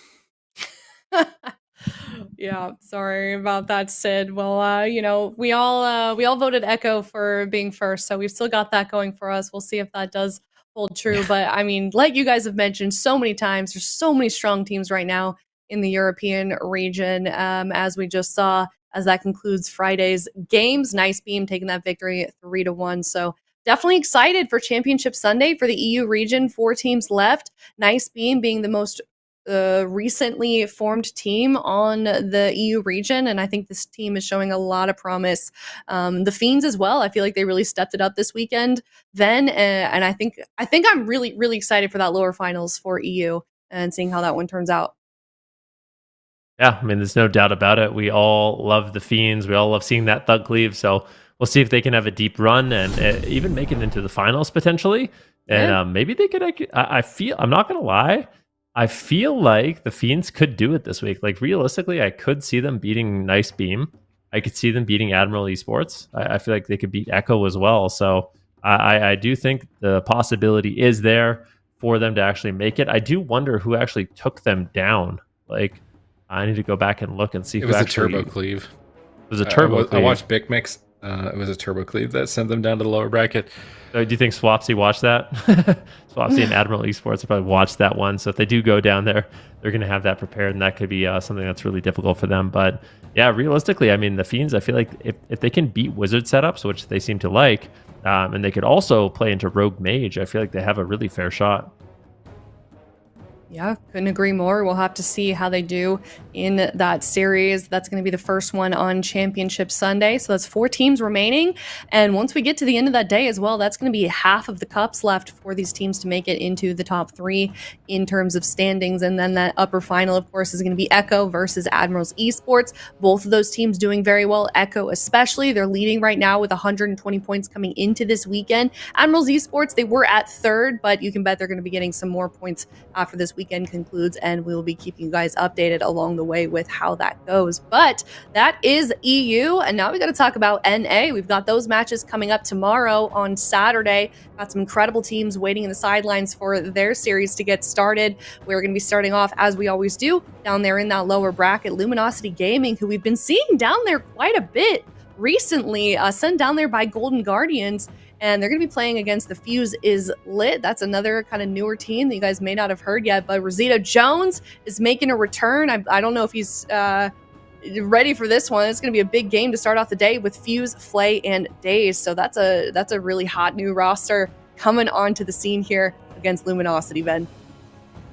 Yeah, it'll be an interesting one. I feel like for Luminosity, it's been an interesting journey for them so far because they're one of the few teams in North America that actually has not adopted the Subtlety Rogue. And it really hurt them last week. And so far, it's hurt them this week as well. And when they went toe-to-toe against the Golden Guardians, it was in a Rogue Shadow Priest Shaman mirror. Unfortunately for them, it was Peekaboo on the Subtlety Rogue that was able to kind of best Drake. In the last game, Drake made the switch. So he finally got off the Assassination Rogue. He went to the Subtlety Rogue. And I really feel like what I would expect from Luminosity Gaming is that they put full attention on that specialization. They're playing the Rogue Shadow Priest Shaman. They're extremely good at it. They just need to get Drake the reps on Subtlety. And I feel like they could have a really deep run in this tournament, potentially even make it all the way to the finals and win if they have put in enough preparation with that.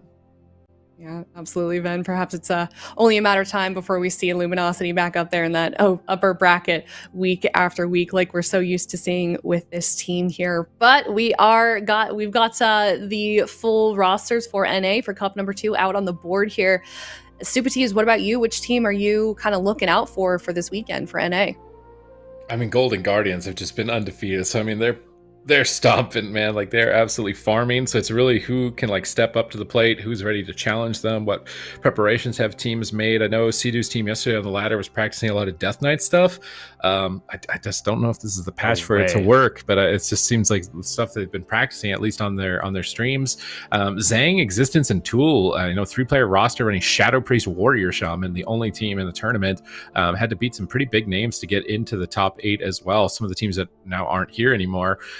So they're kind of like a curveball team. I'm really curious to see what they... a testament to what we just saw from NA or EU's 3-player roster. Maybe they will repeat that same success over with Better to Respect. So we'll see how those teams do tomorrow. But that is going to wrap up the day for us. Make sure if you're sharing information about all of the teams that we're seeing compete for NA and EU as well. So follow them and then follow us here on Twitch as well. Twitch.tv/Warcraft. We're going to be here at the same time, same place tomorrow. Thank you so much, everyone, for tuning in. We'll see you tomorrow at 10 a.m. Pacific or 7 p.m. CEST. See you soon.